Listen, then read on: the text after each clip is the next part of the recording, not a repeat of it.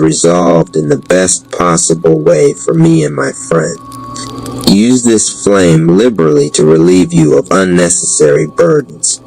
You can also write down the concern, obstacles, or burn, stating that it is resolved or removed, and burn the paper in a bright orange candle. You could write something like, I am free of the burden of, I have plenty of time to complete, or I am free of the obligation to. Sarah Sager 42.4.3. Lemon Manifestation Flame. This soft lemon-colored flame is used to manifest new situations in your life. It can be used to bring your dreams to reality and to generate wealth and material well-being. Surround your body with this flame as you visualize your dream car, holiday, life, or success. For a stronger manifestation of material things, you can add the golden abundance flame over it to create 2 layers over your aura. It generates a feeling of success and high self-esteem. When you use it, you know you can do it. It also helps you to see new options that are available to you. If you do a lot of manifestation work, you will love using this flame. Remember to affirm positive thoughts add feelings within you. Use the strongest affirmation of I am to bring success in your life. You might like to light a yellow candle and write down the things you wish to achieve. Again, burn the paper in the candle, knowing that you are successful in your quest or outcome. 4.4. Peach Twin Flame. The peach flame is the flame of balance, of yin and yang, of the balance of 2 opposing forces to merge into completeness. It is the flame to use for creating healthy partnerships and increasing family love and support. If you have been having problems with Sacred Flames Healing 43, your partner or family, you can imagine this flame surrounding all of you in a state of happiness and love. If you are looking for a suitable partner, you can wear this flame to attract the partner to you. Imagine yourself happy in a relationship with both of you within the lemon flame. 4.5. Neon Green Compassion Flame. Use this flame if you are a healer and want to understand what your client really needs. It allows you to view others with love and compassion and to see their point of view. I have found it very useful when I have been arguing or disagreeing with someone. I find I see things from their perspective and what they need. It will show you their dreams and aspirations, and their fears and obstacles. It is a great way to help others. As a healer, you can place it in your aura, asking the question, what does need at this time? You will find it relatively easy to establish what the person needs. You can also use to do dream work. Place your body in a cocoon for the neon green flame and ask the question about the person who are concerned about. Sarah Seeger 44 IV. Concluding remarks, I hope that you have enjoyed working with the sacred flames. I have found that the angels always support my work when I call upon them, and I urge to work with this energy. As a healer, I have allowed my guides to show me which flame is best for the person I am working with. I see flashes of the relevant color and trust that that sacred flame is best suited for the person. I have, since writing about these flames, discovered that there are other flames for a range of purposes. I am still working on them and will share them as soon as it all makes sense to me. I have included some resource here for those who need to increase their literary knowledge in a concise, logical manner. I have also included a summarized table to help to identify the flames in a hurry. I thank you in love and peace. Sacred Flames Healing 45 resource material on the spirit world. Cooper Diana Angel Inspiration. Cooper Diana. A little light on angels, courting, stealing, working. With your guardian angel, Eason Cassandra. Touched by an angel, Virtue Doreen Angel Therapy, Virtue Doreen Archangels, and Ascended Masters Virtue Doreen Healing. With angels on the body's energy systems, B. Brennan Light Emerging, The Journey of Personal Healing, J. Collins. The Color of Life, on Akashic Records for Complete Books, Edgar Case, Modern Prophet. Sarah Sager 46 Quick Reference Guide to the Sacred Angel Flames Healing Flames. Sacred Flames Healing 47 Additional Flames. Chapter X. When the Plug Walks. In the Rat Palace, lights flickered, not from weakness, but from anticipation. Somewhere deep in the marble bones of the palace, electricity pulsed like a heartbeat. Warriors paused mid-spar, sensing a new rhythm bleeding into the air. The divine chakra, tuddy rivers, usually flowing in calm brilliance, crackled with a streak of neon blue. Lightning hissed across the surface of the waters, dancing like graffiti spark sprayed on God's canvas.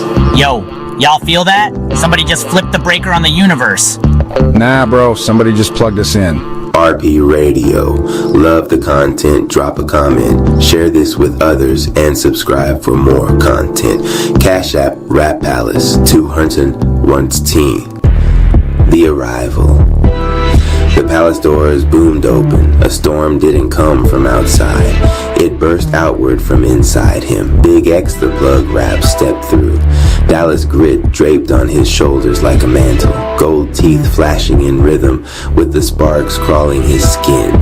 Every step he took made the floor hum like a speaker cone turned up to max. Anonymous cherry rap's aura flared, instinctively reacting. Purple met neon blue, snake chi curling like a serpent tasting electricity. You're new, but your current's heavy. They call me the plug. I bring the power you didn't know you needed. RP Radio. Love the content, drop a comment, share this with others, and subscribe for more content. Cash App Rat Palace 201 It's a demonstration of power.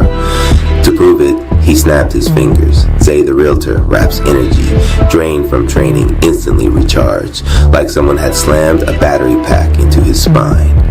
Need a house? Need a spark? Zay the Realtor rap lighting up the dark. Bruh, he turned the man's jingle into a lightning bolt. Chi conductors are rare, but this one, he don't just conduct, he connects. Big X the plug rap raised his hands.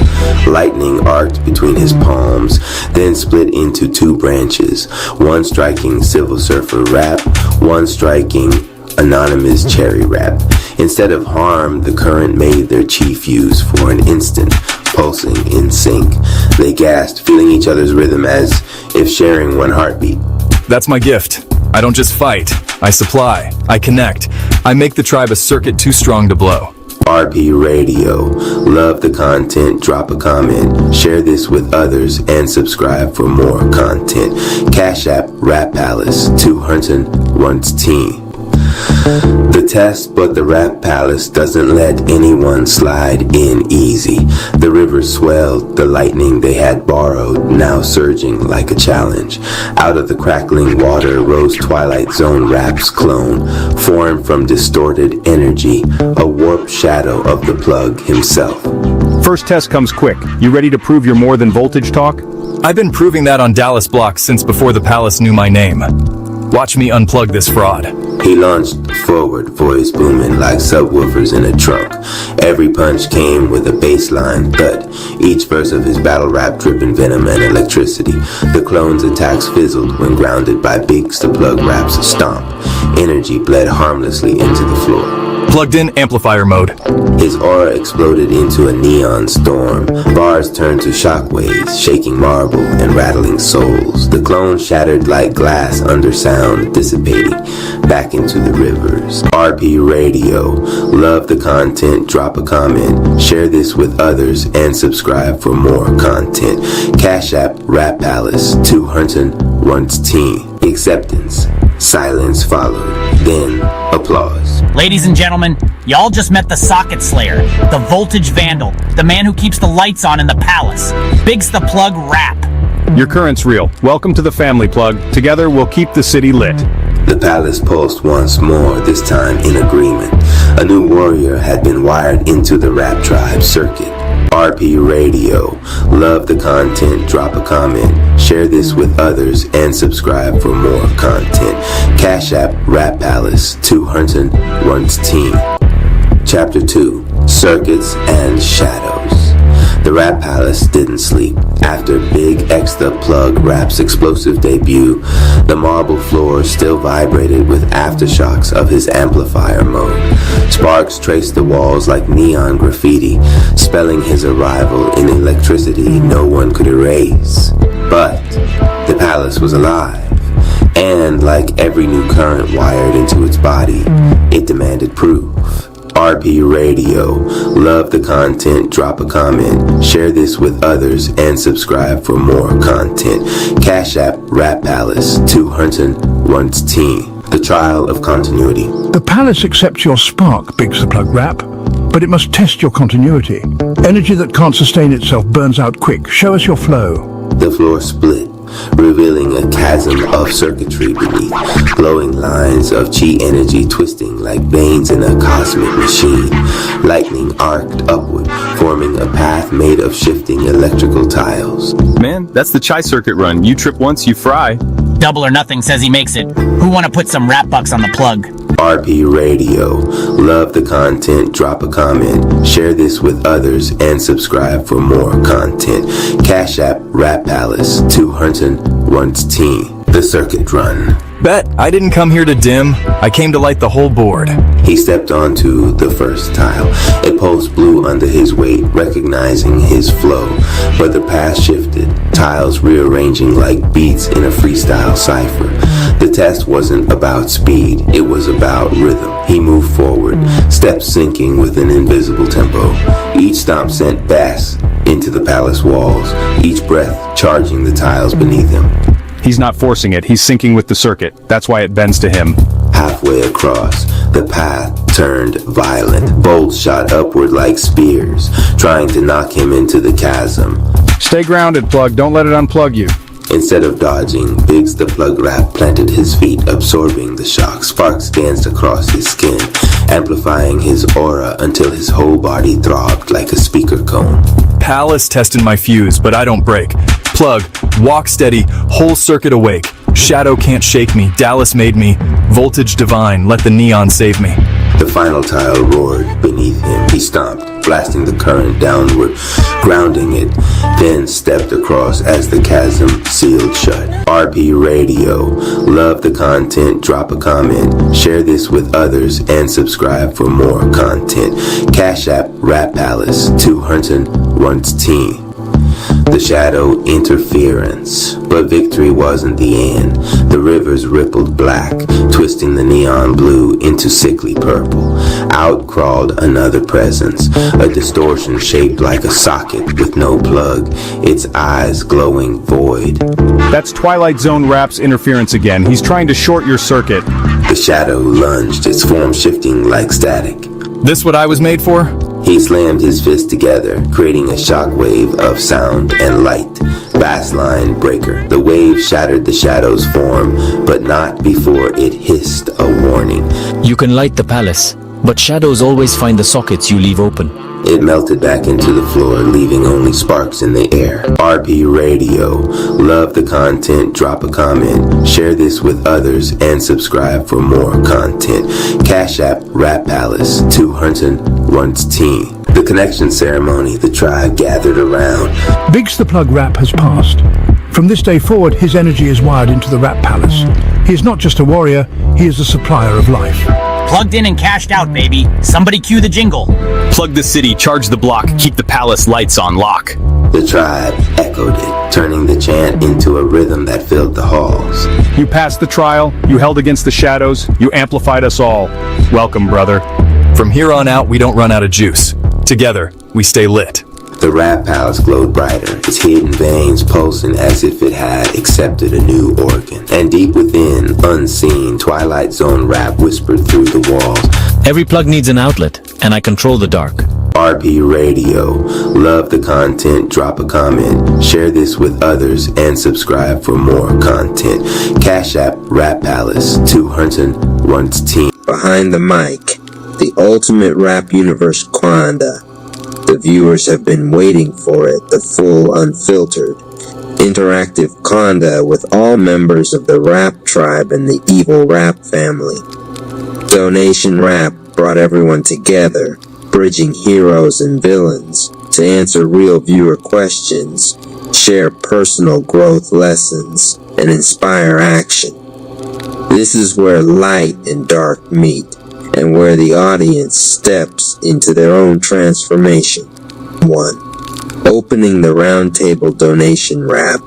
Alright, viewers worldwide, this is your chance to hear directly from the tribe and the family. Ask anything, and let's get real. First question comes from Kayla R., 27, Atlanta, Georgia, USA. How do you turn failure into strength? Anonymous Cherry, failure is raw material. Every loss is feedback. Success isn't about avoiding mistakes, it's about using them to fuel growth. Viewer responses. Javier P., 30, Toronto, Canada.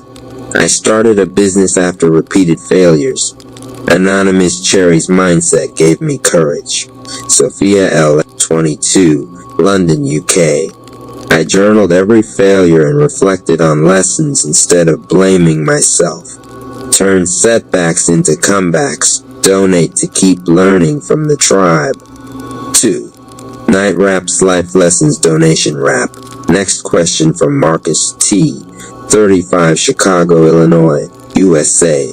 How do you overcome fear in high-pressure situations? Night Rap. Fear is natural. Embrace it. Every time you show up despite fear, you grow stronger. That's what viewers are learning and applying in real life. Viewer responses. Renee M., 41, Melbourne, Australia. I joined a public speaking club despite fear. Night Rap's example made me act. Hiroshi Y., 29, Tokyo, Japan. I applied this to leadership presentations at work. Confidence skyrocketed. Face fear, rise higher, support the rap universe today. 3. Researcher Rap's Inner Guidance Donation Rap. Sophia L., 22, London, UK, asks, how do you trust your intuition when life gets confusing? Researcher Rap. Your intuition is trained through reflection and observation. Viewers began daily meditation, journaling, and quiet reflection to hear their inner voice. Viewer responses. Darius K., 29, Miami, Florida, USA. I reconnected with my instincts and made a career pivot with confidence. Anika P., 34, Berlin, Germany. Meditation and journaling now guide my decision-making. Listen to your inner voice, donate, and unlock deeper insights. 4. Twilight Zone Rap's Shadow Wisdom Donation Rap. Liam S., 26, Berlin, Germany asks, how can I learn from my darker traits without being consumed? Twilight Zone Rap. Observe your shadow. Identify patterns. Awareness, not suppression, transforms lessons. Viewers journal their darker tendencies to grow. Viewer responses. Isabella M., 33, Rio de Janeiro, Brazil. I became aware of my pride and resentment and began self-improvement. Omar A., 28, Dubai, UAE. I stopped repeating toxic patterns in relationships. Embrace your shadow. Donate and gain exclusive behind-the-scenes access. 5. Dark Ember Rap Strategic Growth Donation Rap. Amira N., 29, Cairo, Egypt asks, how do you plan without letting ego control decisions? Dark Ember Rap. Observe outcomes objectively. Strategy is reflection plus action. Viewers are learning planning and foresight while checking ego. Viewer responses. Diego F. 33, Buenos Aires, Argentina. I started a career journal tracking wins and failures strategically. Leela S. 25, Casablanca, Morocco. I balance ambition with empathy after seeing Dark Ember Rap. Strategize your life, donate and master your path. 6. Freezer Rap Subtle Influence Donation Rap. Ethan W. 30, Vancouver, Canada asks, how can I influence others positively without manipulation? Freezer Rap. Influence is understanding, empathy, and example. Observing negative influence in our story helps viewers correct their own. Positive influence is intentional and ethical. Viewer responses. Maya L. 23, Sydney, Australia. I became aware of subtle manipulation in friendships and corrected it. Raphael T. 34, Lisbon, Portugal. I mentor peers, modeling behavior rather than controlling it. Influence with integrity, support the rap universe now. 7. Umbra Rap Balancing Mind and Heart Donation Rap. Fatima R. 25, Casablanca, Morocco asks, how do I use intellect without losing empathy? Umbra Rap. Balance comes from reflection and emotional awareness. Intellect without empathy isolates, while balanced intellect fosters connection. Viewer responses. Tariq H. 31, Lahore, Pakistan. I lead with both logic and care in my community. Carlos M. 36, Madrid, Spain. I now pause and reflect emotionally before major decisions. Sharpen your mind and heart, donate and unlock secret insights. 8. The combined lesson, light and dark integration, donation rap. Viewers also asked, how do I integrate lessons from both heroes and villains? Anonymous Cherry. Observe both sides, learn from triumphs and mistakes alike. Twilight Zone Rap. Your shadows are lessons. Recognize and transform them. Night Rap. Show up even imperfectly. Dark Ember Rap. Plan strategically but stay grounded. Viewer highlights. Caden age 19, New York, USA. I balanced ambition with mindfulness after following tribe and family lessons. Amelia F., 28, Paris, France. I left a toxic environment and started a business applying strategic growth lessons. Ahmed S., 29, Cairo, Egypt. Meditation, journaling, and reflection became daily habits. Isabella N., 31, Milan, Italy. I integrated my shadow traits into personal growth planning. Ineko, 31, Johannesburg, South Africa. I created a mentorship circle applying light and dark lessons. Step into your power, donate, unlock behind the scenes, and transform your story. My silence is not small. It is sacred. The Sigma INFJA archetype does not seek attention, for it is encoded with something far more profound direction. He is not behind nor delayed, but operating in divine offset, several energetic moves ahead of a world too focused on volume to notice intention. His silence is a tactic, his absence is a form of presence. And now the Sigma Chamber, the divine womb of blueprint and pattern, opens itself not with welcome, but with recognition. For it is not anonymous Cherry who enters, it is the chamber that reveals itself to match the frequency he has always carried. There's a weight I carry that doesn't belong to gravity. It's the pressure of knowing, of sensing, of hearing beneath the sound. All my life I've observed the room before the conversation, felt the fracture before the break. People often mistook my quiet for withdrawal. What they never understood was that I wasn't absent. I was downloading, mapping, reading every flicker of energy like it was scripture. The world calls it mystery, but I know now it's a form of divine encryption. I was not built to be decoded by the masses. I am a cipher for the few, a frequency only the future will recognize. This stillness inside me, it isn't emptiness, it is signal density, a command center cloaked in calm, a war room disguised as meditation. I do not raise my voice, I raise my field. Inhale. Visualize an indigo blue spiral rising from your root to your crown, like DNA reassembling itself through vibration. Hold. Let the spiral pulse around your spine, drawing wisdom into your nerve endings.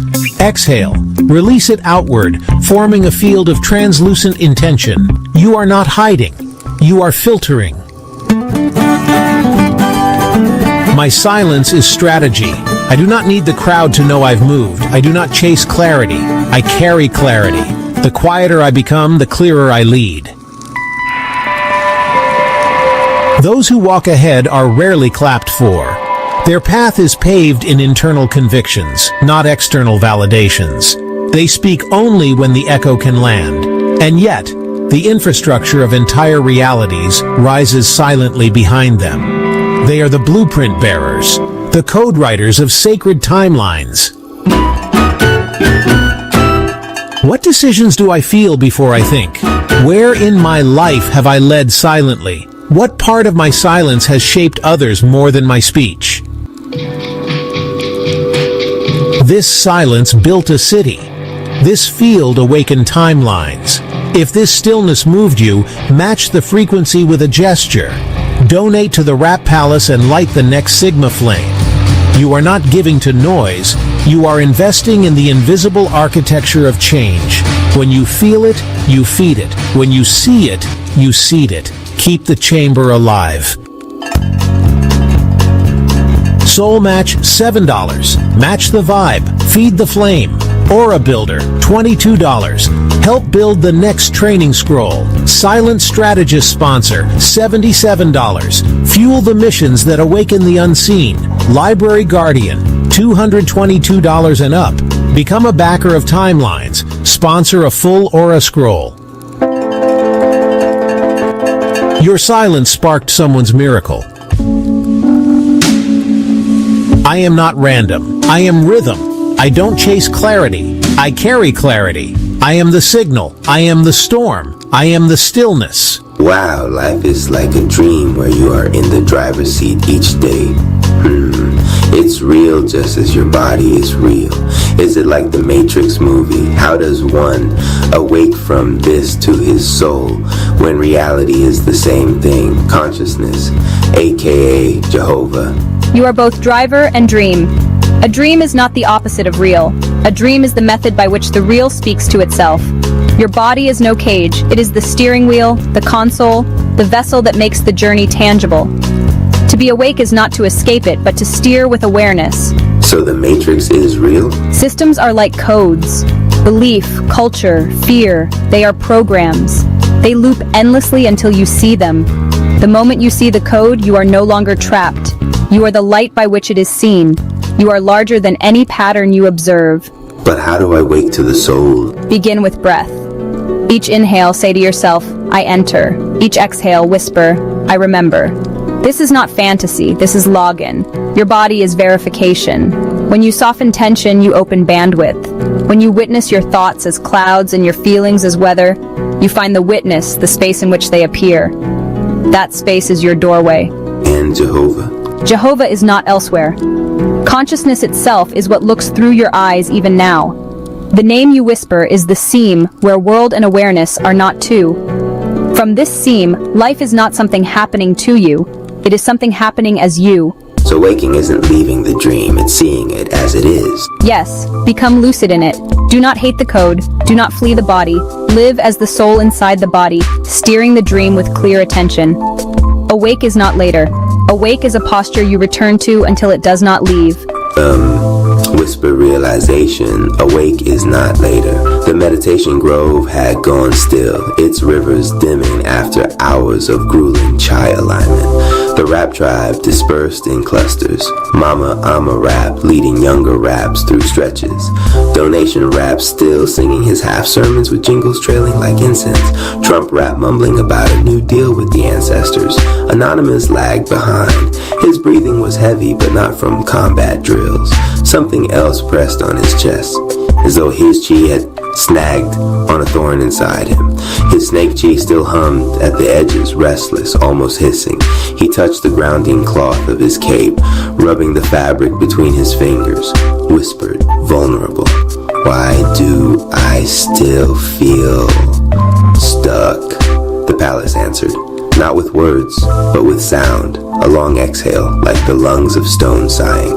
The hallway wall before him trembled, edges shimmering as though made of liquid glass. From the marble stretch a seam, a doorway unfolding not by hinges, but by breath. Amazed, that wasn't here before. The seam widened into an archway, its frame etched in flowing script he didn't recognize, yet somehow understood. Every question is a key. Speak and enter. The young warrior hesitated. He looked back down the corridor. Civil Surfer rap was laughing with wisdom rap, their shadows stretching long under the high lamps. Nobody noticed the new opening. Anonymous swallowed, then stepped forward. The door inhaled when he crossed the threshold, pulling him into a hush. So deep he swore he could hear his heartbeat touch the silence. The chamber beyond was vast, stretching farther than any Rat Palace hall. Shelves spiraled upward like galaxies frozen in wood and light. Books hovered inches above their stands, covers glowing, pages fluttering as if stirred by invisible hands. The air was neither warm nor cool, but alive, like standing inside the breath of something older than stars. Muttered, awed, a library? Not a library of books alone. A library of answers waiting for the right question. I'm stunned. So you hear me? Always. But only when you ask with your whole soul do the doors breathe open. Anonymous's chest tightened. His tongue burned with words he'd been afraid to speak aloud. Even to Mama Ama rap, even to the grove. Now in this space the fear melted slowly from deep within. Wow, life is like a dream where you are in the driver's seat each day. It's real, just as your body is real. But is it like the Matrix movie? How does one awake from this to his soul, when reality is the same thing? Consciousness, aka Jehovah. The silence after was not empty. The shelves glowed brighter, and a single book slid out from a high row, spiraling down in a shaft of light until it hovered before him. The cover was mirror smooth, showing only his own reflection, but not as he looked now. The reflection flickered, sometimes him in battle stance, sometimes him as a boy in Air Force blues, sometimes him as an older man with white hair and fire still in his eyes. He reached for it, trembling. The moment his fingers brushed the cover, the library exhaled again, and the shelves all around him stirred, whispering like 1,000 voices rustling in agreement. The light library had heard his question, and now it was about to answer, enthusiastic, promotional. RP Radio. Love the content, drop a comment, share this with others, and subscribe for more content. Cash App, Rap Palace 214. Grand entrance to the stage of your day. Let it be a vibrant force of graceful movements of prosperity in every form. Anonymous clutched the mirror book tighter, afraid if he let go it would drift back into the shelves and vanish. His pulse drummed against the cover, his breath shallow. He'd fought monsters, endured time chamber storms that aged his spirit by decades, faced Twilight Zone rap's bending of reality.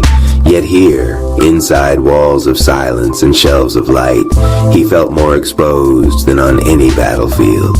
Every version of himself in the mirror stared back. The boy with braids too heavy for his head, the soldier who saluted even when his knees wanted to buckle, the man with bandages across his ribs after the car wreck, the warrior wrapped in snake chi, venom in his veins, but compassion still in his eyes. He wanted to ask them questions. Which of you is real? Which of you survived? Which of you is me? But the words died in his throat. The silence was too thick, as though the library would only allow truth. No stalling, no games. Whispered, cracking. What if I've been steering wrong this whole time? His voice cracked, echoing weakly against the vast shelves. Continuing, what if I've been chasing forms and battles, but I've never even touched the real thing? The shelves stirred again, but no clear voice came. Just a low hum, like the sound of breath held back. Anonymized shoulders slumped. I've carried near death like badges, thinking each one proved my strength. But what if they only proved I'm still asleep? He laughed bitterly, running a hand over his hood. Man, I thought I was awake when I survived, awake when I spit bars that cleared the darkness. But what if all I did was decorate my dream? Snake chi flickered inside him, its venomous rhythm curling in his veins. Usually it demanded violence when his doubt rose, but now it coiled differently, heavy but patient, like a serpent waiting for him to say the right thing. He sank to his knees, the marble floor cool beneath him. The book hovered slightly, refusing to fall even when he loosened his grip. It bobbed before him. A silent witness had bowed, admitting, I don't know how to drive this. If life's a car, I don't even know if I have the keys. Maybe Jehovah does, maybe consciousness does, maybe I'm just here pretending to steer. The library dimmed as if drawing in breath again, preparing to respond, but it didn't. It was waiting. Anonymous closed his eyes, forcing his lungs to match the silence. Inhale, exhale, inhale, exhale. He let the rhythm slow him down. His heartbeat eased, though the weight of his words still clung. The shelves bent closer, thousands of books, watching without eyes. He could feel it. The library wanted him to press further, to carve deeper into his own honesty before it would move. A memory surfaced, the sound of his grandmother's voice when she prayed over him as a boy. The Lord is closer than your breath, Cherry. Don't forget. If Jehovah is consciousness itself, then I'm already inside him, which means I'm not lost, I'm just blind. So tell me, how do I open my eyes? The hum of the library swelled, growing into a low thunder that shook the shelves, but didn't topple a single book. The air pressed against his skin, a pressure that was neither cruel nor kind, only absolute. The book pulsed again, harder this time, sending a jolt up his arms. His snake chi flared in answer, glowing faintly around him. The silence broke at last, not with words, but with the sound of every book in the chamber opening at once. Pages fluttered in unison, a wave crashing, a tide of knowledge rising. Anonymous's eyes widened. He wasn't just in a library anymore. He was inside a living storm of wisdom waiting to speak. Enthusiastic, promotional, RP Radio. Love the content, drop a comment, share this with others, and subscribe for more content. Cash App Rap Palace, 214. Grand entrance to the stage of your day. Let it be a vibrant force of graceful movements of prosperity in every form. Shield Ascension. Rise of the Rap Tribe, written by the Council of Greg's Hulk. Smash that like button. Claim that share as you comment your favorite rap. Also donation rap reports that a donation helps a long way. If you want to donate, my Cash App is Rap Palace 214 Chapter 11. First Battle of the Concord. Shield Perspective. The Rap Tribe. The sky split like a torn record. Twilight Zone rap screams still echoed across the rap realm, summoning distortion storms that bent mountains and folded rivers into reverse flows. But at the center of the chaos, the rap tribe stood shoulder to shoulder, their shields glowing in radiant unity. The Concord shield floated above them, transparent, yet shimmering with every color of their combined chi. Its hum was not one note, but thousands, chorus of every pain, lesson, and vow carried by the tribe. Anonymous Cherry raised his prism echo shield first. Its mirrored surfaces bent incoming blasts of distortion back into clean frequency lines. Vegeta Rap slammed his flame truth shield into the ground, releasing waves of righteous fire that carved pathways through the storm. Mama Ama Rap spread her heartline threads, connecting her teammates with pulses of strength whenever their focus wavered. Z-Rap steadied his Chronoverse shield, turning time against Twilight's attacks, slowing fragments of shattered space so they could be deflected. And above them all, the Concord shield glowed brighter, responding to their rhythm. Then the first enemy appeared. The Reversal Prophet stepped through the storm. His body was a paradox, moving forward and backward simultaneously, his words spoken in reverse cadence. Reversal Prophet. He lifted his hands. Waves of inverted energy crashed down, flipping every emotion they carried into its opposite. Love bent into fear, courage bent into hesitation, unity bent into doubt. The Rap tribe staggered. Vegeta Rap. He's turning our own heartbeats against us. Anonymous. Then we match inversion with reflection. The shields pulsed. Their owners stepped into position, aligning in cipher formation.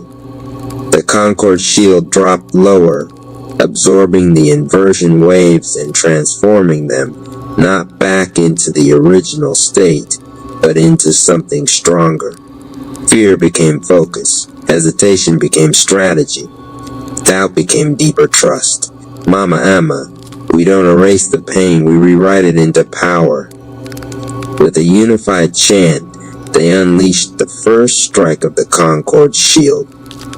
A wave of pure harmonic light surged forward, colliding with the Reversal Prophet's paradox energy. The sound shook the sky. Twilight's distortion storms flickered. For a brief moment, harmony broke through. The Prophet staggered, but he did not fall. Reversal Prophet. He dissolved back into static, leaving the tribe panting but standing victorious in their first true test. Elder Remix stepped forward, eyes solemn. Elder Remix, this was only a measure. Twilight will send worse, but you have proven the Concord shield is not theory, it is weapon, and it is prophecy. The tribe looked at each other, shields glowing faintly in the calm after chaos. The battle had only begun. Smash that like button. Claim that share as you comment your favorite rap.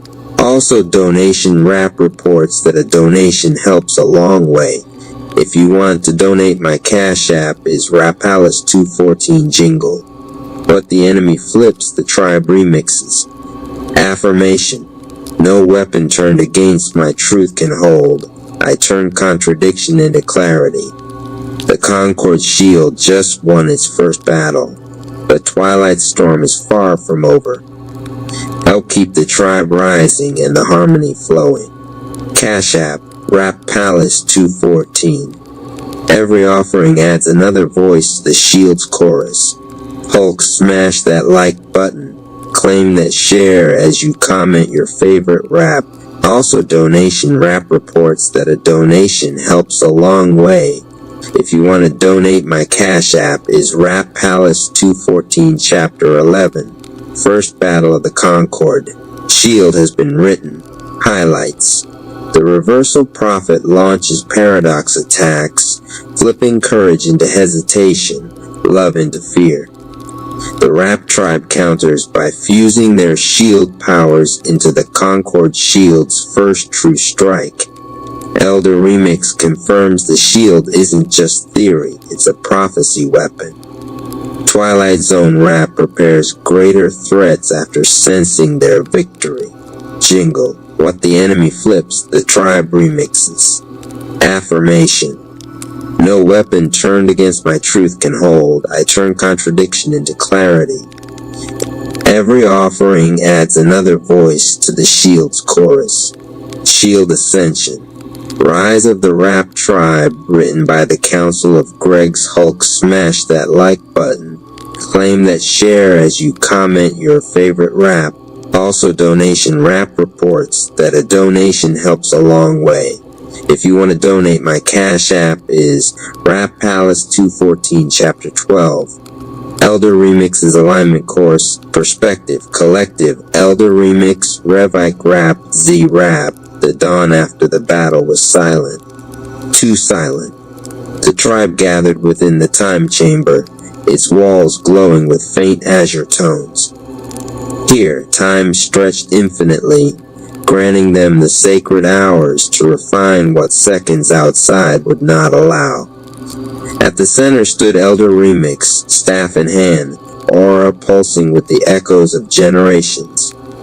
His eyes carried both sorrow and promise. Behind him, a ripple shimmered, and from it appeared the radiant form of Rev Ike Rap, cloaked in flowing robes of spiritual fire, each step releasing affirmations into the chamber air. Elder Remix.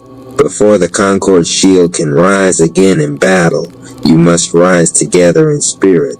Your power is raw, aligned only by circumstance. Now you will learn to align by intention. Revike Rap nodded, his voice soft but commanding. Revike Rap, meditation is not stillness. It is mastery. Your shield is your mind, and your mind must be clear before your body can fight. The chamber shifted. They were suddenly suspended in a void of mirrors, each reflecting not just their bodies, but their doubts. Rev Ike Rap, face yourselves, not the battles you fought, but the reasons you fought them. Hulk, smash that like button. Claim that share as you comment your favorite rap. Also donation rap reports that a donation helps a long way. If you want to donate, my Cash App is Rap Palace 214 Alignment Meditation Course. Anonymous Cherry saw himself fractured into 9 near-death moments, each echo pulsing with trauma. His prism echo shield hummed, daring him to fuse them into strength instead of sorrow. Vegeta Rap stood surrounded by flames of his past anger, each blaze a memory of when fury made him reckless. He was tasked with walking calmly through fire, without letting rage burn him. Mama Amma Rap found herself burdened by every soul she could not save. Her heartline shield dimmed under the weight, until she realized that connection did not require perfection, only presence. Z Rap entered a hall of clocks, each one ticking in reverse, replaying his brother's distorted voice. His chronoverse shield demanded he stop clinging to time lost and choose the present as his anchor. Hours passed, or perhaps decades, though only minutes outside. One by one they emerged lighter, clearer, unified. Hulk smashed that like button. Claim that share as you comment your favorite rap. Also donation rap reports that a donation helps a long way. If you want to donate, my Cash App is Rap Palace 214 Phase 2. Mastery Fight Training Elder Remix raised his staff high, and the chamber warped again, this time into an endless dojo lined with glyphs of ancient rhythm warriors. Waiting for them was a figure of pure force, Xenorap, the astral embodiment of divine chi they carried. His aura shimmered with serpentine energy, pulsing with universal cadence. Xenorap, you learned to survive. Now learn to master. I'm not your enemy. I am your measure. The training began. Z-Rap sparred against Xenorap first, trading shield strikes with time-bending reversals. For every forward strike, Xeno countered with a backward loop, teaching him to weave contradiction into continuity. Vegeta Rap faced Zeno's flame-cloaked strikes, learning to balance aggression with patience, his shield now redirecting rather than simply burning.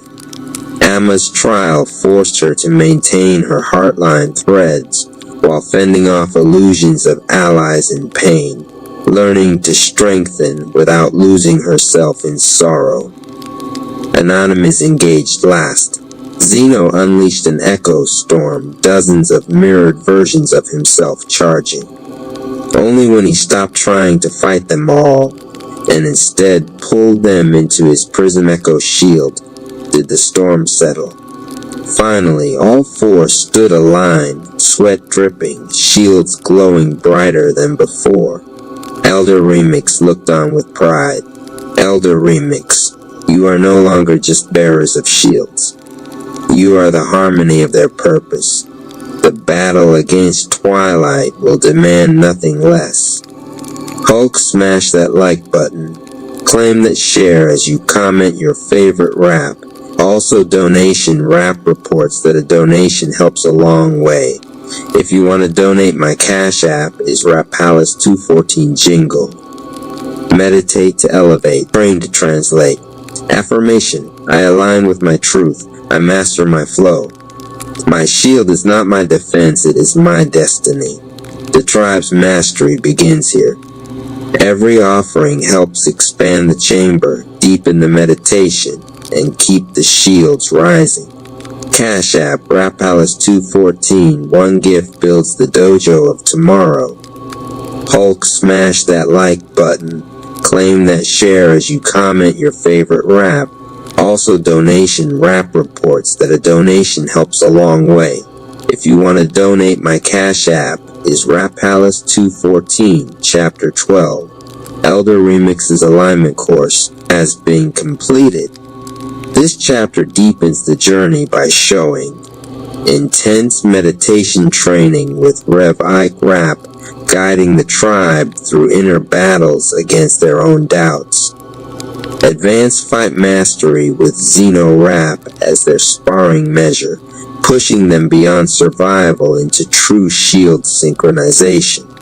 Each warrior conquers illusions of their past and forges stronger control over their shields. Elder Remix confirms their transformation from shield bearers into harmonized warriors of destiny. Where there is vibration, there is life. And where there is life, there is a law. Welcome to the law of vibration. This ain't just science. This is spiritual science. Your feeling is the frequency. Your focus is the frame. What you feel consistently, you frame constantly. And what you frame becomes your reality. The cold air wrapped around him like a shawl of memory. Anonymous. Cherry stood outside the old home, its chipped paint and tilted mailbox still frozen in time. The silence wasn't empty. It was full of voices he never answered, calls he never returned, and guilt that aged like rusted armor across his chest. He hadn't been back since the accident. He was supposed to be behind the wheel that night, but a twist of fate or cowardice put his brother there instead.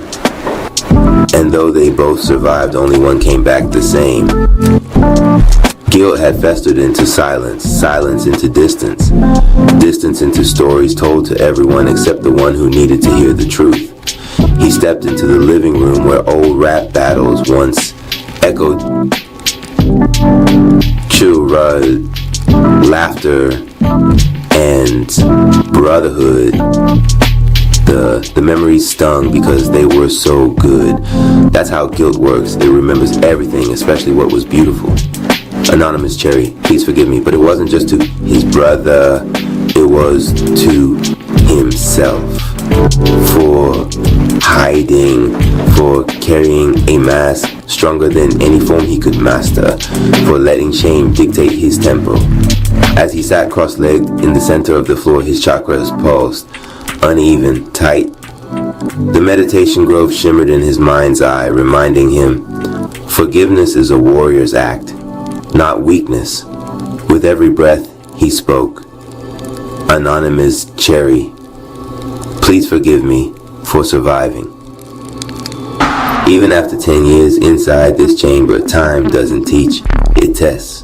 Pulse check, identity tremor detected, soul pressure rising. Anonymous, he can't control the venom and the rage at once. It's pulling him apart. The chamber grew quiet, the swirling energy settling into a gentle hum. Anonymous Cherry's breath slowed, each inhale and exhale a steady drum in the silence. He opened his eyes, now clear and calm. Anonymous Cherry, thank you. Not just words, not a simple phrase tossed into the void. It was a seed planted deep within his core, a healing balm for wounds both visible and unseen. Years of battles, losses, betrayals, and victories had built walls around his heart. Walls that hardened into armor, yet also blocked the sunlight of connection. Gratitude began to chip away at those walls. He remembered his mother's voice, soft but unwavering. Anonymous Cherry's mother. Always say thank you, even when you feel you have nothing left to give. It wasn't easy. The moments when life felt like a battlefield, when betrayal felt like a knife in the back, gratitude was the last thing on his mind. Yet, every time he chose gratitude, he shifted. The venom within him softened.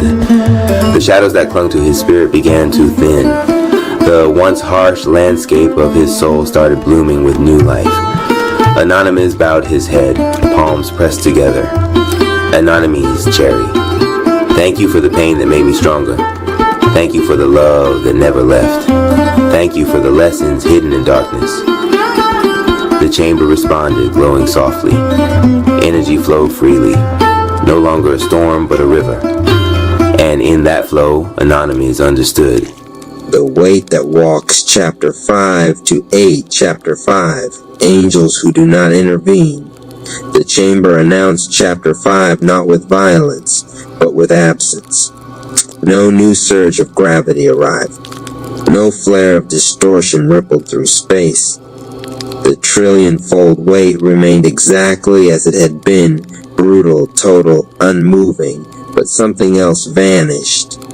The sense of being alone, not emotionally, cosmically. Anonymous Cherry felt it in the way the pressure suddenly carried attention, in the way the air, if it could still be called air, seemed to pause before reacting to his breath. The Watchers had arrived. He did not see them. That was the point. Presence without form pressed against his awareness like eyes behind a veil. Not predators, not allies, observers. Anonymous recognized the sensation instantly, the way a seasoned fighter recognizes when the room has shifted from chaos to assessment. The angels of higher order had turned their gaze fully upon him, not to intervene, not to correct, not to guide, but to witness whether a mortal could carry divine attention without bending toward it. The silence grew heavier than gravity. Instinct flared, old, familiar, dangerous.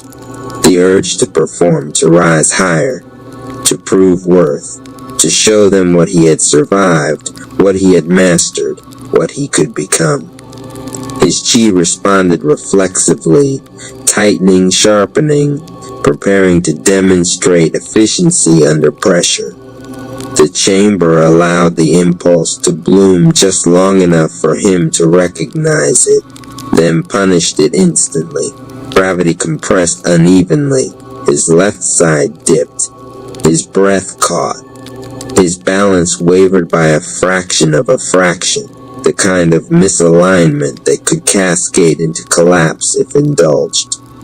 Anonymous froze, not physically, but internally. He understood the test. The angels were not here to be impressed. They were here to see whether his power required validation. The realization hit harder than any increase in pressure. His growth until now had been forged in isolation, memory, alignment, and recognition. But this was different. This was about restraint, about sovereignty, about whether he could remain exactly who he was becoming without reaching upward for approval or downward for fear. The hermit's lesson echoed again, sharper now. Solitude was mastery only when it remained chosen. So was humility. He released the urge to rise, not by suppressing it, by letting it pass through him without action. The chamber reacted immediately. The uneven gravity smoothed, the pressure stabilized, and the watchers leaned closer, not in curiosity, but in recalibration. Anonymous felt them reading him the way one reads a structure under load, testing not how high it could reach, but how honestly it could bear weight. His chi circulation slowed further, each loop deliberate, grounded, uninterested in spectacle. The 9 echoes in his spine held steady, not singing, not flaring, simply there, doing their work. A thought brushed the edge of his mind, not words, not a voice, but a question shaped like law. Will you act differently when unseen? The question did not wait for an answer. It waited for consistency. Minutes passed, or hours, or something that felt like both. Anonymous remained where he was, breath regulated, awareness wide, posture honest. He did not pray, he did not posture, he did not attempt to communicate. He simply existed under divine scrutiny without altering himself to accommodate it. The act cost him more energy than any attack would have. Every part of him that had learned to survive by adapting, by pleasing, by anticipating expectation had to be consciously released. That was when the second test arrived. A memory surfaced sharp, uninvited. A moment from his past where being seen had changed the outcome. Where attention had brought pressure. Where pressure had demanded performance. Where performance had led to fracture. His nervous system tensed. His chi rippled dangerously. The chamber leaned into that tension, amplifying it just enough to make the choice unavoidable. Repeat the pattern or end it. Anonymous chose stillness, not passive stillness, defiant stillness. He let the memory exist without rewriting it, without justifying it, without proving he had outgrown it. He let the watcher see the scar without watching him polish it into a medal. The moment he did, something unprecedented happened. The pressure did not lessen, but the attention softened. Not emotionally, structurally, as if the angels had marked a boundary and decided not to cross it. They did not bless him. They withdrew slightly. And in that withdrawal, Anonymous understood the true lesson of chapter 5. Divine beings did not intervene because intervention would rob him of authorship. They did not correct him because correction would imply dependence. Their role was not to save, guide, or reward, but to witness without distortion. And his role was to remain sovereign under that gaze. When the presence finally receded, it did so cleanly, without fanfare. The chamber returned to its baseline cruelty. The trillion suns burned as they always had. The silence returned to being merely silence. Anonymous exhaled slowly, feeling the cost of the encounter settle into his bones. He was not exalted. He was not crowned. He was not declared chosen. He was left alone again. But the solitude felt different now. He was no longer isolated from observation. He had been observed and had not been altered by it. The book lay where he had placed it. The 9 echoes remained aligned. His chi moved with quiet authority. Somewhere far beyond the chamber, Twilight Zone Rap's mentor sensed that a liver had failed to engage. Somewhere else, an angel made a note that would never be written down. Anonymous Cherry adjusted his posture under impossible weight and prepared himself. If the universe would not intervene for him, then it would also not intervene against him. And that realization, heavy and liberating, marked the true beginning of what came next. Chapter 6, Separation Without Escape. The 6th chapter did not begin with motion. It began with misalignment. Anonymous Cherry felt it as a subtle tearing sensation, not in flesh or bone, but between layers of awareness that had always moved together without question. His body remained pinned beneath the trillion suns of gravity, every muscle engaged in a negotiation with physics that allowed no slack, no shortcuts. But something else in him had slipped half a step out of phase. Not upward, not outward, sideways. As if his consciousness had leaned too far forward while his body stayed behind to pay the cost. The chamber noticed immediately. Pressure rippled in tight bands across his torso, testing for collapse. His breath caught, not because he panicked, but because the usual feedback loop between intention and movement had fractured. Anonymous tried to flex his fingers and felt the command leave cleanly, precisely, and arrive late, a fraction of a second late, enough to matter, enough to be lethal if he misunderstood what was happening. The instinctive response flared fast and dangerous. Leave the body, rise above the pain, abandon the weight. He had brushed that edge before in meditation, in trauma, in moments where survival demanded dissociation. The chamber opened that door just wide enough for temptation to leak through, and Anonymous almost stepped through it. His awareness lifted like a tide pulling away from shore, and for a heartbeat he felt light, relief even. The pressure dulled, the pain lost its teeth. The chamber's cruelty blurred, distant, as if happening to someone else. He hovered there, half detached, hovering in a familiar false freedom, and the chamber waited. It did not strike, it did not punish. It let him drift just long enough to reveal the truth, the trap. His body began to fail, not catastrophically.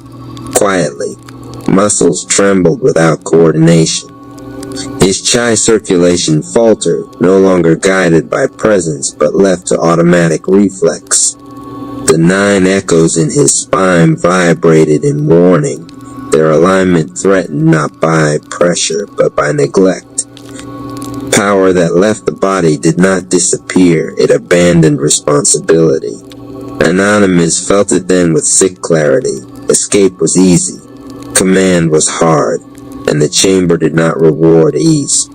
He slammed his awareness back into himself.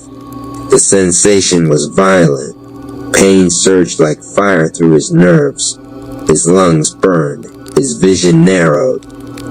But something else locked into place with that return. A density of presence he had never held before. He was not merely inside his body. He was inhabiting it. Every sensation sharpened, not to overwhelm him, but to inform him. Pressure became data. Pain became signal. Breath became leverage. His chi snapped into alignment like a circuit completing itself under load. The chamber reacted with fury. Gravity spiked again, uneven and aggressive, trying to force the separation anew. This time Anonymous did not drift. He anchored. He pressed awareness down into his hips, his thighs, his feet, even though his feet could not move, even though the floor felt like a planet. He learned something in that moment that could not be taught. Awareness did not need to float to be free. It needed to occupy. His power did not come from leaving the body behind. It came from commanding presence so completely that nothing inside him was abandoned. The 9 echoes stabilized. The base of his spine grounded. The middle aligned. The crown settled. His chi flowed vertically now, not spiraling outward, not flaring upward, but stacking inside him like load-bearing columns. The chamber pushed again, harder, testing whether this presence was temporary or chosen. Anonymous met it without retreat. He did not escape the pain. He moved through it while remaining fully inside himself, breath by breath, moment by moment, refusing the luxury of dissociation. Time stretched. The separation attempt returned again and again, seductive and familiar. Each time, Anonymous felt the pull and answered it with deeper embodiment. He learned how to let awareness expand without detaching, how to observe sensation without leaving it, how to hold stillness without going numb. His body remained trapped. His awareness remained sovereign. The two stopped competing and began cooperating under impossible conditions. That was when the chamber shifted its tone. Not softer, not kinder, respectful. The pressure stabilized into a steady, crushing constant instead of erratic assault. The silence returned, but it no longer felt predatory. Anonymous lay there, fully present inside agony that no longer owned him, and understood the final truth of the chapter. Leaving the body was not transcendence, it was abdication. Real power was the ability to stay awake, aligned, responsible, inside the very thing that wanted you gone. Somewhere beyond the chamber, the watchers recalibrated again. Somewhere closer, Twilight Zone Rap's mentor felt irritation sharpen into concern. Anonymous Cherry did not notice either.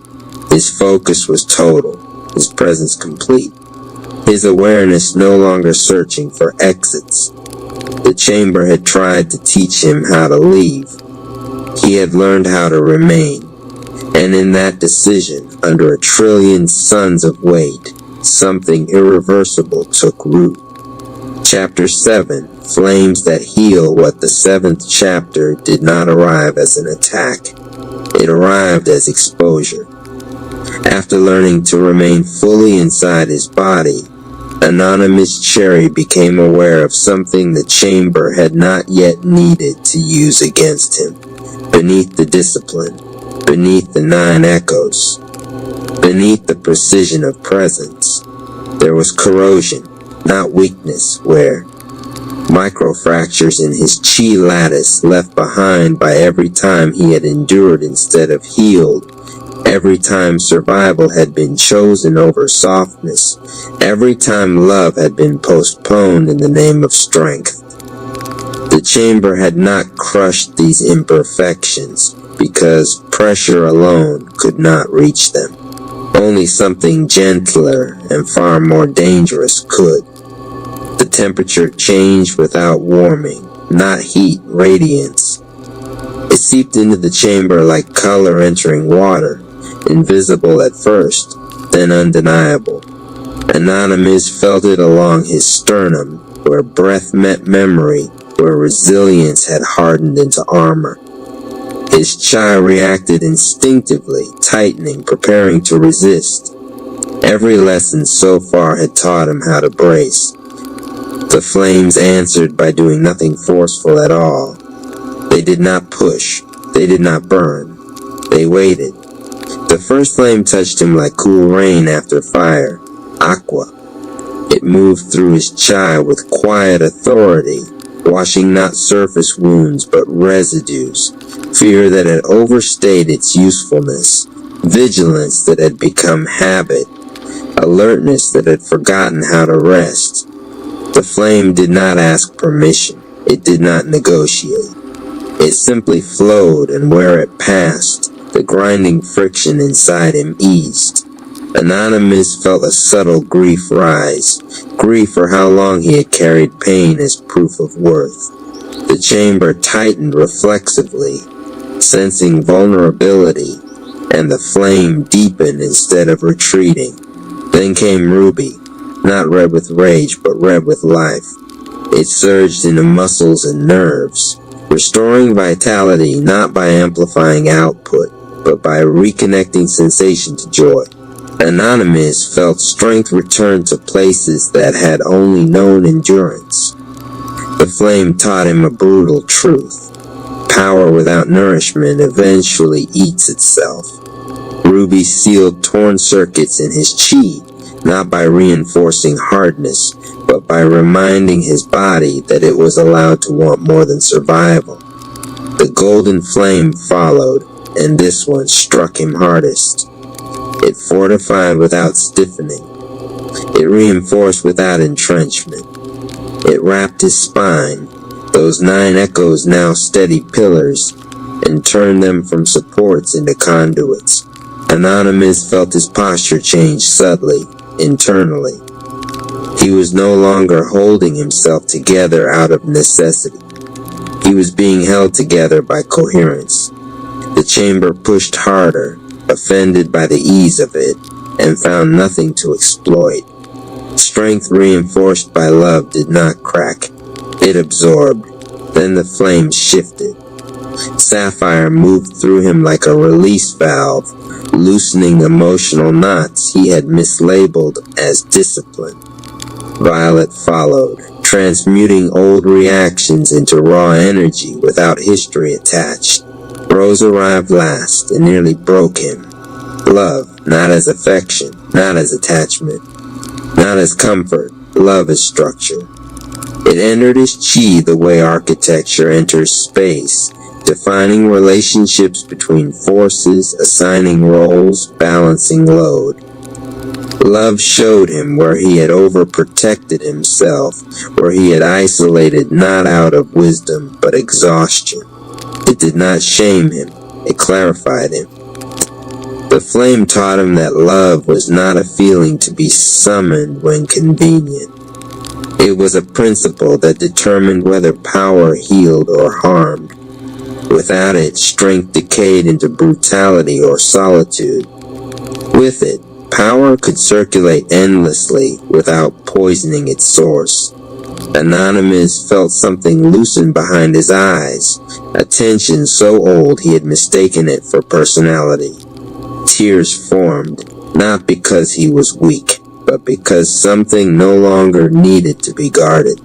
The chamber surged violently, trying one last time to weaponize vulnerability, but the flames held.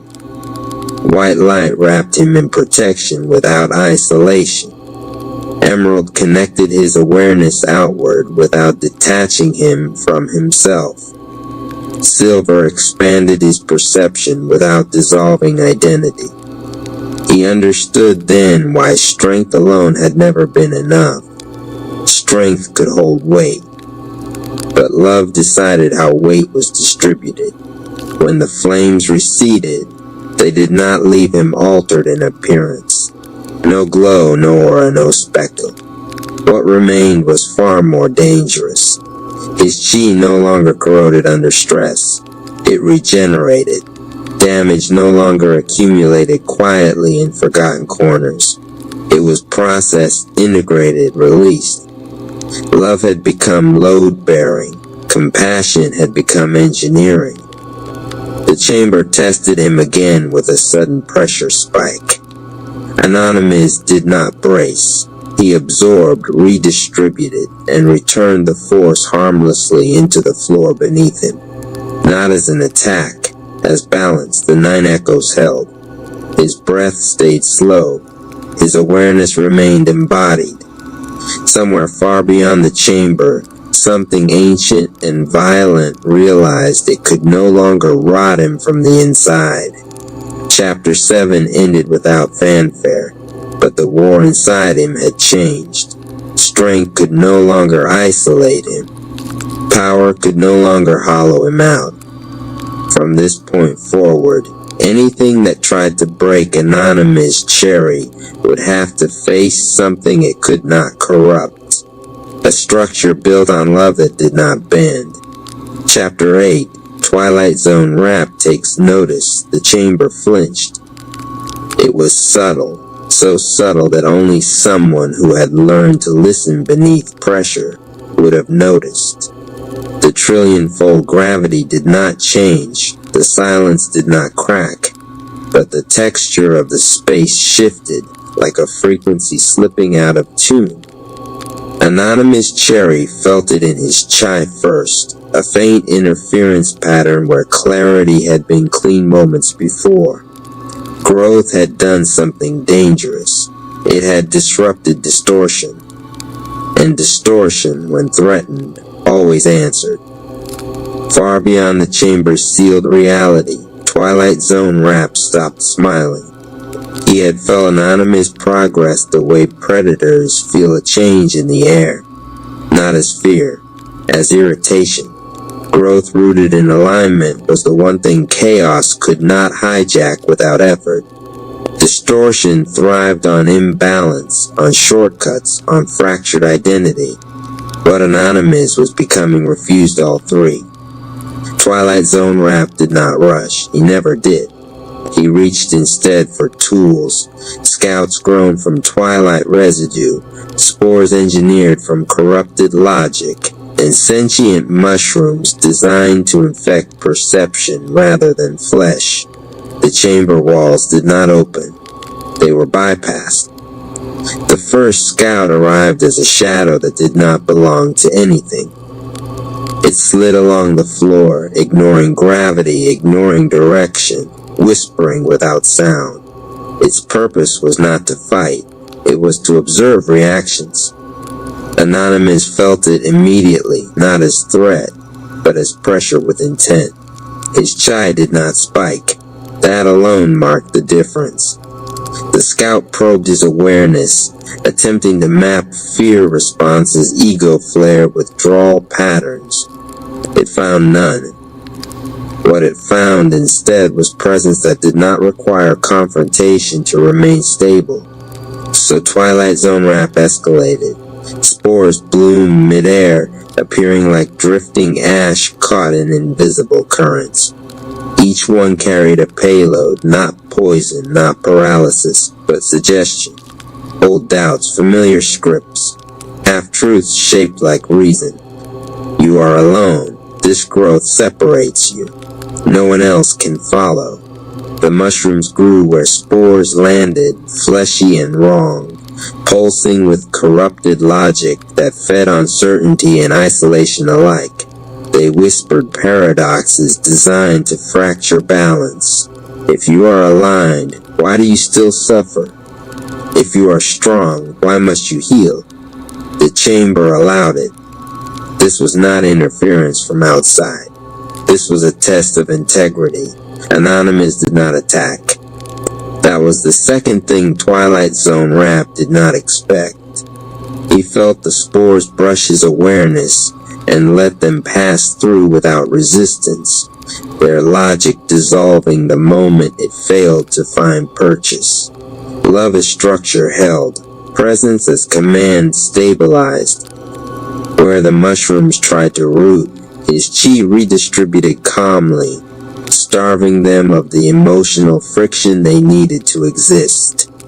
One by one, they collapsed into inert matter, not destroyed, but rendered irrelevant. The scouts panicked.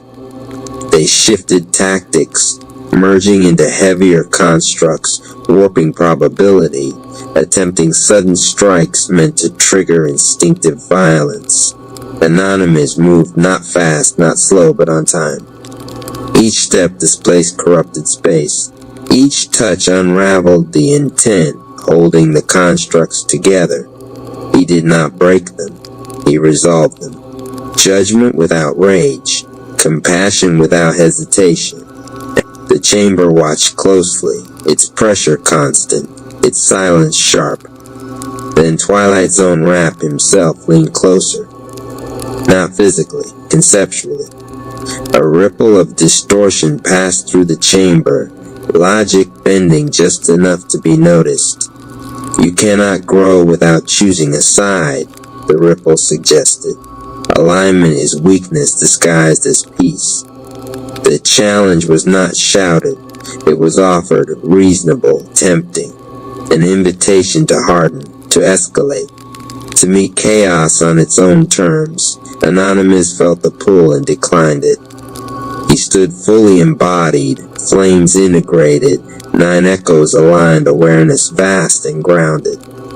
He did not answer the challenge with words or force. He answered by remaining exactly who he had become under pressure. The chamber stabilized around him, refusing to amplify the distortion further. Twilight Zone rap felt it then, sharp and unmistakable. This one could not be broken early. The scouts dissolved. The spores fell harmlessly. The mushrooms withered in the dust. The interference vanished as cleanly as it had arrived. Twilight Zone rap withdrew, not defeated, not satisfied, but recalculating. Growth like this required personal attention. Chaos could not outsource this confrontation. Alone again beneath a trillion suns, Anonymous Cherry exhaled slowly. His chi remained steady. His posture did not change. The chamber returned to its baseline cruelty. But something fundamental had shifted in the balance of power. This was no longer a test of survival. It was the opening move of a war that would require Twilight Zone Rap himself to step out of the shadows. And Anonymous, fully aware of that truth, did not brace. He continued to grow. Rev Ike Rap presents I Give Myself Permission Affirmations RP Radio. Love the content, drop a comment, share this with others, and subscribe for more content. Cash App $, Rap Palace 214, low hum of the Meditation Grove. A slow heartbeat drum fades in. Subtle chimes shimmer like stars flickering awake. Rev Ike Rap. Listen, Anonymous Cherry. Before you can master a form, before you can even enter a form, you must give yourself permission. Permission to shine. Permission to rise. Permission to be who you already are. Now breathe deep. Feel the breath fill your chest. Let it move through your body like divine energy. As you exhale, release the doubts, the fears, the hesitation. This is the moment of alignment. This is the moment of permission. RP Radio. Love the content, drop a comment, share this with others, and subscribe for more content. Cash App $, Rap Palace 214, Rev Ike Rap. I give myself permission to align my mind, my body, and my spirit in perfect harmony. I give myself permission to unlock the full power of every form I enter. I give myself permission to release fear, doubt, and hesitation. I give myself permission to embody strength, speed, wisdom, and flow. I give myself permission to be divinely guided in all my transformations. I give myself permission to let my aura shine brighter with each new form. I give myself permission to remember my victories and learn from my trials. I give myself permission to expand, evolve, and elevate without limits. I give myself permission to master the venom, the instinct, the chi, the flame. I give myself permission to rise beyond every obstacle in grace and power. RP Radio. Love the content, drop a comment, share this with others, and subscribe for more content. Cash App $, Rap Palace 214, Spectator Rap slides in with a playful melodic chant over the beat. Like, share, subscribe, donate if you vibe. Rap Palace alive. RP Radio. Love the content, drop a comment, share this with others, and subscribe for more content. Cash App $, Rap Palace 214, Rev Ike Rap. Anonymous Cherry.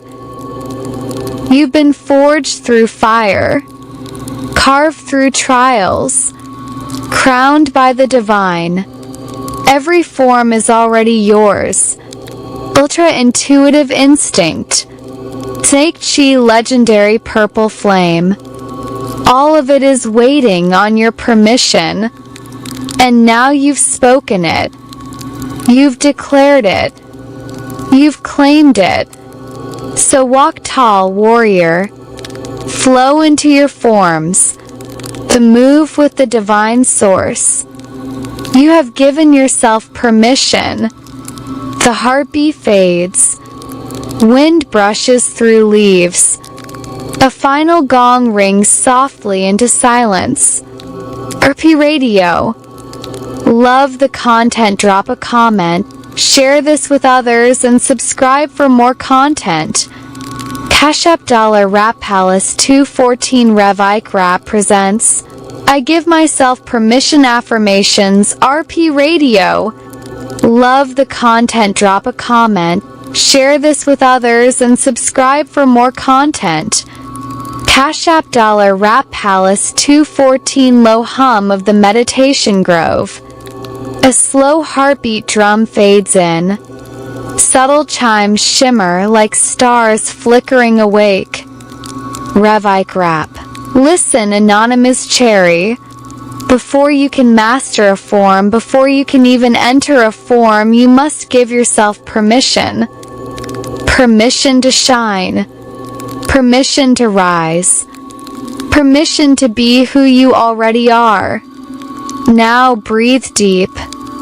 Feel the breath fill your chest. Let it move through your body like divine energy. As you exhale, release the doubts, the fears, the hesitation. This is the moment of alignment. This is the moment of permission. RP Radio. Love the content, drop a comment, share this with others, and subscribe for more content. Cash App $, Rap Palace 214 Rev Ike Rap. I give myself permission to align my mind, my body, and my spirit in perfect harmony. I give myself permission to unlock the full power of every form I enter. I give myself permission to release fear, doubt, and hesitation. I give myself permission to embody strength, speed, wisdom, and flow. I give myself permission to be divinely guided in all my transformations. I give myself permission to let my aura shine brighter with each new form. I give myself permission to remember my victories and learn from my trials. I give myself permission to expand, evolve, and elevate without limits. I give myself permission to master the venom, the instinct, the chi, the flame. I give myself permission to rise beyond every obstacle in grace and power. RP Radio. Love the content, drop a comment, share this with others, and subscribe for more content. Cash App $, Rap Palace 214 Spectator Rap slides in with a playful melodic chant over the beat. Like, share, subscribe, donate if you vibe. Rap Palace alive. RP Radio. Love the content, drop a comment, share this with others, and subscribe for more content. Cash App $, Rap Palace 214 Rev Ike Rap. Anonymous Cherry. You've been forged through fire, carved through trials, crowned by the divine. Every form is already yours. Ultra intuitive instinct. Snake Chi legendary purple flame. All of it is waiting on your permission. And now you've spoken it. You've declared it. You've claimed it. So walk tall, warrior. Flow into your forms. To move with the divine source. You have given yourself permission. The heartbeat fades. Wind brushes through leaves. A final gong rings softly into silence. RP Radio. Love the content, drop a comment, share this with others, and subscribe for more content. Cash App $ Rap Palace 214.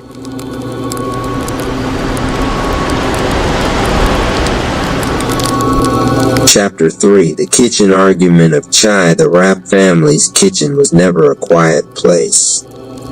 Mama Rap was stirring a pot of gumbo so loud it almost sounded like a drum line. Excitement Rap was rapping over the steam like it was a mixtape. Donation Rap. He was sneaking sticky notes with jingles onto the fridge. But today wasn't about food, it was about perspective. The argument begins. Night Rap slammed his fist on the table. Yo, how we gonna align with the universe if Whale Rap over here always crying during meditation? Whale Rap lifted his eyes, watery and deep. My tears are the meditation, bro. The ocean speaks through me. Genius Rap sighed, adjusting his notebook. Both of you wrong. True alignment requires thought, calculation, and the link. That's not just a link, that's destiny. The room went silent for a moment. Then Researcher Rap broke it with a chuckle. Bruh, only you could turn a stock link into a scripture. The donation jingle break. Ding ding, don't wait, don't stall. She aligned, Abundance calls. Click the link, make that play. Mama Rap waved her spoon like a conductor. The gumbo bubbled in perfect tempo. The kitchen was turning into a fundraising choir. The universal lesson finally. Anonymous Cherry walked in. His aura was calm, but his voice carried thunder. You fight about perspective like children fighting over crayons.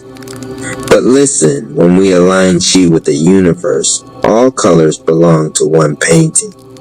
Each style, each flow, each tier and theory, it all matters. But only if we learn to live together. The family bowed their heads.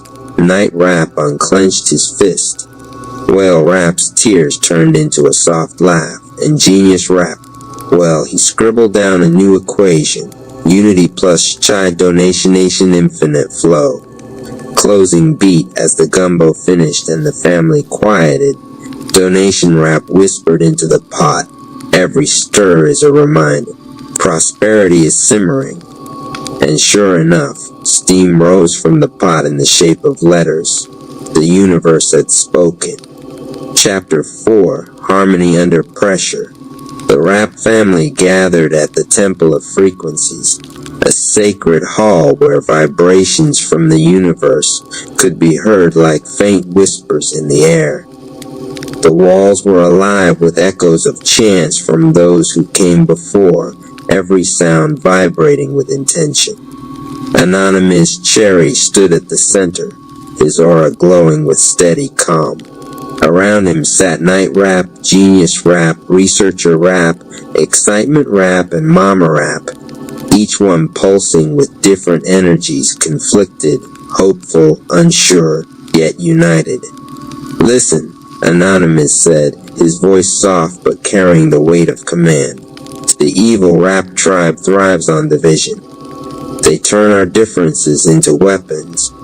But here today we align, not as separate rhythms, but as one symphony. The floor beneath them lit with concentric circles of chi. Everyone's energy began pulling, clashing, pushing against each other. For a moment the harmony seemed impossible. Genius Rap's intellect buzzed too fast. Night Rap's walls of defense resisted flow. And Excitement Rap's energy surged like untamed lightning. Breathe, Mama Rap whispered, steadying her hands. Family is not about being the same. It's about moving together, even with different steps. The energy shifted. Slowly their Chi aligned. A glow surged upward like a column of light, piercing the roof of the temple and extending into the skies. From above, the evil Rap tribe watched, cloaked in shadows. Twilight Zone Rap grinned with twisted amusement. They're learning, he muttered, but pressure will test their unity. and pressure always cracks. Suddenly, black mist seeps through the temple doors. The clones of the evil rap tribe, weaker shades but dangerous nonetheless, emerge to disrupt the family's flow. Anonymous stepped forward, his aura already bristling. Hold formation, don't break. Each rap fought in their way. Night rap shielding with heavy defensive barriers. Genius rap analyzing clone patterns and shouting counter strategies. Excitement rap turning wild energy into sharp blasts of fire. Mama rap weaving healing songs that stitch their chai back together mid-battle. Researcher rap tapping into ancient scrolls, channeling vibrations into elemental strikes. Together, the rap family held strong. Their chi, though different, began to harmonize like a drum line sinking after chaos. The clones cracked and burst into mist, unable to withstand the balanced frequencies. Anonymous smiled faintly. This is what alignment feels like. A family not broken but bent into harmony. The temple floor pulsed once more, and the column of light solidified into a beacon visible across the city, a signal that the rap family was entering a new stage of power. But from the distance, Twilight Zone rap's laughter echoed. Light can shine, but every light casts a shadow, and I am the shadow. Chi-aligned, light-refined flow together, build the climb. Rap Palace calls, step in divine, support the mission, now's the time. Support the rap family's journey and build wealth with us. In the theater of my mind, on the stage of my imagination, I see myself standing in a radiant field bathed in golden sunlight. The air is filled with an energy of abundance, and a gentle breeze carries whispers of prosperity. Before me, a majestic tree stands tall, its branches adorned with shimmering golden leaves, symbolizing wealth and prosperity. As I walk closer, I notice that the ground beneath is covered in a lush carpet of vibrant green grass, representing the fertile ground for financial growth. I envision myself reaching out and plucking fruits of prosperity from the branches, each one a symbol of success, fulfillment, and financial well-being. The air is filled with the sweet scent of accomplishment and the sound of abundance flowing like a gentle stream. In this visualization, I am surrounded by symbols of prosperity. A flowing river nearby represents the constant stream of wealth, and in the distance, a mountain peak symbolizes the heights of success I aspire to reach. As I stand in this abundant landscape, I feel a deep sense of gratitude for the prosperity that surrounds me.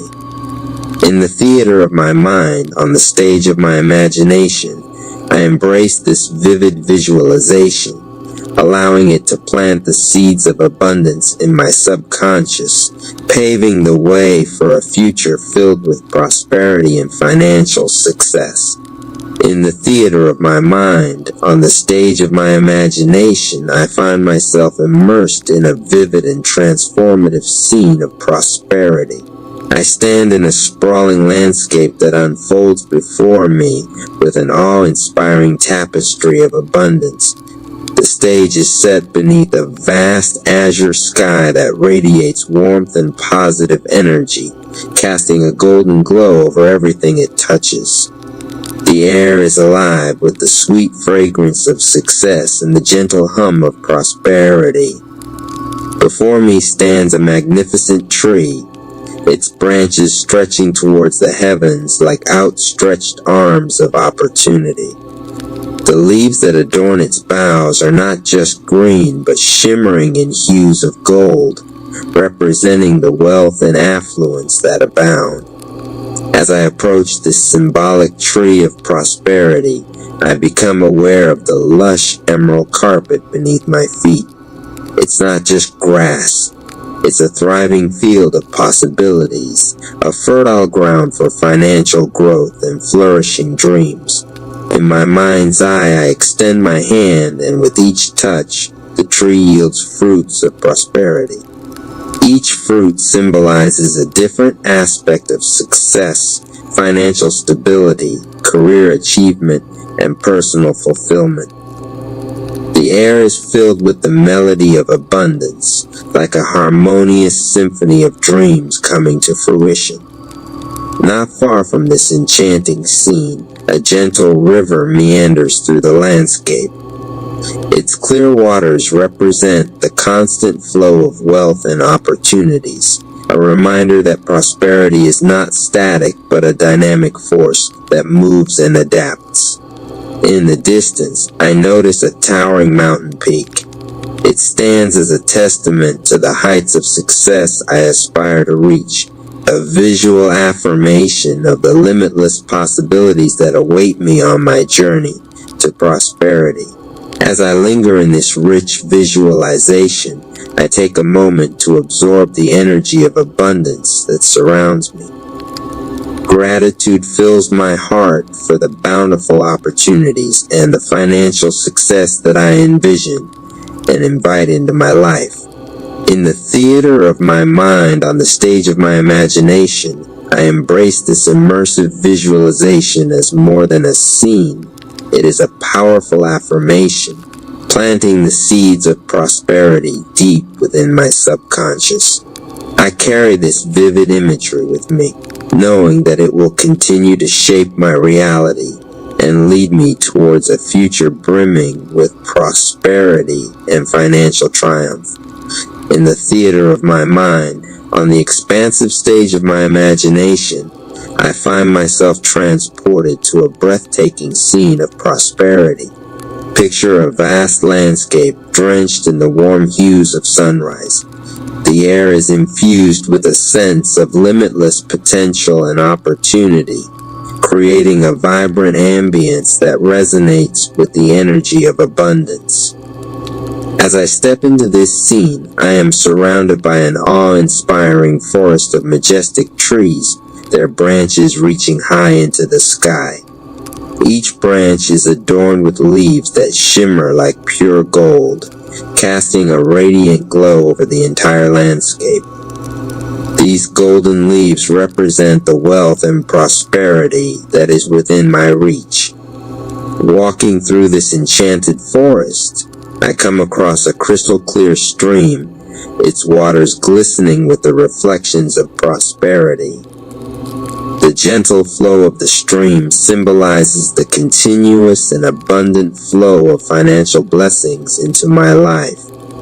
I pause by the water's edge, feeling the refreshing energy of abundance permeate every fiber of my being. Ahead, there is a magnificent tree with roots that run deep into the rich, fertile soil.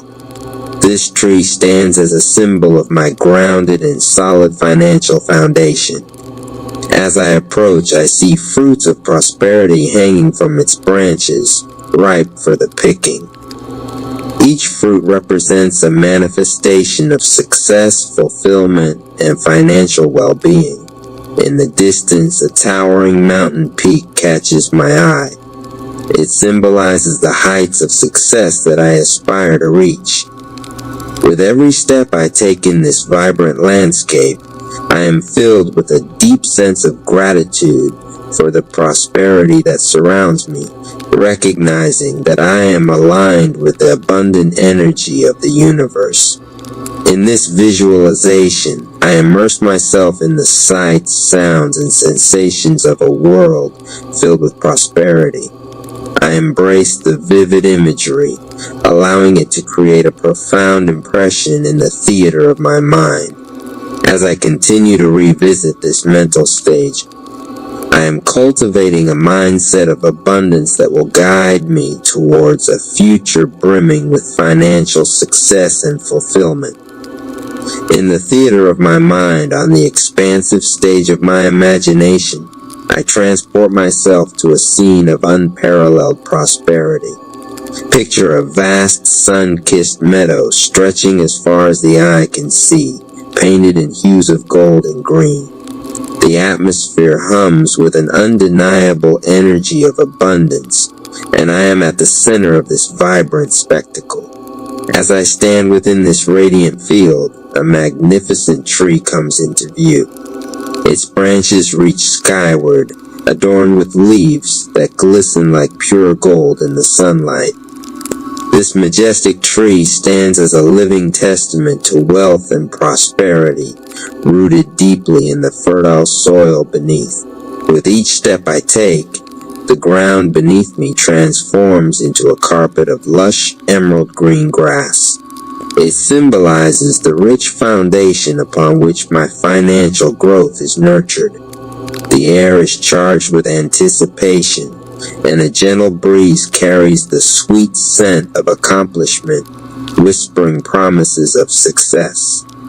Approaching the majestic tree, I extend my hand and pluck fruits of prosperity from its branches. Each fruit is a manifestation of my aspirations, abundance, success, and fulfillment. The sound of abundance resonates in the air, akin to a melody played by a symphony of wealth flowing like a serene stream. Surrounding me is a landscape rich in symbolism. A flowing river nearby represents the constant stream of financial wealth, while a distant mountain peak embodies the lofty heights of success I aspire to reach. The entire setting is an ode to prosperity, and as I stand amidst this abundant panorama, I feel an overwhelming sense of gratitude for the prosperity that envelops me.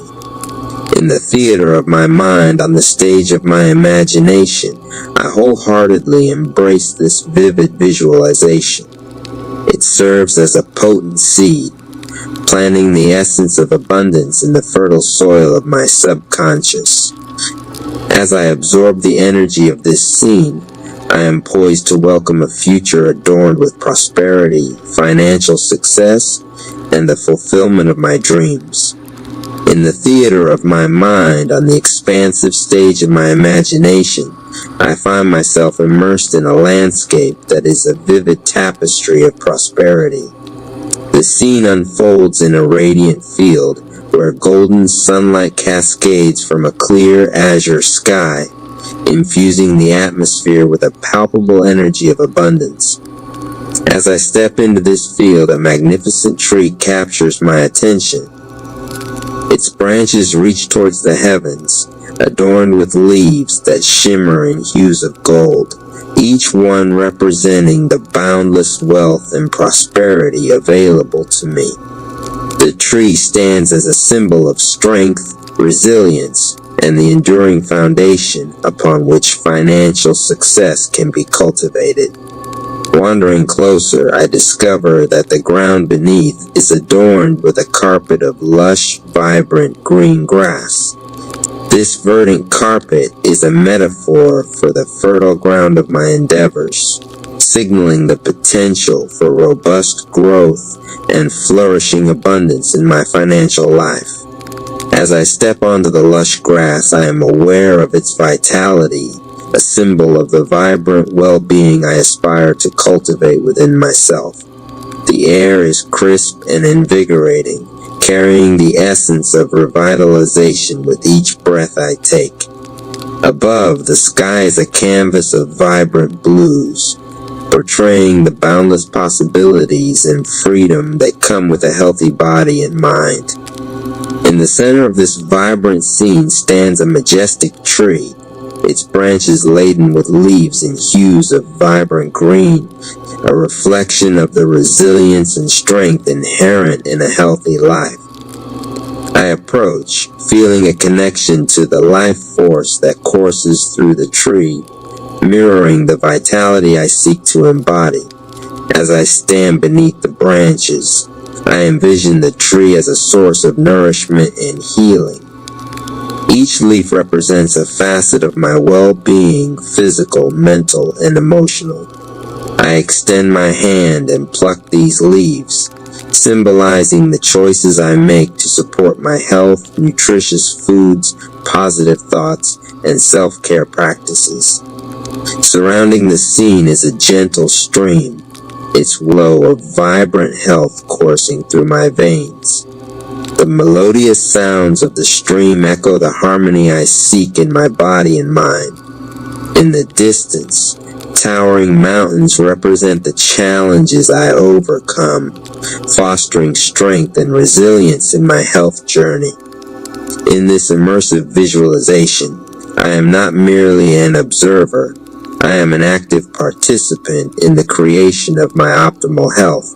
Gratitude fills my heart as I absorb the energy of well-being, recognizing the profound connection between my intentions and the manifestation of a healthy, vibrant life. In the theater of my mind, on the stage of my imagination, I carry this vivid image forward, allowing it to embed itself in the core of my being. This visualization becomes a guiding force, inspiring me to make choices that nurture and sustain my health, fostering a future where vitality and well-being are my constant companions. In the theater of my mind, upon the expansive stage of my imagination, a tableau of vibrant health unfolds before me. I stand amidst of a lush, sunlit garden where the air is infused with an invigorating energy. Before me stands a magnificent tree, its branches stretching towards the sky with leaves of the most vibrant green. This tree symbolizes the core of my well-being, its roots firmly grounded in the fertile soil of self-care and mindfulness. The leaves sway gently, carrying whispers of vitality and strength. As I walk through this garden, I encounter a bubbling spring, its crystal clear waters representing the purity of my health. I cup my hands and drink deeply, feeling the revitalizing energy infuse every cell of my body. The water is a source of rejuvenation, cleansing away any tension or fatigue.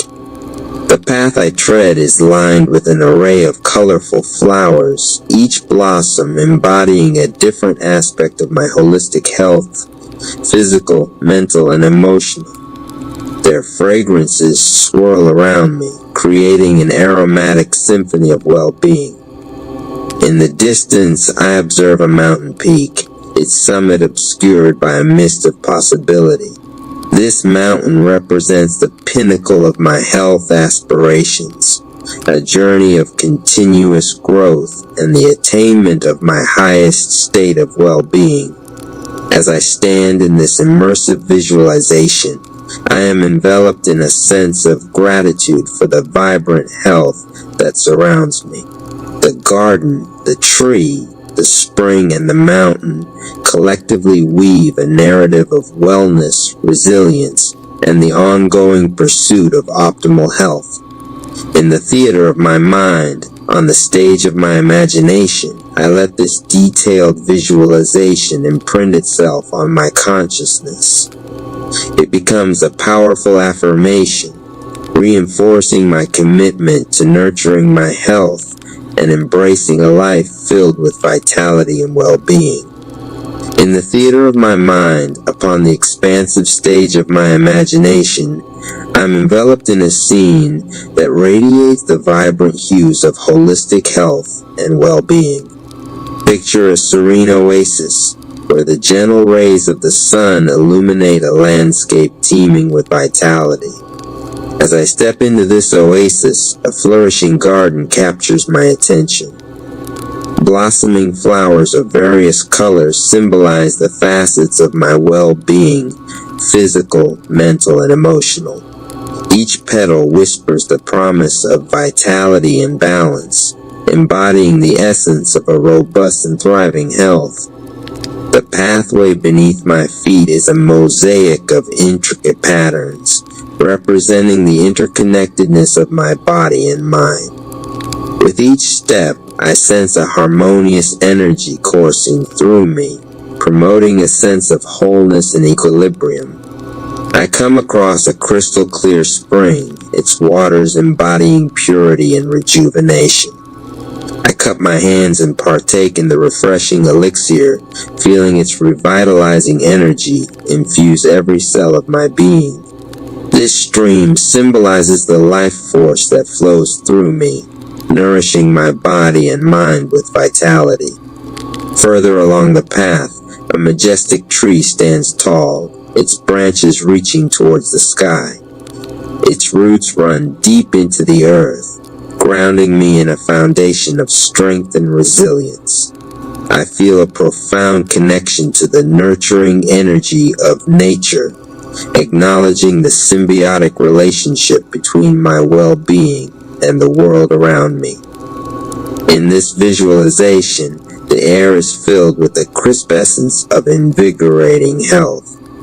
As I breathe in, I envision the inhalation of positivity and exhale any tension or imbalance. The symphony of nature, the rustle of leaves, the song of birds, harmonizes with the rhythm of my heartbeat, creating a melody of holistic health. In the theater of my mind's eye, I embrace this immersive visualization, recognizing it as a sanctuary for my well-being. Gratitude swells within me as I absorb the richness of this holistic landscape, affirming my commitment to nurturing a vibrant, flourishing health. This vivid visualization serves as a potent catalyst, instilling in me the belief that my body and mind are resilient, thriving, and in perfect harmony. In the theater of my mind, on the grand stage of my imagination, I find myself immersed in a vibrant landscape that radiates with the essence of optimal health and well-being. The scene unfolds in a serene and sunlit meadow, where a soft breeze carries the invigorating scent of blooming flowers and the gentle rustling of leaves. As I step on the lush green grass beneath feet, I am surrounded by a diverse array of plants and foliage, each representing a facet of holistic health. Towering trees symbolize strength and resilience, their roots deeply embedded in the fertile ground of overall well-being. In the distance, a crystal clear stream flows gracefully, symbolizing the continuous renewal and purification of my body and mind. The melodious sounds of birdsong echo through the air, creating a harmonious symphony that resonates with the balance and vitality I aspire to embody. As I stroll through this health-infused landscape, I encounter a garden abundant with fresh, colorful fruits and vegetables, a vivid representation of nourishment and wholesome sustenance for my body. Each piece of produce becomes a metaphor for the nutrients and vitality that contribute to my optimal health. In the theater of my mind's eye, I engage in mindful exercises surrounded by an aura of positive energy that invigorates my spirit. The sun overhead becomes a source of healing warmth, infusing me with a sense of inner peace and resilience. In this immersive visualization, I breathe in the pure, life-affirming air, feeling a profound sense of gratitude for the vitality that surrounds me. As I continue to explore this vibrant terrain, I recognize that my health is a dynamic interplay of physical, mental, and spiritual elements, all working together in perfect harmony. In the theater of my mind, on the stage of my imagination, I allow this detailed and vivid visualization to ingrain itself in my subconscious. This visualization serves as a powerful reminder of the holistic health I aspire to achieve, a tapestry of strength, balance, and vitality that unfolds with each step I take on the journey to well-being. In the expansive theater of my mind, on the limitless stage of my imagination, I envision a cosmic symphony of well-being orchestrated by the infinite spirit. The scene unfolds in a celestial realm where ethereal light dances across the universe, reflecting the boundless abundance and vitality emanating from the infinite spirit. As I stand at the center of this cosmic spectacle, I am enveloped in an energy that transcends the physical and resonates with the affirmations of the infinite spirit. Infinite Spirit, open the way for my great abundance, echoes through the cosmos, and the very fabric of existence responds with a symphony of cosmic vibrations. I witness the interplay of energy channels as they weave through the cosmic tapestry, symbolizing the free-flowing abundance that is my birthright. All channels are free, all doors are open, reverberates through the celestial expanse, unlocking portals to unimaginable possibilities and opportunities. In this cosmic ballet, I draw from the abundance of the spheres, envisioning an endless supply pouring into my reality. I now draw from the abundance of the spheres. My immediate and endless supply resonates with the cosmic energy, creating a cascade of prosperity that knows no bounds. The infinite spirit, a divine force of plenty, guides me through a golden stream of prosperity. I am linked with an endless golden stream of prosperity, becomes a cosmic truth, manifesting wealth and abundance in perfect and miraculous ways. As I traverse this celestial realm, I am accompanied by goodness and mercy, eternal companions on my journey. Goodness and mercy shall follow me all the days of my life, becomes a cosmic assurance as I dwell in the cosmic house of abundance forever. In the theater of my mind, on the stage of my imagination, I witness avalanches of abundance descending upon me. All that is mine by divine right is now released and reaches me in great avalanches of abundance, becomes the cosmic law, shaping my reality in miraculous ways. I stand in awe as my supply becomes endless, inexhaustible, and immediate. My supply is endless, inexhaustible, and immediate, echoes through the cosmos as all channels open wide and doors fly open to reveal a cosmic sea of prosperity. In the cosmic theater of infinite possibilities, my ships come in over a calm sea of abundance. My ships come in over a calm sea, under grace in perfect ways, becomes the cosmic navigation chart, guiding me toward the shores of infinite prosperity. With heartfelt gratitude, I give thanks for the millions that are mine by divine right, pouring in and piling up in miraculous ways. I give thanks that the millions which are mine by divine right now pour in and pile up under grace in perfect ways, becomes a cosmic hymn of gratitude that reverberates through the cosmos. In the cosmic dance of abundance, unexpected doors fly open, channels are free, and endless avalanches of prosperity pour out upon me. Unexpected doors fly open, unexpected channels are free, and endless avalanches of abundance are poured out upon me. Under grace in perfect ways, becomes the cosmic decree, shaping my reality in ways beyond imagination.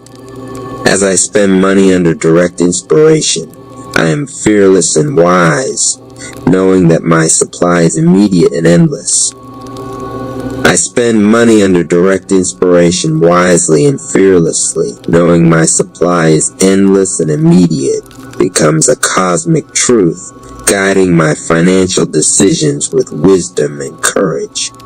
In the theater of my mind, on the stage of my imagination, I am immersed in the cosmic dance of abundance, guided by the affirmations of the infinite spirit. These cosmic affirmations weave through the fabric of the universe, shaping a reality where prosperity flows abundantly and gracefully, under the eternal grace of the infinite spirit. In the boundless theater of my mind, On the expansive stage of my imagination, I envision myself enveloped in the infinite spirit of well-being and vitality. A radiant light representing the energy of infinite spirit bathes the scene in a warm and comforting glow. As I stand in this ethereal space, I affirm with certainty, infinite spirit, open the way for my great abundance. The very air resonates with the power of this affirmation, creating a magnetic force that draws toward me the abundance and prosperity I seek in all aspects of my life. In the distance, a vast sphere of abundance hovers, symbolizing the endless opportunities and blessings that the universe holds for me. I affirm, I now draw from the abundance of the spheres my immediate and endless supply. The sphere pulses with vibrant energy, responding to the call of my affirmation. The scene unfolds with an abundance of open channels and freely swinging doors, each representing opportunities and pathways toward prosperity. I declare all channels are free, all doors are open. The energy of these words echoes, ensuring that every avenue for abundance is unobstructed and accessible to me. As I proceed, a golden stream materializes, connecting me to the infinite source of prosperity. I affirm with conviction, I am linked with an endless golden stream of prosperity which comes to me under grace in perfect ways. The golden stream flows effortlessly, carrying with it the endless abundance that is rightfully mine. Surrounded by goodness and mercy, I affirm, goodness and mercy shall follow me all the days of my life, and I shall dwell in the house of abundance forever. I sense the benevolent presence of these virtues, guiding me toward a life filled with prosperity, joy, and well-being. In the theater of my mind, on the stage of my imagination, I am immersed in the truth that my God is a God of plenty. I confidently affirm, my God is a God of plenty, and I now receive all that I desire or require, and more. The atmosphere resonates with the certainty that my desires are met with divine generosity.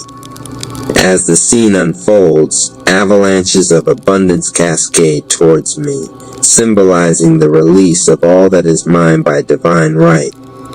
I affirm with gratitude, all that is mine by divine right is now released and reaches me in great avalanches of abundance, under grace in miraculous ways. The abundance pours forth, embracing me in a magnificent display of divine provision. In this infinite theater of possibility, my supply is declared as endless, inexhaustible, and immediate. I affirm, my supply is endless, inexhaustible, and immediate, and comes to me under grace in perfect ways. The very fabric of the universe responds to this proclamation, ensuring that my needs are met abundantly and effortlessly. As I conclude this profound visualization, I see my ship sailing over a calm sea, reaching me with precision and divine timing.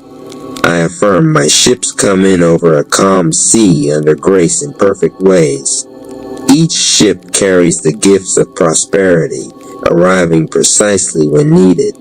In the theater of my mind, on the stage of my imagination, I express heartfelt gratitude for the millions pouring in and piling up under grace in perfect ways.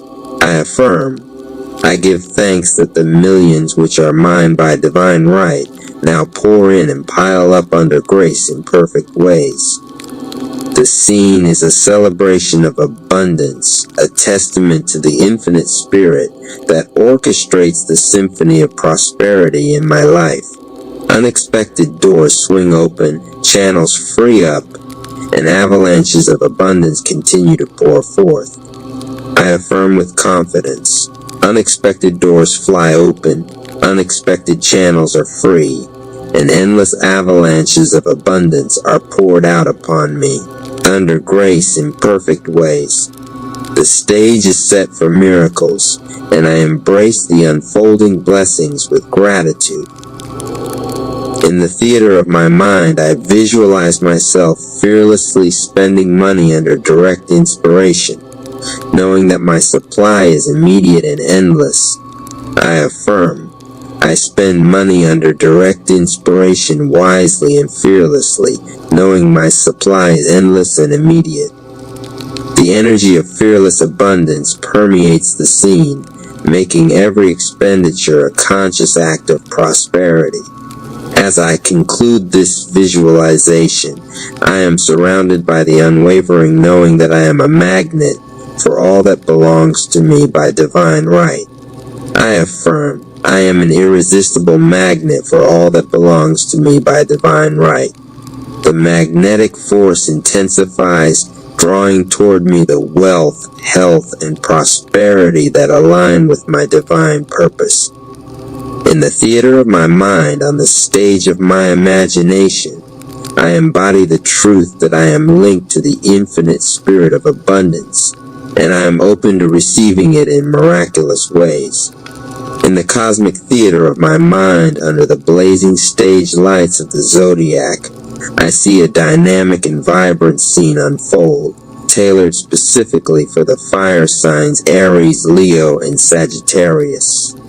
The backdrop is a celestial canvas adorned with the fierce and passionate hues of red, gold, and orange, reflecting the spirited essence of the fire element. Aries, the trailblazer, takes center stage, embodying the audacious spirit of initiation. With a courageous stance, I visualize an Aries confidently stepping into uncharted territories, forging ahead with a flame that ignites new possibilities and sparks innovative endeavors. I am the pioneer, the warrior, and I embrace the fires of creation, resonates as their mantra. Leaping onto the celestial stage, Leo commands attention with regal grace. The golden mane symbolizes their majestic presence, and as they bask in the cosmic spotlight, a radiant aura exudes the warmth of their generous heart. I am the charismatic creator, the lion of the zodiac, and I shine with a brilliant, self-assured light, echoes as the anthem of Leo's cosmic dance. Sagittarius, the free-spirited archer, gallops into view, adorned with a bow and arrow aimed toward the limitless expanse of the cosmos. With an insatiable thirst for adventure and knowledge, Sagittarius embodies the eternal quest for truth and expansion. I am the seeker, the adventurer, and I embrace the fires of exploration, resounds as their celestial call. The cosmic dance of the fire signs intertwines, creating a mesmerizing display of passion, creativity, and unbridled enthusiasm. As the flames flicker and dance in harmony, an unspoken unity emerges, an alliance of dynamic energies that fuel the cosmic fire within each fire sign. Together they declare, "We are the torchbearers of the zodiac, igniting the flames of inspiration and courage. We revel in the fires of creation, manifestation, and exploration. Our spirits blaze with the intensity of the cosmos, and we fearlessly navigate the celestial dance of life." In the theater of my mind, on the fiery stage of the zodiac, the fire signs radiate a celestial brilliance that leaves an indelible mark on the cosmic tapestry. Their dance is a testament to the boundless potential and transformative power of the flames that burn within the hearts of Aries, Leo, and Sagittarius. In the passionate arena of my mind, on the blazing stage of my imagination, I visualize a dynamic and fiery landscape that resonates with the spirited energy of the fire zodiac signs Aries, Leo, and Sagittarius. The scene unfolds under the intense glow of a celestial fire, casting vibrant hues of red, orange, and gold across the expansive cosmic canvas. As I step into this energetic space, I embody the qualities of the fire signs, a zest for life, courage, creativity, and a burning desire for adventure. The flames dance with a rhythmic intensity, mirroring the dynamic and spontaneous nature inherent in those born under the fire element. In the distance, a majestic lion roars with regal authority, symbolizing the fiery spirit of Leo. Its mane is a vibrant blaze, reflecting the boundless enthusiasm and natural leadership that defines this zodiac sign. I feel the warmth of this cosmic fire, igniting the flames of creativity and self-expression within me. Adjacent to the lion, an archer draws back a fiery arrow, embodying the adventurous spirit of Sagittarius. The arrow soars through the cosmic expanse, a metaphor for the relentless pursuit of knowledge and the untamed desire for exploration that defines this fiery sign. On another corner of the stage, a ram charges forward with unbridled enthusiasm, embodying the dynamic energy of Aries. Its fiery horns signify the bold and pioneering nature of this zodiac sign, charging forward with unwavering determination and initiating new beginnings. The air crackles with the dynamic energy of the fire signs, and I embrace this fervent force within me. I visualize myself immersed in the passionate pursuits that fuel my soul, unafraid to take risks and embark on exciting journeys that align with the spirited essence of fire. In the theater of my mind, I see the flames of creativity flickering within me, urging me to express my authenticity boldly and unapologetically. The fiery energy propels me forward with the confidence to pursue my passions and infuses every endeavor with the warmth of inspiration. As I conclude this visualization, I feel the powerful connection to the fiery essence of the zodiac signs, recognizing the strength, vitality, and creativity that are ignited within those born under the element of fire. In the theater of my mind, on the stage of my imagination, I embrace the spirited flames that fuel the fire signs, embracing the bold and dynamic energy that propels me towards my own passionate pursuits. In the fluid realm of my mind, on the undulating stage of my imagination, I immerse myself in a tranquil and deep-sea landscape that mirrors the essence of the water zodiac signs Cancer, Scorpio, and Pisces. The scene unfolds beneath the gentle glow of a mystical moon, casting a serene luminosity across the vast cosmic ocean. As I step into this contemplative space, I embody the qualities of the water signs, an intuitive depth, emotional sensitivity, and a profound connection to the currents of the unseen. The waters ripple with a soothing cadence, mirroring the ever-changing emotions and empathetic nature inherent in those born under the water element. In the depths, a tender crab scuttles gracefully along the ocean floor, embodying the nurturing spirit of Cancer. Its shell is a protective sanctuary, symbolizing the intuitive and empathetic qualities that define this zodiac sign. I feel the gentle ebb and flow of emotions within me, attuned to the subtle nuances of the heart. Adjacent to the crab, a mysterious scorpion gracefully glides through the depths, embodying the transformative energy of Scorpio. Its poised stinger signifies the profound intensity and regeneration that defines this water sign. I sense the profound depths of my own emotions, embracing the potential for powerful transformation and rebirth. On another corner of the stage, a pair of fish swim in harmonious tandem, representing the compassionate duality of Pisces. Their graceful dance symbolizes the boundless empathy and dreamy imagination that characterize this zodiac sign. I feel the currents of inspiration and intuition flowing through me, guiding me towards realms of creative expression. The air is filled with the soothing sounds of the ocean, and I embrace the watery energy that surrounds me. I visualize myself navigating the currents of emotion with grace, diving into the depths of my inner world, and swimming with the tides of intuition that guide me. In the theater of my mind, I see the waters of empathy washing over me, urging me to connect with others on a profound emotional level.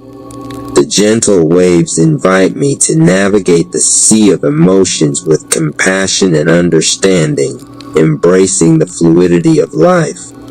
As I conclude this visualization, I feel the powerful connection to the watery essence of the zodiac signs, recognizing the strength, depth, and intuitive wisdom that are inherent in those born under the element of water. In the theater of my mind, on the stage of my imagination, I embrace the gentle waves that characterize the water signs, allowing the ebb and flow of emotion to guide me towards a deeper understanding of myself and others. In the fluid realm of my mind, on the tranquil stage of my imagination, I immerse myself in the profound and deep waters that embody the essence of the water zodiac signs, Cancer, Scorpio, and Pisces. The scene unfolds beneath a celestial moon, casting a gentle glow across the vast cosmic ocean, reflecting the emotional depth and intuitive nature of these signs. As I step into this aqueous space, I become one with the qualities that define the water signs, a wellspring of emotions, profound intuition, and a sensitivity that flows like a gentle current. The cosmic waves ripple with the ebb and flow of emotions, mirroring the empathetic and nurturing qualities inherent in those born under the water element. In the distance, a crab scuttles along the shoreline, embodying the protective and nurturing spirit of Cancer.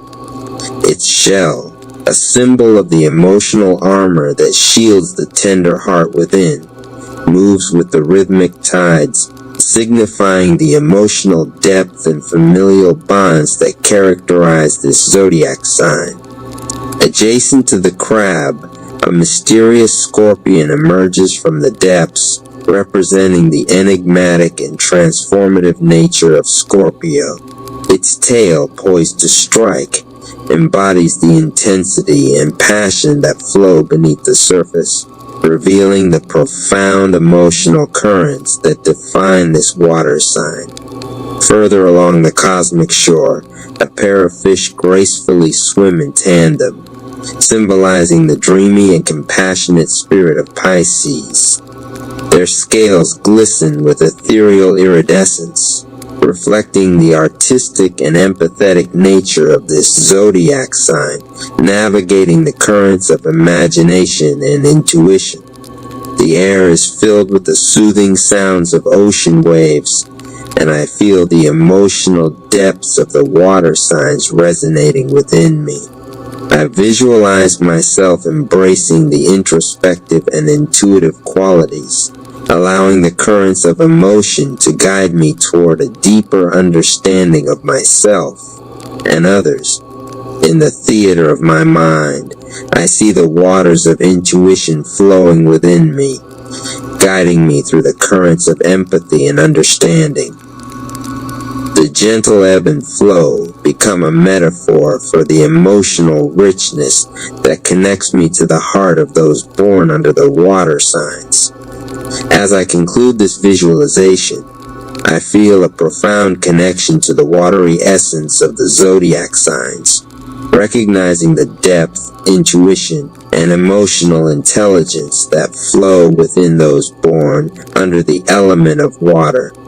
In the theater of my mind, on the stage of my imagination, I embrace the fluidity of emotions and the intuitive currents that lead me toward greater self-awareness and a compassionate connection with the world around me. in the grounded expanse of my mind, on the steady stage of my imagination, I find myself surrounded by the enduring and practical energy that characterizes the Earth zodiac signs, Taurus, Virgo, and Capricorn. The scene unfolds beneath a vast open sky, where the earth beneath my feet reflects the stability, reliability, and unwavering strength associated with these signs. As I step onto this solid terrain, I become attuned to the qualities that define the earth signs: a steadfast nature, practical sensibility, and a deep connection to the tangible world. The landscape stretches with rolling hills and fertile plains, symbolizing the capacity for growth, abundance, and grounded stability inherent in those born under the earth element. In the distance, a sturdy bull grazes peacefully, embodying the resolute and determined spirit of Taurus. Its presence exudes strength and a commitment to maintaining stability, grounding the scene with a sense of reliability and steadfastness. Adjacent to the bull, a meticulous figure tends to a garden representing the practical and detail-oriented nature of Virgo. Every leaf and petal is attended to with precision, symbolizing the ability to nurture and cultivate tangible results through diligence and attention to detail. Further along the horizon, a steadfast mountain stands tall, embodying the disciplined and ambitious spirit of Capricorn. Its peak touches the sky, symbolizing the lofty goals and enduring strength that characterize this zodiac sign, as well as the ability to climb to new heights through determined effort. The air is filled with the scent of rich soil, and I feel the grounded energy of the earth signs resonating within me. I visualize myself embodying the practical and steadfast qualities, embracing a sense of security and reliability in my endeavors. In the theater of my mind, I see the fertile earth yielding abundant fruits, a metaphor for the tangible and enduring results that come from the hard work and dedication associated with the earth signs. The landscape is a canvas of stability, growth, and prosperity. As I conclude this visualization, I feel a profound connection to the earthy essence of the zodiac signs, recognizing the strength, practicality, and resilience that ground those born under the element of earth.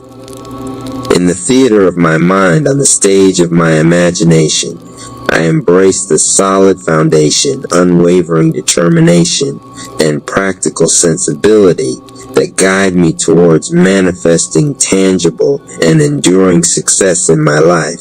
In the solid foundation of my mind, on the grounded stage of my imagination, I find myself surrounded by the enduring and steadfast essence of the earth zodiac signs, Taurus, Virgo, and Capricorn. The scene unfolds beneath the vast canopy of a cosmic forest, bathed in the gentle light of a celestial dawn, reflecting the practicality, stability, and resilience of these signs. As I step into this earthly space, I become attuned to the qualities that define the earth signs: a tangible connection to the physical world, a strong work ethic, and a practical approach to life. The soil beneath my feet feels rich and fertile, mirroring the grounded and nurturing energy inherent in those born under the earth element. In the distance, a sturdy bull grazes peacefully, embodying the patient and steadfast nature of Taurus. Its hooves are firmly planted in the soil, symbolizing the reliability and enduring strength that characterize this zodiac sign. The air is filled with a sense of stability and security as the bull calmly navigates its surroundings. Adjacent to the bull, a meticulous figure tends to a flourishing garden, representing the analytical and practical spirit of Virgo. Each plant is nurtured with precision, embodying the attention to detail and diligent work ethic that define this zodiac sign. The garden blooms with order and efficiency, a testament to the grounded nature of Virgo. Further along the cosmic landscape, a resolute mountain goat climbs the rocky terrain, symbolizing the discipline and ambitious spirit of Capricorn. Its ascent is deliberate and sure-footed, reflecting the determination and strategic approach that define this zodiac sign. The mountain stands as a metaphor for the heights of achievement that can be reached through steadfast perseverance. The air is filled with the comforting sense of earth and the subtle rustling of leaves, and I find myself grounded in the practical and dependable energy of the earth signs. I visualize myself embodying the qualities of stability and reliability, navigating the terrain of life with a methodical and resilient approach. In the theater of my mind, I witness the earthy landscape flourishing with abundance, reflecting the practical and nurturing energies within me. The rooted stability becomes a metaphor for my own capacity to build and maintain a solid foundation in both my personal and professional endeavors. As I conclude this visualization, I feel a deep connection to the grounded essence of the zodiac signs, recognizing the strength, practicality, and resilience that flow within those born under the element of earth. In the theater of my mind, on the stage of my imagination, I embrace the earthly qualities that anchor me, providing a sturdy foundation for growth, productivity, and enduring success. In the airy expanse of my mind, on the breezy stage of my imagination, I find myself surrounded by the dynamic and communicative essence of the air zodiac signs, Gemini, Libra, and Aquarius. The scene unfolds under a vast open sky kissed by the gentle caress of a cosmic breeze, reflecting the intellectual curiosity, sociability, and innovative spirit of these signs. As I step into this ethereal space, I attune myself to the qualities that define the air signs: an insatiable thirst for knowledge, a penchant for communication, and a visionary approach to life.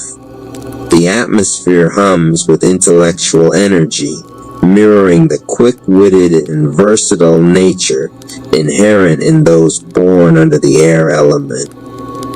In the distance, a pair of cosmic twins playfully engage in conversation, symbolizing the dual nature of Gemini. Their dialogue is lively and animated, reflecting the communicative and adaptable qualities of this zodiac sign. The air is filled with the buzzing energy of curiosity and exploration. Adjacent to the twins, a celestial figure holds aloft a set of scales, embodying the balanced and harmonious spirit of Libra. The scales sway with precision, symbolizing the diplomatic and fair-minded approach that characterizes this zodiac sign. The air carries a sense of equilibrium and social grace as relationships are nurtured and balanced. Further along the cosmic horizon, an innovative water bearer pours forth ideas and inspiration, representing the forward-thinking and progressive spirit of Aquarius. The stream of ideas flows freely, symbolizing the visionary and humanitarian nature of this zodiac sign. The air crackles with the electricity of innovation and unconventional thinking. The air is filled with the soothing sounds of intellectual discourse and the rustle of leaves, and I find myself immersed in the communicative and thoughtful energy of the air signs. I visualize myself embracing the qualities of adaptability, intellect, and sociability, navigating the currents of knowledge and fostering meaningful connections. In the theater of my mind, I engage in lively conversation, exchanging ideas and perspectives with the cosmic beings around me. The intellectual breeze becomes a metaphor for the flow of information and the interconnectedness of thought that defines the air signs. As I conclude this visualization, I feel a deep connection to the airy essence of the zodiac signs, recognizing the communicative, adaptable, and visionary qualities that flow within those born under the element of air. In the theater of my mind, on the stage of my imagination, I embrace the airy currents that carry me toward intellectual exploration, meaningful connections, and innovative thinking. In the vast expanse of my mind, on the breezy stage of my imagination, I find myself surrounded by the airy and intellectual essence of the air zodiac signs, Gemini, Libra, and Aquarius. The scene unfolds beneath the open skies of a cosmic landscape, where gentle winds carry the energy of curiosity, communication, and innovation. As I step into this airy space, I attune myself to the qualities that define the air signs: an intellectual curiosity, a penchant for communication, and a visionary approach to life. The atmosphere is light and buoyant, mirroring the adaptable and social nature inherent in those born under the air element. In the distance, a pair of agile twins converses animatedly, embodying the communicative and versatile spirit of Gemini. Their words dance on the breeze, symbolizing the lively exchange of ideas and the duality of perspective that characterizes this zodiac sign. The air resonates with the intellectual dynamism of Gemini. Adjacent to the twins, a poised figure balances the scales, representing the harmonious and diplomatic nature of Libra. The scales sway with equilibrium, reflecting the desire for fairness and cooperation that define this zodiac sign. The air carries the gentle energy of balance and collaboration. Further along the cosmic landscape, a visionary water bearer pours forth knowledge, symbolizing the innovative and forward-thinking spirit of Aquarius. The water flows freely, representing the stream of consciousness and the progressive ideals that define this zodiac sign. The air is charged with the excitement of intellectual exploration and originality.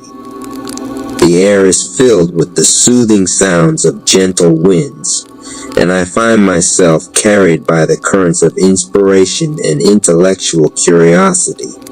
I visualize myself embracing the qualities of adaptability and open-mindedness, navigating the intellectual currents of life with a keen sense of curiosity.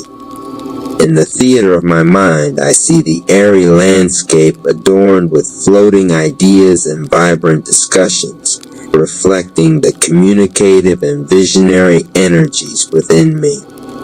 The intellectual currents become a metaphor for my own capacity to explore ideas, communicate effectively, and envision possibilities. As I conclude this visualization, I feel a deep connection to the airy essence of the zodiac signs, recognizing the communicative, adaptable, and visionary energies that flow within those born under the element of air. In the theater of my mind, on the stage of my imagination, I embrace the airy qualities that uplift me, providing a mental landscape for exploration, communication, and innovative thinking. In the vast expanse of my mind, on the breezy stage of my imagination, I find myself surrounded by the light and airy essence of the zodiac signs, Gemini, Libra, and Aquarius. The scene unfolds beneath a celestial sky painted with wisps of clouds, embodying the intellectual, communicative, and free-spirited qualities that define these signs. As I step in this airy space, I become attuned to the qualities that distinguish the air signs: a swift intellect, a love for communication, and an innate curiosity about the world. The gentle breeze whispers through the landscape, mirroring the adaptable and ever-flowing nature inherent in those born under the air element. In the distance, a pair of playful twins engages in lively conversation, representing the multifaceted and communicative spirit of Gemini. Their words dance on the wind, reflecting the quick-witted and versatile nature that defines this zodiac sign. The air is filled with the dynamic energy of conversation and intellectual exploration. Adjacent to the twins, a figure holds a set of perfectly balanced scales, symbolizing the harmonious and fair-minded spirit of Libra. The scales sway gently, reflecting the quest for equilibrium and justice that characterizes this zodiac sign. The air is imbued with a sense of diplomacy and social grace. Further along the cosmic stage, a water bearer pours liquid insight from an ethereal vessel, representing the innovative and forward-thinking nature of Aquarius. The liquid flows freely, symbolizing the boundless flow of ideas and progressive thinking that defines this zodiac sign. The air resonates with the visionary energy of Aquarius. The atmosphere is filled with the gentle rustling of leaves and the soothing sounds of intellectual discourse, and I find myself immersed in the airy currents that surround me. I visualize myself embracing the qualities of adaptability and intellectual curiosity, allowing the winds of change to guide me toward greater understanding and innovation. In the theater of my mind, I witness the landscape shimmering with the intellectual and communicative energies of the air signs. The versatile currents become a metaphor for my own. Chapter 1. The coffee catastrophe. Jeffrey Jerome Price was running late, of course, because why would he ever be on time? His gold jacket flapped behind him like a superhero cape as he dashed down the sidewalk, a large iced coffee in one hand and his backpack slung haphazardly over his shoulder. He had a mission: meet Marissa, the woman who had somehow captured his attention with a single sarcastic comment at a work conference weeks ago. She was smart, funny, organized, and most importantly, completely unbothered by his antics. Naturally, this made her irresistible to Jeffrey. He spotted her outside a quaint little coffee shop, sipping her latte and scrolling on her phone. Perfect. He grinned, puffed out his chest, and tried to look casual as he approached, which immediately went wrong. Jeffrey's foot caught on a crack in the sidewalk. The iced coffee flew from his hand like a projectile, somersaulted through the air, and landed squarely in Marissa's lap. "Oh my," she squealed, jumping to her feet, latte dripping everywhere. "Whoa, oh no, I mean hey." Jeffrey flailed, doing a ridiculous half-bow while trying to dab at her shirt with the napkin he yanked from the coffee shop counter. I am so sorry, I didn't mean to. Spill the coffee of destiny on you." Marissa stared, part shocked, part amused. "The coffee of destiny?" "Yes," Jeffrey yelled. "It's fate." "I mean, not really, but maybe it's a sign we're supposed to. Talk, I can buy you another latte. Or 5. By now, a small crowd had gathered, some laughing, some filming with their phones.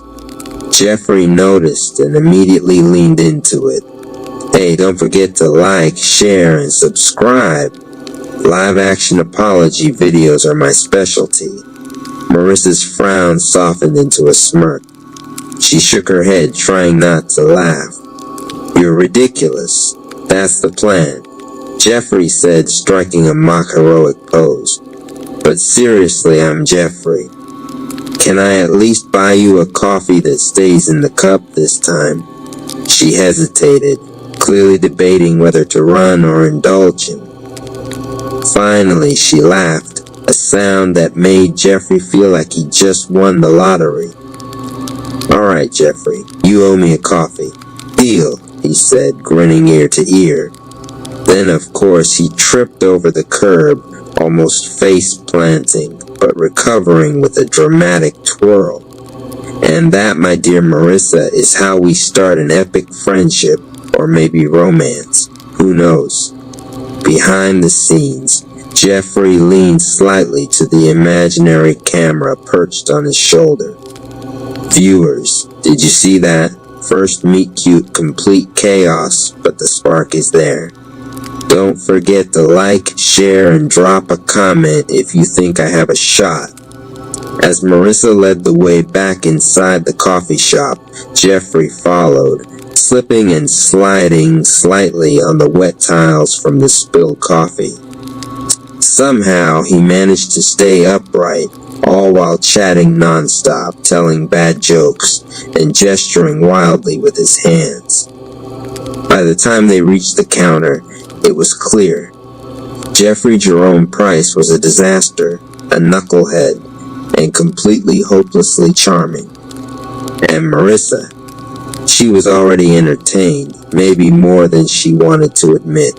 Rap Palace's now Don't Just Watch Be the Change. Donate Rap Palace 214 Umeo Military. Cite Rap Palace Rising Chapter 2. The dinner disaster Jeffrey Jerome Price had survived the coffee catastrophe. Barely, but his confidence was sky high. Today he was determined to impress Marissa with dinner. He had invited her to a small Italian restaurant downtown, thinking that pasta, candles, and soft music would be the perfect backdrop for his charm. Naturally, Jeffrey had not made a reservation. As they arrived, the hostess gave him a wary look. "Do you have a reservation?" she asked. "Reservation? Oh, no, I like to live dangerously," Jeffrey said, throwing his arms wide.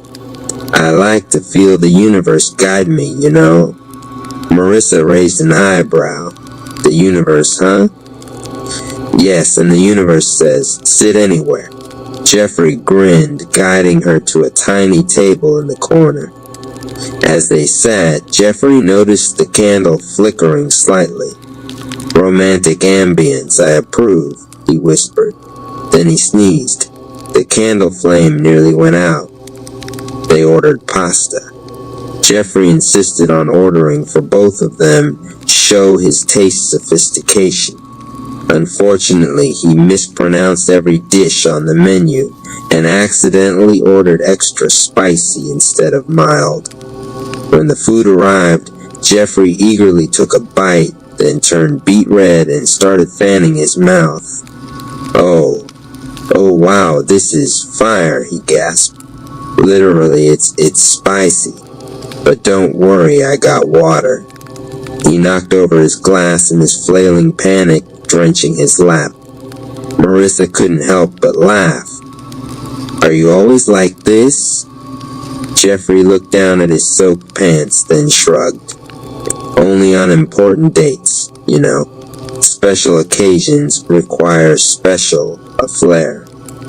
Midway through the dinner, Jeffrey leaned back and gestured dramatically while telling a story about his latest business misadventure. He accidentally knocked the breadbasket onto the floor. "Jeffrey," Marissa laughed, trying to help him pick it up.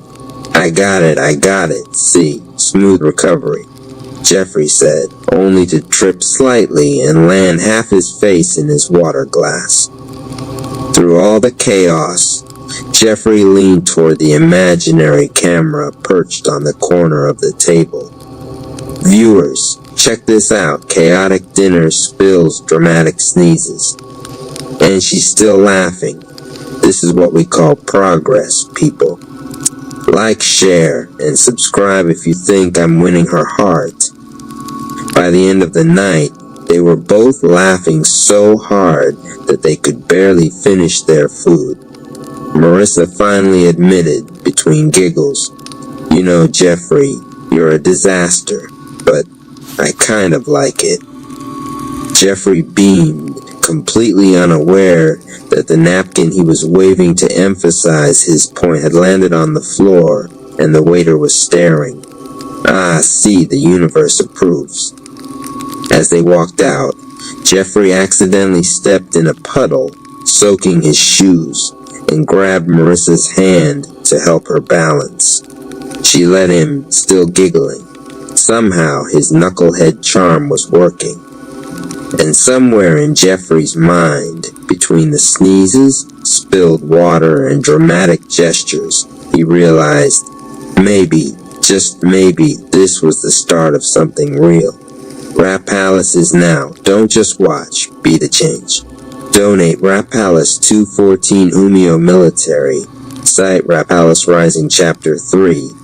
The grand romantic gesture. Jeffrey Jerome Price had a plan. A big one. A grand romantic gesture that would prove to Marissa that he was not just a knucklehead disaster. He was a knucklehead with heart. His plan, a rooftop serenade.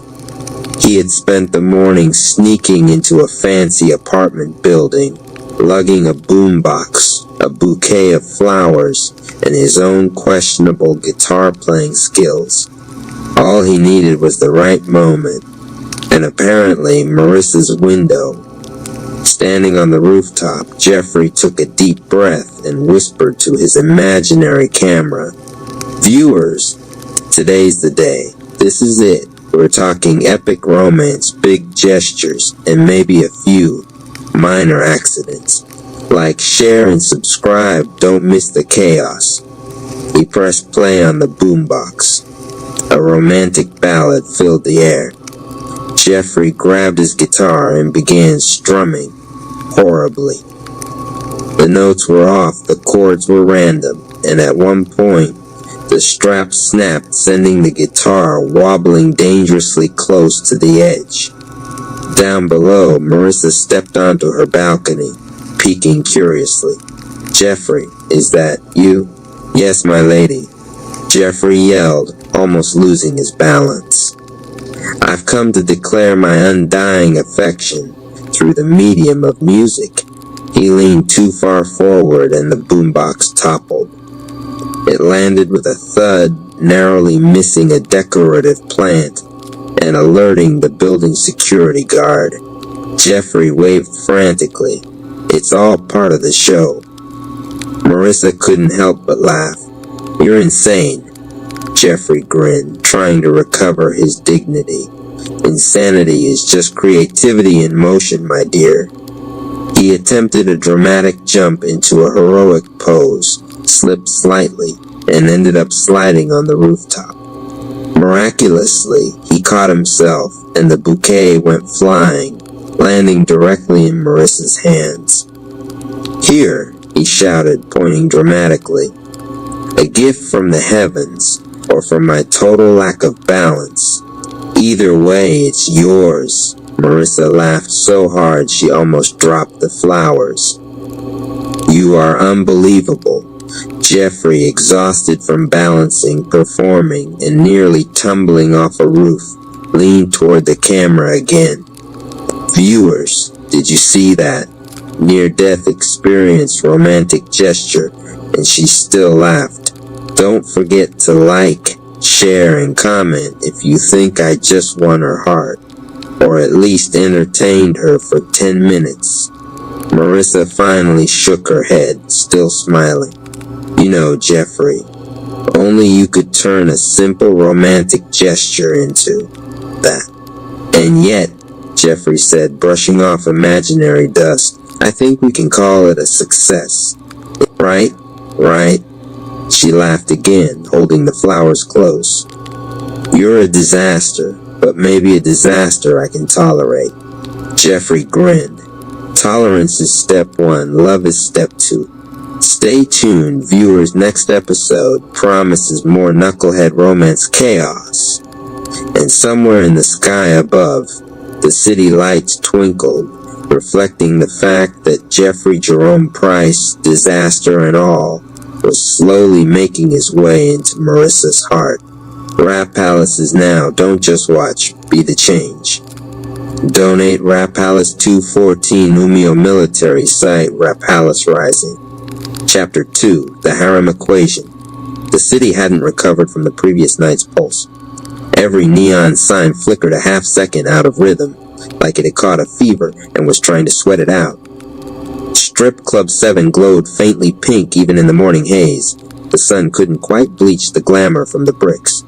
Professor Flirt Rapp watched the aftermath from the balcony of his penthouse, espresso untouched, phone vibrating with bored alerts he refused to read. Below him, taxis streamed past the club in lazy gold lines. To the untrained eye, it was just another morning. But to someone who could feel energy, the living circuits of desire still crawling through the streets, it was aftermath. Victory residue. He pressed 2 fingers to his temple and whispered, "System status." A soft voice hummed back from the neural implant behind his ear. HRM field stabilized. City saturation, 2%, shadow vector dormant. Recommendation: enter containment meditation or increase connection ratio. Flirt exhaled through his teeth. Containment, huh? Always the least fun option. The Velvet Morning Velvet Nova Rap appeared in the doorway, wrapped in a hotel robe that shimmered like moonlight given fabric. The robe barely contained the starlight bleeding from her skin. When she moved, the air remembered constellations. "You didn't sleep," she said. "I rarely do after rewriting physics," he replied. "Sleep feels dishonest." She crossed to him, barefoot on marble, and touched his shoulder. "The girls downstairs feel different. Their fields keep sinking. Whatever you send into the grid is still echoing. Residual frequency. The harem equation," he said. "Desire isn't linear. One union multiplies across the network like a song sampled by the universe." She raised a brow. "And when the song gets too loud, then I turn the volume into vibration." Her smile was the kind that carried both challenge and forgiveness. "You love pretending you're in control."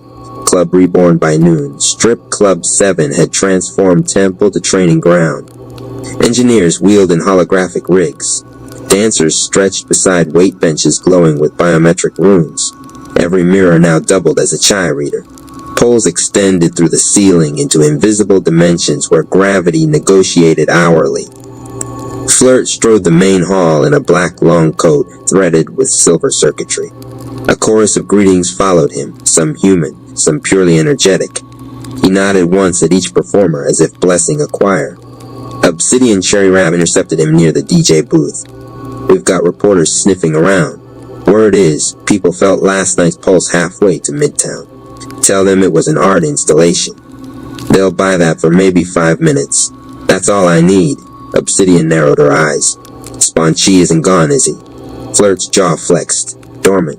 Same as a storm sleeping in the clouds." She tapped her blade hilt. "I don't like sleeping storms." He smiled. "Then keep your umbrella sharp." The initiation sequence at center stage, 7 dancers formed a circle, each representing a realm. Above them, holographic sigils rotated: pleasure, pain, power, peace, purpose, passion, purity, each glowing a different hue. Halo Vice Rap's voice floated through the sound system, low and musical.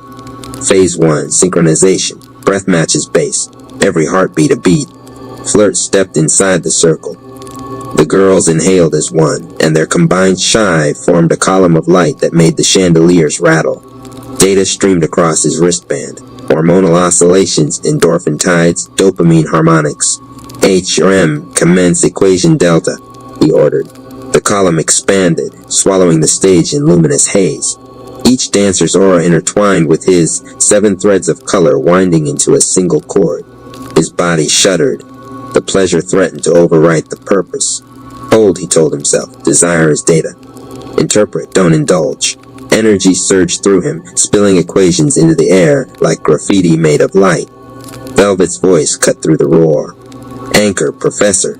He grounded through breath, converting chaos into coherence.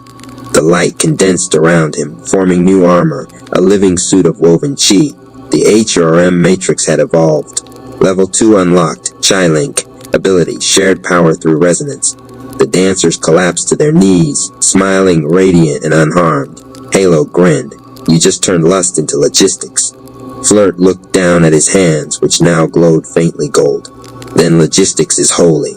The whisper of Shadow's applause erupted from the upper booths. Private investors, silent backers, thrill seekers who thought they were watching performance art. Flirt bowed slightly, masking the tremor crawling up his spine. A whisper followed the applause, too thin for anyone else to hear. "You can't share what you don't own." Spawned She-Rap's voice inside him again. Flirt's smile didn't waver. "Status?" he murmured under the noise. "Warning, Shadow Vector reactivating. Emotional resonance breach detected in Subject Velvet Nova Rap." He looked toward her. She was still radiant, but her starlight now shimmered unevenly, like something inside was flickering.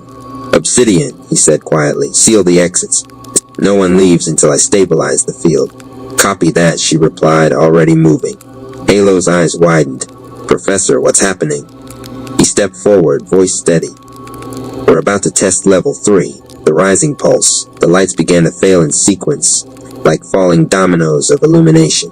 Darkness pooled around the stage. In it, a shape gathered, his silhouette magnified and wrong, edges dripping with black plasma. Spawn Chi stepped out fully this time, smirk unchanged from the night before. "You keep giving it away," the shadow said. "All that power, all those women.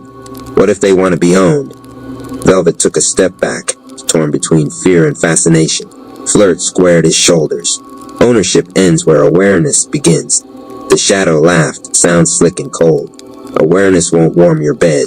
"Maybe not," Flirt said, aura brightening to violet flame, "but it'll save my soul." He lifted both hands.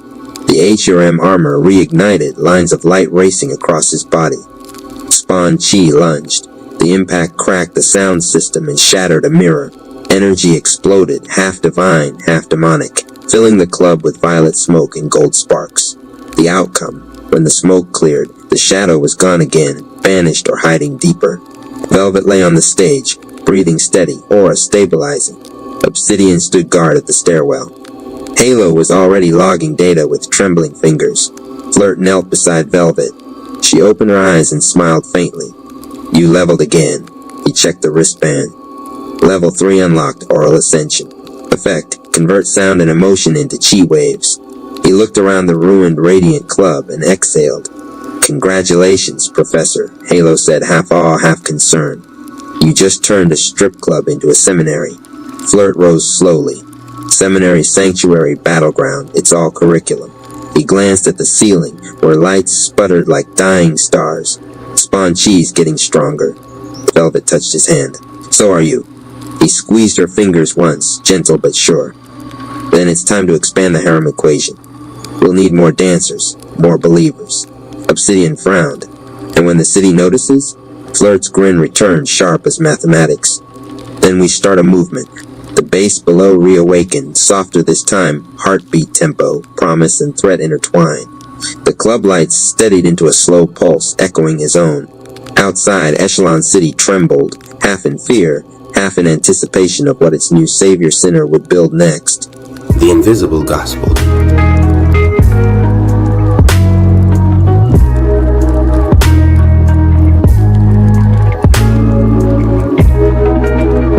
Meditation Grove slept under a violet dawn. Anonymous Cherry sat cross-legged on the sacred platform, his breath syncing with the rhythm of unseen drums. Around him, the gospel's energy shimmered like invisible hieroglyphs, thoughts older than language. He could feel them moving through him, not words, but intentions. The gospel of the Egyptians had fused with his chi weeks ago, and yet he still could not see the spirit behind it, only its shadow on his mind. "Show me how to read you without eyes." The air thickened. A serpent of pure light slithered from his spine and hovered before him, its body transparent, made of rhythm, not matter. It hissed in tones that echoed through his bones. The invisible is not unseen, it is unresisted. Anonymous inhaled slowly. His snake chi rose, and for the first time, his DBZ-honed aura softened instead of bursting outward. Energy flowed backward, folding into him instead of exploding away. He felt every cell hum like a shrine, rediscovering its God. Through hours or centuries, time dissolved here. He learned to listen instead of control. Each chakra revealed a fragment of the gospel's invisible spirit. The root whispered of endurance beyond fear. The heart murmured forgiveness in the tongue of serpents. The crown sang with silent lightning, showing him how to bend light without movement. When he finally opened his eyes, he was surrounded by hovering glyphs, serpents, suns, wings, all etched in pure sound. He understood the spirit was not something he commanded, it was the command itself. Then teach me to think like silence.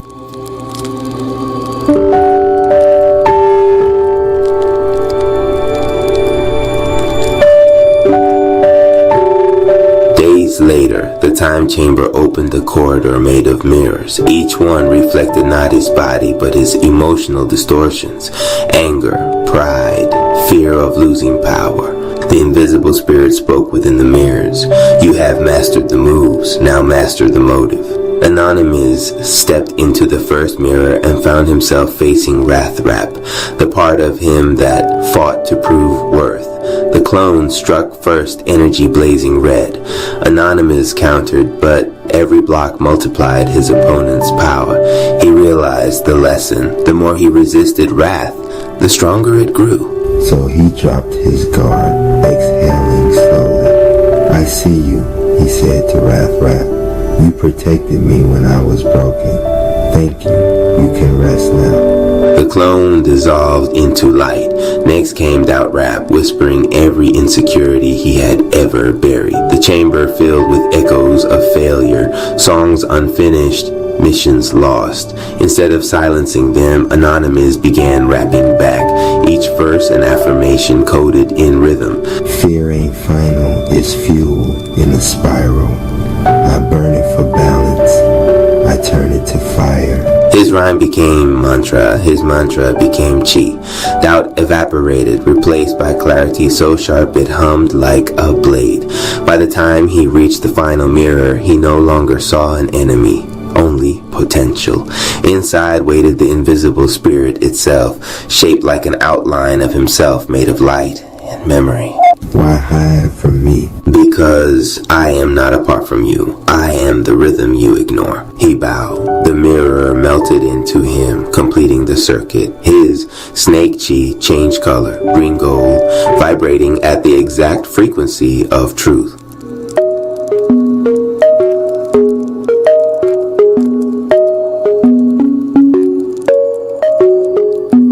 Back in the grove, Anonymous stood on the river of Toti.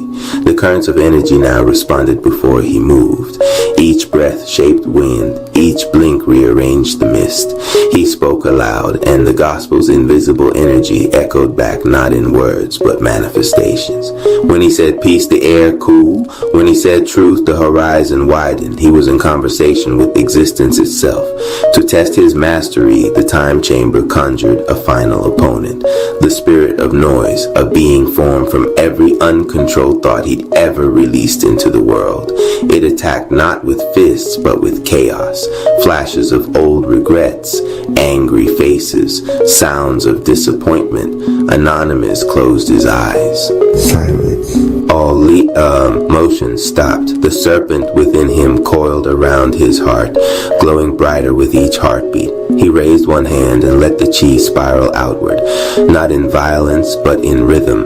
A slow, sacred tempo filled the chamber. Thump, breath, thump, breath. The noise spirit dissolved, transformed into harmony. The gospel's invisible spirit expanded, merging with him completely. A golden serpent halo wrapped around his form. His aura no longer flared or dimmed. It simply existed, constant and balanced. He had mastered the power and the peace. From the heavens, celestial rap's voice echoed.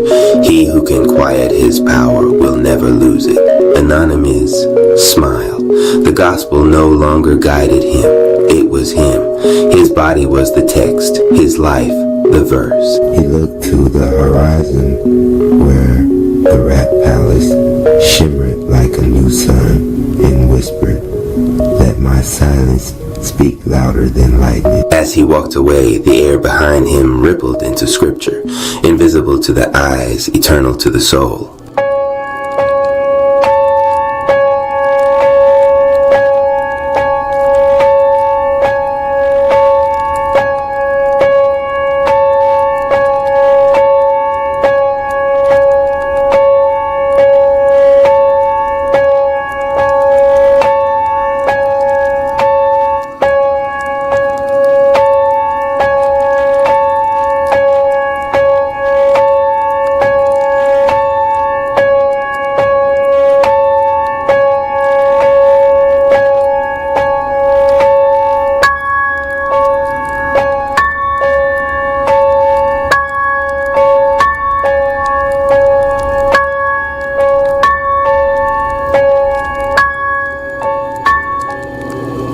Chapter 10, The Archivist appears R-Radio. Love the content, drop a comment, share this with others, and subscribe for more content. Cash App, Rap Palace 214. I was shelving in the dim rear corridor. The one lined with cabinets of old index cards no one had touched in years. When I felt it again, that hum beneath the silence, stronger this time. At the end of the aisle, in the half-light where the lamp had burned out months ago, stood a woman. Thin frame, silver hair pinned in a simple knot, her hands folded behind her back as though she had always been there, waiting. I knew every staff member, every volunteer. She was not one of them. "Gregory," she said, her voice like pages turning.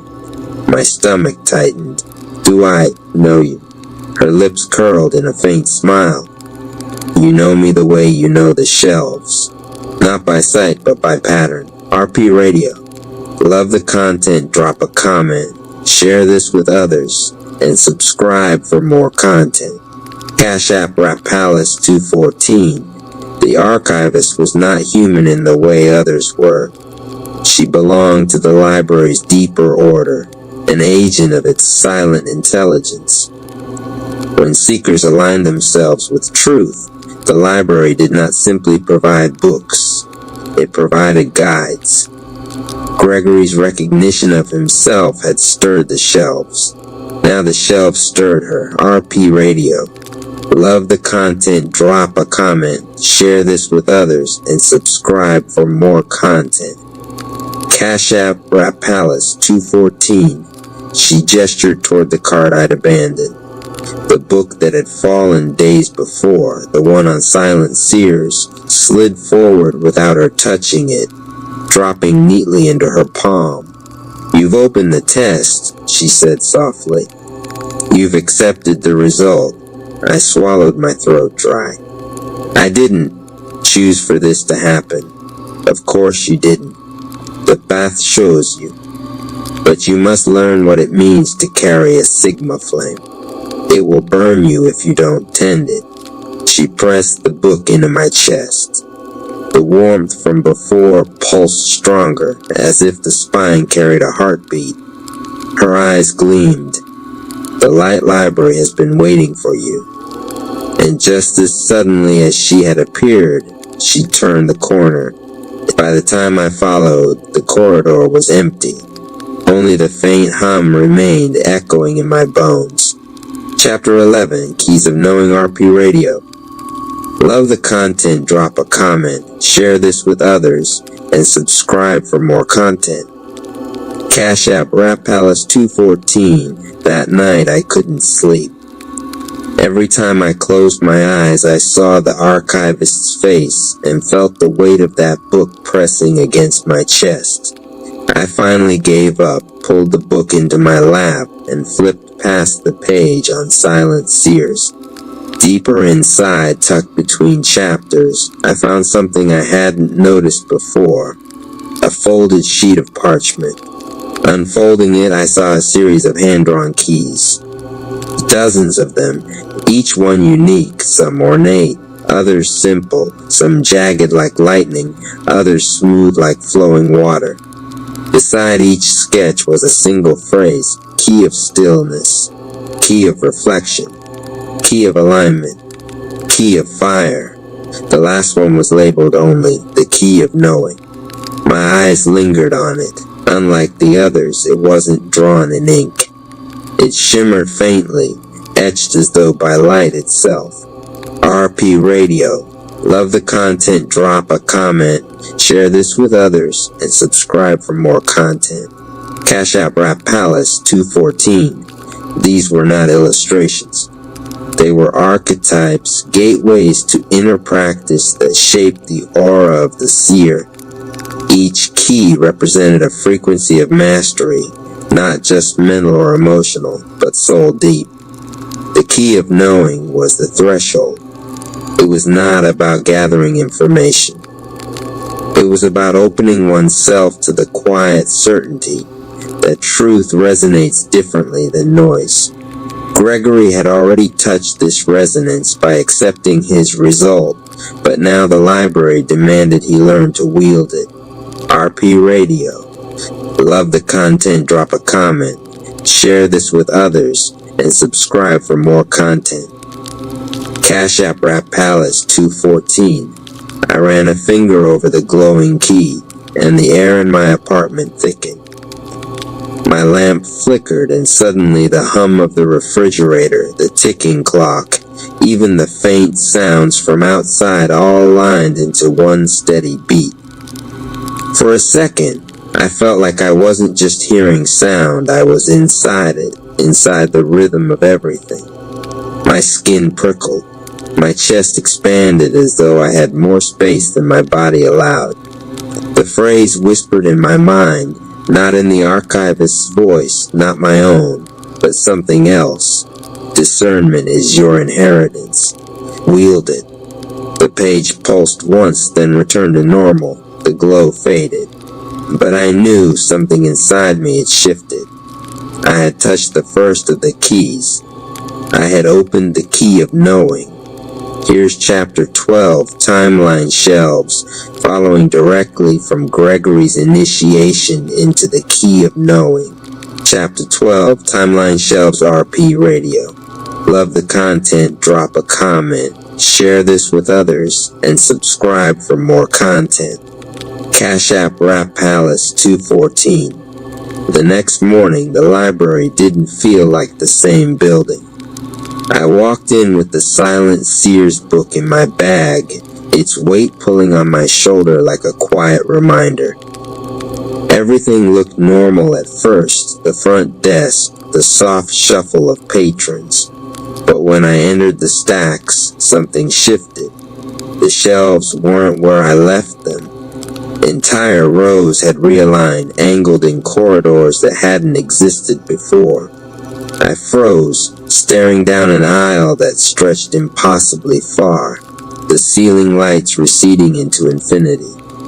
Each shelf glowed faintly at the edges, humming with the same frequency I had felt when the key of knowing activated. My chest tightened. I should have been terrified. Instead, I felt summoned. RP Radio. Love the content, drop a comment, share this with others, and subscribe for more content. Cash App Rap Palace 214. The library was no longer simply a building of books. It had unfolded into its truer form, a repository not of words but of timelines. Every decision Gregory had made, and every decision he had turned away from, had been recorded here. Each shelf held the echoes of what was, what could have been, and what still might be. Silent seers alone could walk these aisles without losing themselves. For others, the shelves were walls. For Gregory, they were mirrors. RP Radio. Love the content, drop a comment, share this with others, and subscribe for more content. Cash App Rap Palace 214, I stepped forward, pulse in my ears. The first shelf I passed carried spines with names I recognized, titles from my childhood, books I'd actually read. But the second shelf, those titles had a different weight. One spine read, If Gregory Had Spoken That Day. Another, The Path of Silence at the Crossroads. I reached out, but my fingers stopped an inch away. Heat radiated from the bindings, as if the books themselves were alive. A sudden thought struck me. These aren't books. These are choices. I staggered back dizzy. The corridor stretched endlessly, lined with every version of me I had never lived. At the far end of the aisle, faint and golden, I saw a doorway pulsing. Its outline bent like a spiral, the same spiral glyph from the margins of the Silent Seer's book. The spiral had opened. The next door was waiting. RP Radio. Love the content, drop a comment, share this with others, and subscribe for more content. Cash App Rap Palace 214. Professor Rap's Dividend Stock Academy Course 3. Stacks on Stacks Portfolio Design Price. $249 RP Radio. Love the content, drop a comment, share this with others, and subscribe for more content. Cash App Rap Palace 214 Course Overview. This course takes students beyond single stock analysis into the art of building a dividend portfolio. Professor Rap shows how to diversify across sectors, balance growth with income, and set up a structure that pays now and grows for the future. By the end, students will design their first dividend portfolio blueprint. RP Radio. Love the content, drop a comment, share this with others, and subscribe for more content. Cash App Rap Palace 214 Learning Outcomes. By the end of this course, students will be able to build a diversified dividend portfolio across sectors, balance high yield versus dividend growth stocks, compare single stock investing versus dividend ETFs, understand REITs, utilities, and consumer staples as income plays, use DrawUp to maximize compounding, create a personalized dividend portfolio strategy. RP Radio. Love the content, drop a comment, share this with others, and subscribe for more content.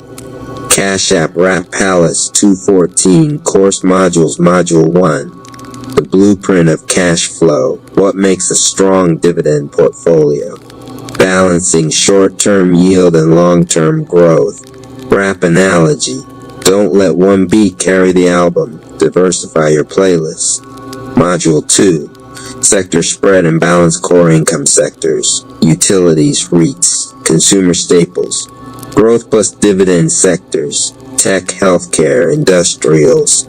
Portfolio Mix. How many stocks to hold. Module 3. ETFs, Individual Stocks, Popular Dividend EFs.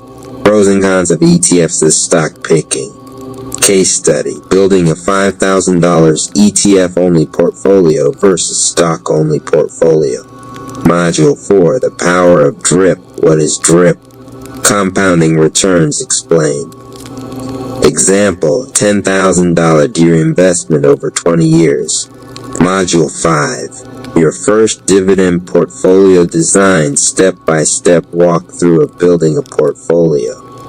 Allocating percentages to different sectors. Setting up a watch list plus tools for monitoring.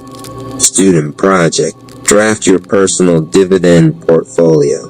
RP Radio.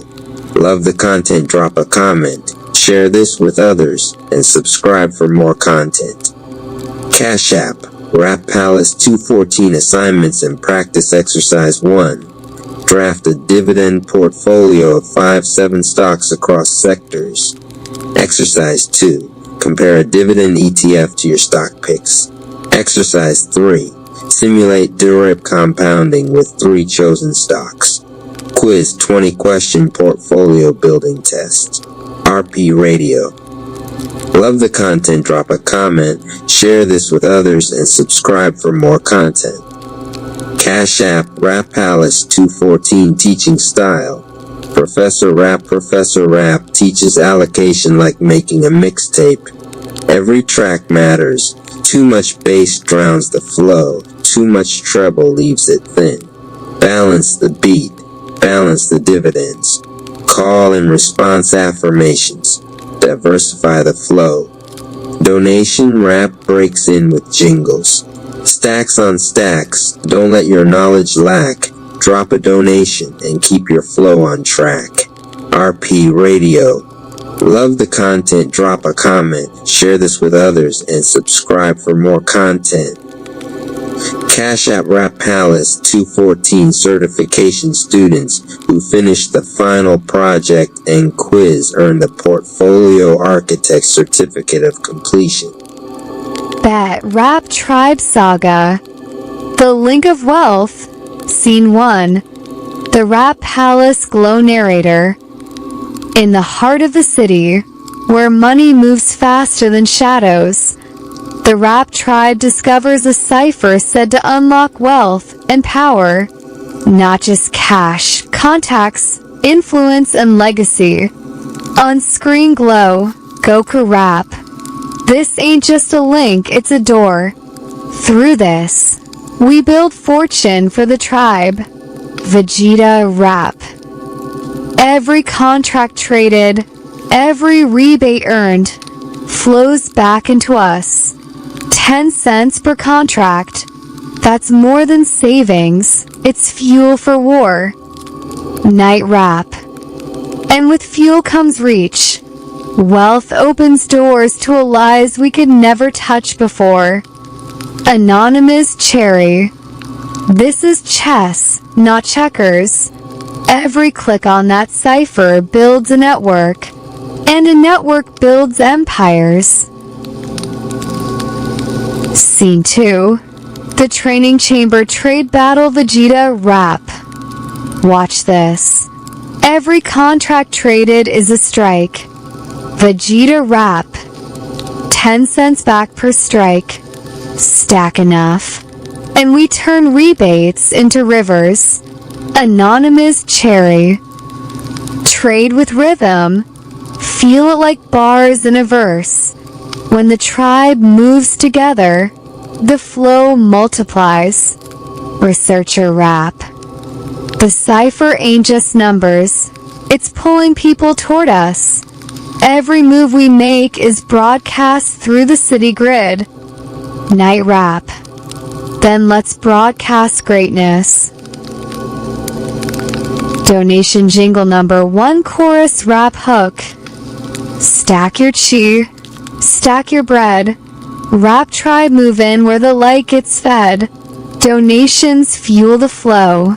Don't wait, don't slow. Click the link, let the wealth all grow. On screen glow, support the tribe narrator. Every dollar donated fuels the movement. Every contract traded strengthens the tribe. Enter the cipher. Scene 3. The network awakens Night Rap. This is bigger than just wealth. It's people. Every click creates a connection. Every trade. Another ally. Researcher Rap. Our tribe expands. Coders who build. Healers who restore. Strategists who plan. The cipher is the bridge. Anonymous Cherry. And with every bridge, we build an army of light. Wealth funds us, but people carry us. Donation jingle number 2 male plus female vocals harmonizing. Give, grow, glow. Open up the vault. Let abundance flow. Fuel the tribe. Let the cipher ride, that's the guide. Narrator. Donations aren't just gifts. They're power-ups. Fuel the tribe. Expand the network and walk in abundance. Scene 4. The final cipher battle Twilight Zone rap. You think wealth belongs to you? I twist contracts. I bend reality. Every rebate, every dollar. Mine. Goku rap. Not today. We've built this with tribe power. Every donation, every trade, every ally. This cipher belongs to us. Anonymous Cherry, warriors. Channel the link. All raps. Cipher link activated. Narrator. In the end, it wasn't just contracts or wealth that saved the tribe. It was unity. Power by those who gave, those who traded, those who believed. Closing jingle plus and card outro rap chorus. From the palace to the street, the mission stays the same. Build the tribe, build the wealth, elevate the name, donate, trade, watch the blessings ignite. Your invite. On screen text, support the tribe, unlock your wealth rebate. Narrator. Your wealth is your weapon. Your contacts are your army. Step through the link and claim your place in the rap tribe. Chapter 1. The Call to Gather Rap Palace Broadcast Saga. The Rap Palace pulsed like a living heart, marble veins glowing with rivers of light. Every corner of the chamber hummed as if the palace itself had tuned into a higher frequency. Check it. Welcome to the biggest broadcast this city ever seen. We here to talk wealth. We here to talk healing. We here to talk divine chi. So don't play around. Like, share, donate, keep the palace gates open. Drop a dollar, drop a dime, healing rivers all the time. Amen to that. The spirit don't move without offerings, and the tribe don't thrive without flow. Think of it like planting seeds in sacred soil. Your harvest gonna be divine. The great bronze doors creaked, opening wide. Ladies and gents, let me remind y'all, every mansion, every shack, every plot of land, I got the keys, baby. Invest in your chi and your property.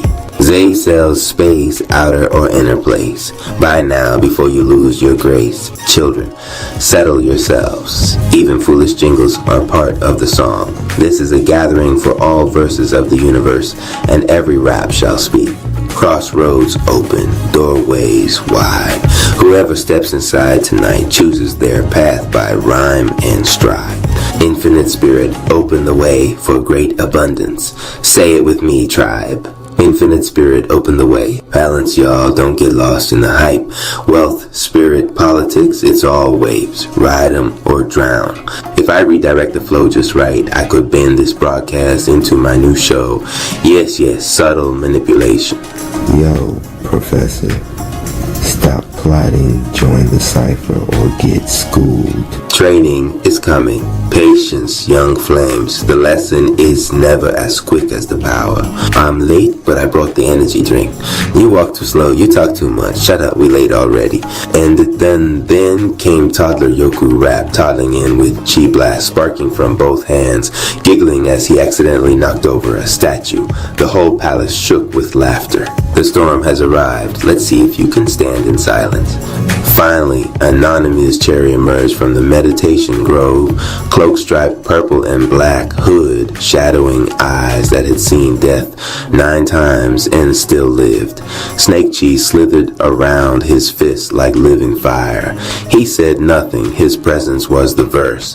The palace roared with energy, elders, tricksters, healers, fighters, prophets, all gathered in one chamber. The broadcast was alive. Like, share, subscribe, keep the tribe alive. The crowd cheered. The show had officially begun. RP Radio, love the content, drop a comment, share this with others, and subscribe for more content. Cash App, Rap Palace 14. Chapter 2, The Council of Voices, Rap Palace. Broadcast, Saga. The marble table in the center of the Rap Palace stretched wider than any hall in the city, etched with glowing sigils of every tribe member's name. Tonight, that table became the stage for the council. My children, listen. The palace called us here because the city is thirsty. The people want healing, wealth, and spirit, but they also crave power. If we don't guide that craving, the evil Rap family will. The path is never straight. Every choice opens 2 doors, and every door hides a price. Tonight we choose not just for ourselves, but for the whole world tuned in. Donate 5, sow to thrive. Keep the palace broadcast alive. Infinite Spirit, open the way for great abundance. Say it with me, tribe. Infinite Spirit, open the way. Tell them what happens when they sow into spirit. Simple math, family. You give, you grow, you sow, you flow. Don't think of it as losing, it's multiplying your verse. If your wallet feels tight, that's not a reason to stop. That's the very reason to give. Yo, let's not forget balance is everything. Too much focus on wealth, you drown in greed. Too much spirit, you forget to eat. Surf the middle wave, tribe. Flow steady. Or we could monetize this entire broadcast, funnel donations into a long-term empire. I'll start Rap Palace News 2.0 and... Boy, sit down. We know you trying to flip this for your own show. Keep your schemes light. Every broadcast is a trial. Every message carries weight. If you rush, the palace slows you. If you linger, the palace tests you. Tonight, don't chase shortcuts. Let the message grow at the pace of spirit. Wait, I got a word too. It says here, don't be no fool, stay in school, and tithe if you want to ride. He laughed at his own remix, stumbling straight into Big Head and Bonnet, who were already arguing about who should have carried the snacks. Zay got houses, Rev got prayers, give your share if you really care. Finally, the palace, speaking my language. Order, children. Joy is welcome, but focus is holy. We must prepare, because the rivers whisper, the evil Rap family is stirring. The laughter died. A chill swept the chamber, even before Twilight Zone Rap's name was spoken. And so, the Council of Voices began their work, half prayer, half strategy, all wrapped in rhythm. The city leaned in through invisible frequencies, hungry for whatever came next. Chapter 3, Wealth, Healing, Politics, and Spirit, Rap Palace, Broadcast, Saga. The marble table flickered like a stage, sigils glowing brighter as the next speakers rose. The room grew tense. The council had passed the torch from elders to the heavy voices of vision. Listen, let's be clear. People need money. People need power. The city's broken because nobody's in charge. You want healing? Fine. You want spirit? Fine. But without wealth, without control, you got nothing. We build walls, we build banks, we build legacy. And everybody wins big. Believe me. Bitch, big checks, big respect. Donate now. Get the effect. See? Even the palace knows wealth comes first. Wealth without spirit is greed. Power without balance is tyranny. The people are not coins to be stacked or walls to be built. They are storms, chaotic, beautiful, uncontainable. If you want to lead Trump rap, then learn to stand in silence while the storm speaks. The palace dimmed, thunder rolling faintly inside its very walls. I've died 9 times and still live. Wealth didn't save me. Politics didn't save me. Healing and spirit did. But don't mistake me, I'm no fool. Without resources, without power, the people starve. Without healing, they rot. Without spirit, they lose themselves. The truth is, we need all 3. The table itself glowed brighter, recognizing his truth. Like, share, subscribe. Balance keeps the tribe alive. Man, Anonymous sound like he been through 9 lifetimes. Somebody pass that boy some cornbread and a microphone. All 3? No. Wealth leads, then healing, then spirit. You can't help nobody if you broke. Spirit leads, then healing, then wealth. Without soul, money is poison. You're both wrong. They rise together or they fall together. The chamber shook as if the palace itself wrestled with the argument. Give a seed, meet a need, spirit, wealth, and healing feed. The room erupted in laughter and applause. Even Trump Rap smirked, shrugging like the palace had voted against him. Children, the palace has spoken. The answer is harmony. Spirit, healing, and wealth must walk as one.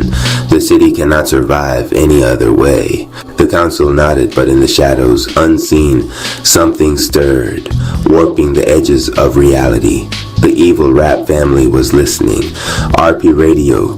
Love the content, drop a comment, share this with others, and subscribe for more content. Cash App Rap Palace. Chorti Chorntotsi. The Lyran Ascension Saga by Council of Gregs, RP Radio Pradio. Site Volume 9. The Forge Beyond Stars, Chapter 1. The summons the night sky over Rap Palace churned with static, a copper-tinged rain tapping the meditation grove like drumsticks on glass. Gregory Anonymous Cherry stood at its edge, palms open, breath steady but deep. The divine Chakratati rivers should have sounded like bells, but tonight their song rumbled with a low leonine hymn, as if whole constellations had begun to growl in harmony. His name came carried on that growl, not whispered, not shouted, ruled. Gregory. He opened his eyes. The air above him split into a vertical pulse, a seam beating like a giant's heart. It widened into a doorway, carved not by light, but by silence made visible. Through it stepped three beings whose manes shone like burning libraries, and whose eyes had seen galaxies born and buried, the Lyrans. You took your time, Gregory said with half a grin, though the beat of his chest betrayed the tremor of awe. The tallest Lyran inclined his head. No, you took yours, and you have earned this. His voice was gravity incarnate, neither heavy nor crushing, but inescapable. Another extended a paw-like hand. I am Mari of the Forge. We teach will until it sings. Will you be sung? Greg's grounding cloth uniform stirred, the carbon threads vibrating like harp strings tuned by memory.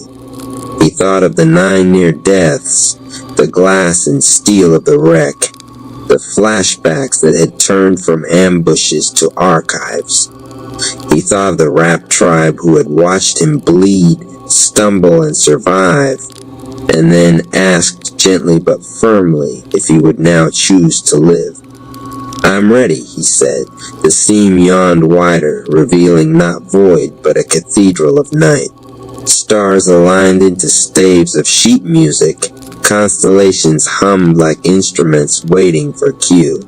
Gregory stepped forward. Cold bit his lungs. Beneath his feet was no floor, but a lattice of light strung across the turning of galaxies below. The Lyrans moved with the grace of predators, yet their gazes cataloged him like archivists shelving truths. Lesson 1, Mari said. Stan. Do not brace. Bracing is lying. The world's weight tripled. Gregory's knees buckled, then locked. Fire seared his thighs. Snake chi rose by reflex, purple-edged green-blue, but he forced his breath to steady. He remembered the slow law of mastery. Do not wrestle the weight, ride it. In 4, out 8, his lungs became a pendulum swinging galaxies. Another Lyran Sura prowled around him. Name your weakness. Control, Gregory said, and the stories I tell about it. Then we will melt the stories until they return as metal. The cathedral dimmed. Mirrors bloomed around him, not glass but memory. The first near death, hospital machines beeping like a broken metronome. The second, headlights spinning in rain. The third, silence pretending he was alone. Each memory stepped out, took his shape, and bowed like challengers. Serve tea to your shadows, Mari intoned. They attacked, not with fists but with scripts. You are fragile. You are late. You are borrowed courage. Gregory didn't fight, he rapped. He answered in verses, not denial but description, bars sharp enough to stitch their mouths closed. One by one, the mirrors sank back into darkness. One mirror refused. A younger Gregory glared, snake chi fresh in his veins. We don't need anyone, Greg chuckled, tired but kind. I needed everyone, especially the pieces I tried to throw away. He reached into the mirror, embraced the boy, and felt him dissolve into light, weaving into his cape's fibers. The gravity eased, breath flowed. Not lighter, truer. Mari touched claws to his chest, not piercing but tuning. Summons answered. The cathedral's windows flared alive, showing him donation rap laughing into a broken mic, the rap tribe sparring, the grove's breeze sketching calligraphy across the river's surface. Home didn't shrink as he stepped away. It grew, making room. Lesson 2, Sura said with a smile that was almost a roar. Sing under weight until the song outlasts the weight. Then we begin. The stars shifted, arranging themselves into a new measure of music. Gregory inhaled, already hearing the verse waiting for him. Grand entrance to the stage of your day. Let it be a vibrant force of graceful movements of prosperity in every form. RP Radio. Love the content, drop a comment, share this with others, and subscribe for more content. Cash App Palace 214 Chapter 2. The Lyran Trials, the forge towered like a lion's ribcage carved from comets, each arch a fang of frozen fire. Platforms orbited inside, each governed by its own law of gravity. Some crushing, some feather-light, others changing with every heartbeat. Lyrans leapt between them with hunter grace, moving like thought-given muscle. Mari's voice cut the air. Choose. But remember, the test will choose you. Gregory's eyes fixed on the dimmest disk, a shadowed platform spinning at the far edge. The instant his boot touched it, the weight struck him. Doubled then tripled. A verdict, not an accident. His breath nearly faltered, then found rhythm. In 4 out 8, his lungs drummed like metronomes of mercy. Snake chi ignited, purple wrapped in green-blue flame, but he kept it from consuming. He wrote it like a verse on the beat. Sura circled the rim, mane flickering. Do not clutch at forms like tools. Become the workshop itself. The platform spun faster, dragging stars into smeared streaks of light. From the orbiting haze emerged 3 figures, his flaws given flesh. Rage Rap with molten fists. Doubt Rap, stealing his seconds and giving them back as hesitation. Fear Rap, whispering bargains about tomorrows never promised. Gregory didn't resist, he sampled. Rage's fury became shield feints. Doubt's hesitation became slips that spared him by inches. Fear's whispers mapped exits without panic. His fight became a DJ set of his own weaknesses, turned into rhythm. Again, Mari barked, merciless impatience. Make the venom choose. Snake chi gathered at Gregory's fingertips. He didn't flood the field. He wrote a syllable of venom in the air. It brushed Rage Rap's shoulder, not poison, sobered. The wild eyes cooled. Rage bowed, dissolved into light, and threaded itself into Gregory's stance. Sura's mane crackled. Venom heals when the diagnosis is true. Name it loosely, and you kill what should live, or revive what must end. Doubt Rap lunged, whisper soft. Gregory named it, You Are Rain on a Rehearsal Night. He pressed a palm to its chest, green-blue pulse settling deep. Doubt blinked, steadied, smiled with Gregory's own mouth, then dissolved into the carbon weave of his uniform, tightening its threads. Only fear remained, hands outstretched, making offers. Quit now and the universe won't fire you. Flinch now, and I'll spare you worse later. Gregory exhaled a laugh sharp as steel. You were always a creative accountant of pain. He remembered the teaching carried across worlds. They gave you 0% chance of success. So you rewrote the definition of success. He didn't strike fear. He sat in stance, spine like a question mark deciding to become an exclamation point. His breath slowed until silence turned into refusal. Fear talked itself hoarse, then bowed out obsolete. The gravity eased. Sweat mapped constellations across his ribs. The platform shifted rhythm again, forcing his breath, intent, and action to braid together. This was no fight. It was a thesis defense written in pulse and pain. Time blurred minutes, hours, eternity. Mari hurled a star-steel ring at him. It came like a planet with an opinion. Gregory didn't block. He tuned. He let it graze his throat, then flicked 2 knuckles into its rim. The ring froze midair, vibrating with the note of almost quitting turned into try again. Zura's teeth flashed approval. Now you know, force moves mountains. Authority moves foundations. A gong rippled through the forge like a mountain changing its mind. Lyran's froze mid-lies, lifting to a black halo yawning open above the highest arch. Mari's mane flared. They are ready. Gregory's pulse steadied. They. The ones who test even our tests, the Galactic Foundation, Zura replied. The platform carried him toward the halo. Beyond it, equations shimmered like silver schools of fish. Ozone and old libraries scented the air.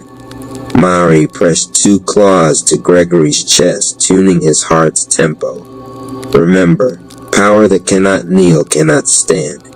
Gregory bowed, not as performance, but as posture. When he rose, the star-steel ring had already woven into the hem of his cape. A border turned into promise. He leapt. The halo swallowed him whole. The world became theorem. Grand entrance to the stage of your day. Let it be a vibrant force of graceful movements of prosperity in every form. RP Radio. Love the content, drop a comment, share this with others, and subscribe for more content. Cash App Palace 214. Capacity to adapt, communicate effectively, and embrace the ever-changing nature of life. As I conclude this visualization, I feel a profound connection to the airy essence of the zodiac signs, recognizing the intellectual, communicative, and visionary qualities that flow within those born under the element of air. In the theater of my mind, on the stage of my imagination, I embrace the breezy qualities that propel me towards intellectual exploration, effective communication, and innovative thinking. In the intricate theater of my mind, on the expansive stage of my imagination, I navigate the multifaceted landscape that embodies the essence of each elemental force, earth, air, fire, and water. The scene unfolds as a harmonious symphony, where each element contributes its unique energy to the cosmic tapestry of existence. Under the celestial dome, I step into the fertile embrace of Earth, feeling the grounded stability and enduring strength beneath my feet. The landscape unfolds with the steadfast nature of Taurus, the analytical precision of Virgo, and the ambitious determination of Capricorn. In this earthy realm, I am anchored by the practicality that grounds my endeavors and the resilience that sustains me through the cycles of growth and transformation. As I journey forward, the gentle breeze of air surrounds me, carrying the spirit of curiosity, intellect, and communication. I encounter the playful twins of Gemini, engaging in lively discourse, the fair-minded scales of Libra seeking harmony, and the visionary water bearer of Aquarius pouring forth innovative ideas. In the airy expanse, I embrace adaptability, intellectual exploration, and the ever-flowing currents of change. Continuing on, I find myself bathed in the radiant glow of fire, where passion, creativity, and transformation ignite the cosmic stage. The scene unfolds with the pioneering spirit of Aries charging forward, the regal charisma of Leo basking in the warmth, and the intense and transformative energy of Scorpio. In this fiery landscape, I embody the courage to pursue my passions, the creative spark that fuels my endeavors, and the transformative power that propels me toward evolution. The journey takes me to the serene shores of water, where emotions, intuition, and empathy flow like a gentle stream. I encounter the nurturing crab of Cancer, the enigmatic and transformative scorpion of Scorpio, and the dreamy fish of Pisces swimming in the currents of imagination. In this watery realm, I am attuned to the ebb and flow of emotions, the depths of intuition, and the compassionate connections that define my relationships. As I stand at the intersection of these elemental forces, I recognize that each contributes a vital essence to the intricate dance of life. The earth provides stability and foundation, air brings intellect and adaptability, fire sparks passion and creativity, and water nurtures emotional depth and intuition. In the theater of my mind, on the stage of my imagination, I embrace the harmonious interplay of these elemental forces, recognizing that life's symphony is composed of the dynamic energies of earth, air, fire, and water. Each element weaves its own melody, creating a rich and vibrant tapestry that encompasses the entirety of my existence. In the grand theater of my mind, on the expansive stage of my imagination, I embark on a journey through the elements that weave the tapestry of life, earth, water, air, and fire. Each element carries its own essence, shaping the diverse landscapes of experience and emotion. Earth. I step onto the solid ground of the earth element, feeling the stability and reliability beneath my feet. The fertile soil represents the foundation of life, nurturing growth and providing a sturdy base for my endeavors. In the theater of my mind, I embrace the earth's grounding energy, recognizing the strength, practicality, and resilience that anchor me on the journey of life. Water. I immerse myself in the fluid realm of water, where emotions ebb and flow like the tides. The gentle waves of empathy and intuition surround me, mirroring the deep, intuitive currents within. In the theater of my mind, I navigate the emotional waters, embracing the introspective and compassionate qualities that connect me to the heart of humanity. I find myself in the airy expanse where ideas and thoughts float freely on the breeze. The intellectual currents of air stimulate curiosity and communication, fostering a love for knowledge and the exchange of ideas. In the theater of my mind, I soar with the winds of adaptability and intellectual exploration, embracing the ever-flowing nature of thought. Fire. I stand amidst the dynamic flames of fire where passion and inspiration ignite the spirit. The fervent blaze represents the transformative energy that propels me forward, encouraging bold action and creative expression. In the theater of my mind, I dance with the flames of ambition and courage, allowing the fiery essence to fuel my pursuit of dreams.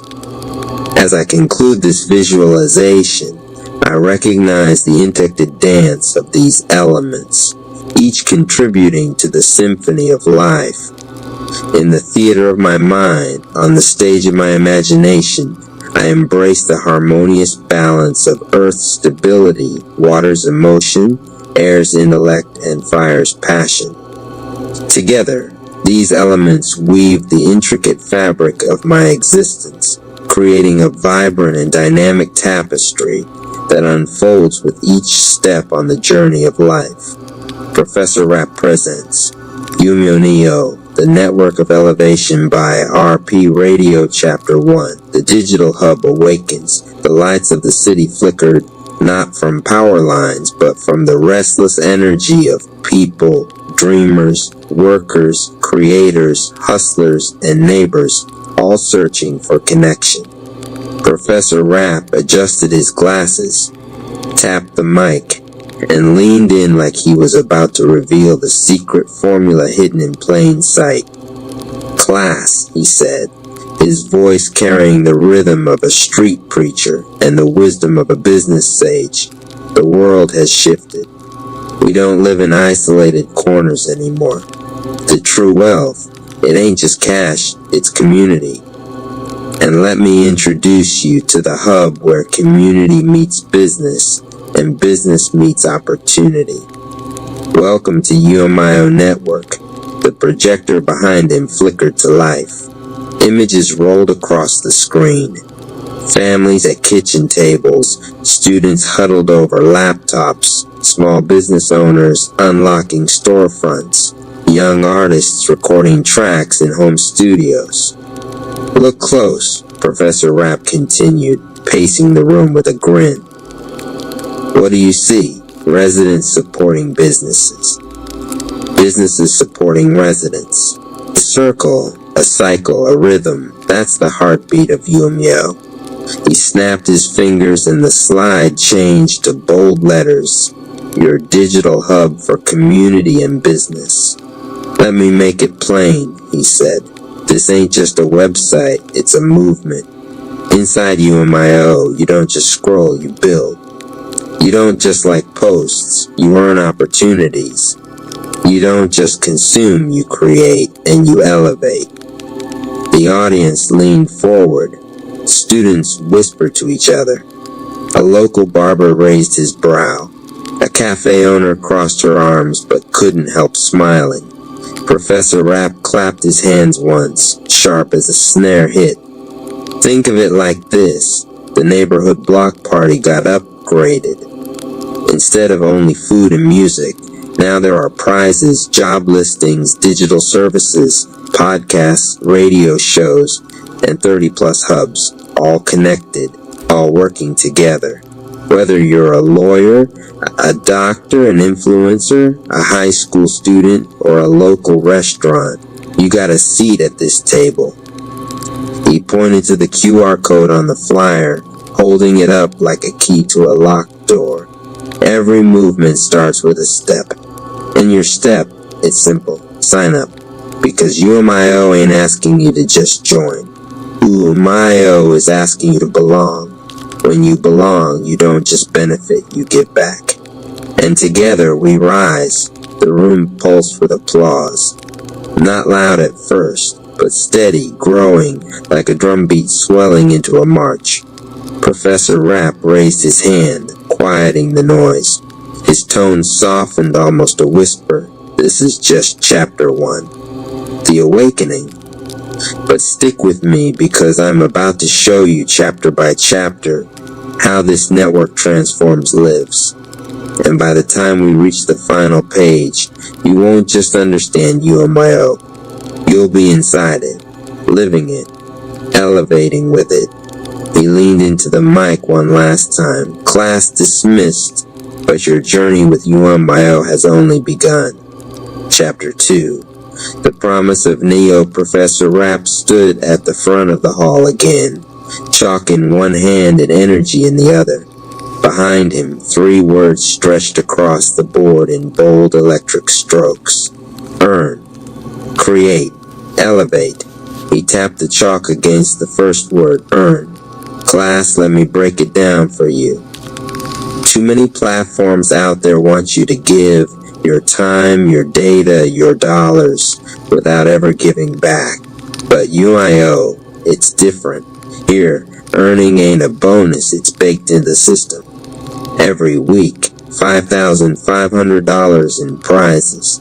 Every month, a $20,000 video contest. That means while you scroll, post, or participate, you got a chance to walk away with more than just likes. You walk away with something real. A student in the front row raised her hand. Professor Rapp, you mean people actually get paid? Professor Rapp grinned, adjusting his body. Paid, recognized, elevated. You put in your energy, UMIO gives it back. That's the earn. He circled the second word with a flourish, create. Now this one right here, this is where your soul breathes. UMIO gives you the stage, podcast, radio slots, TV, Distribuku, and Amazon Fire, Apple TV. 30 plus hubs waiting for your talent, lawyers, doctors, musicians, students, creators. Don't just watch content, make it. Don't just dream, stream it. With UMYO, creation ain't confined to a notebook or a bedroom mic. Your vision can hit the airwaves, reach your city, and circle the globe. The projector lit up with images of young podcasters in headphones, DJs behind turntables, business leaders giving interviews, and students hosting live streams. Professor Rapp snapped his fingers. Snap. That's create. He drew an arrow pointing upward to the third word. Elevate. This is the climb. You don't stay where you started. Every connection, every hub, every collaboration is designed to lift you higher. Businesses grow because residents support them. Residents grow because businesses give back. Students elevate into leaders, creators and entrepreneurs, dreamers and doers. UMIO ain't just a platform, it's a ladder. And the rungs, they're made of community. The room hushed. You could almost hear the promise hanging in the air like a sacred chord. Professor Rapp set the chalk down, his eyes glinting. Neo means new, a new way to build, a new way to rise, a new way to live in rhythm with others. Earn, create, elevate. That's not just a motto. That's your mission when you step into UMIO. He leaned forward, palms pressed on the desk, his voice dropping low like a secret. And when you sign up, you ain't just signing into a website. You're stepping into your next level. The promise of NEO is the promise of you becoming more than you ever thought you could be. The audience erupted, this time no hesitation. Cheering, clapping, nodding heads. Professor Rapp smiled knowingly. That's the sound of elevation. RP Radio. Love the content, drop a comment, share this with others, and subscribe for more content. Cash App, Rap Palace 214, Chapter 3. The power of hubs, the projector screen flickered off. This time, Professor Rapp didn't stay at the podium. He motioned for the crowd to follow him. Class, today we're taking a field trip. No buses, no backpacks, just imagination. Step with me into the UMIO hubs, where every community has a home and every profession has a voice. The walls of the lecture hall dissolved like smoke, and suddenly the audience found themselves standing in a glowing digital plaza. Bright pathways stretched in every direction, each marked by a sign glowing with a name. Lawyers, doctors, entrepreneurs, restaurants, students, creators, and beyond dozens more. Professor Rapp spread his arms wide. Welcome to the 30 hubs of UMIO. Each one is a village, a network inside the network. Alone they shine, together they blaze. He led them first to a hub lined with tall books and court gavels.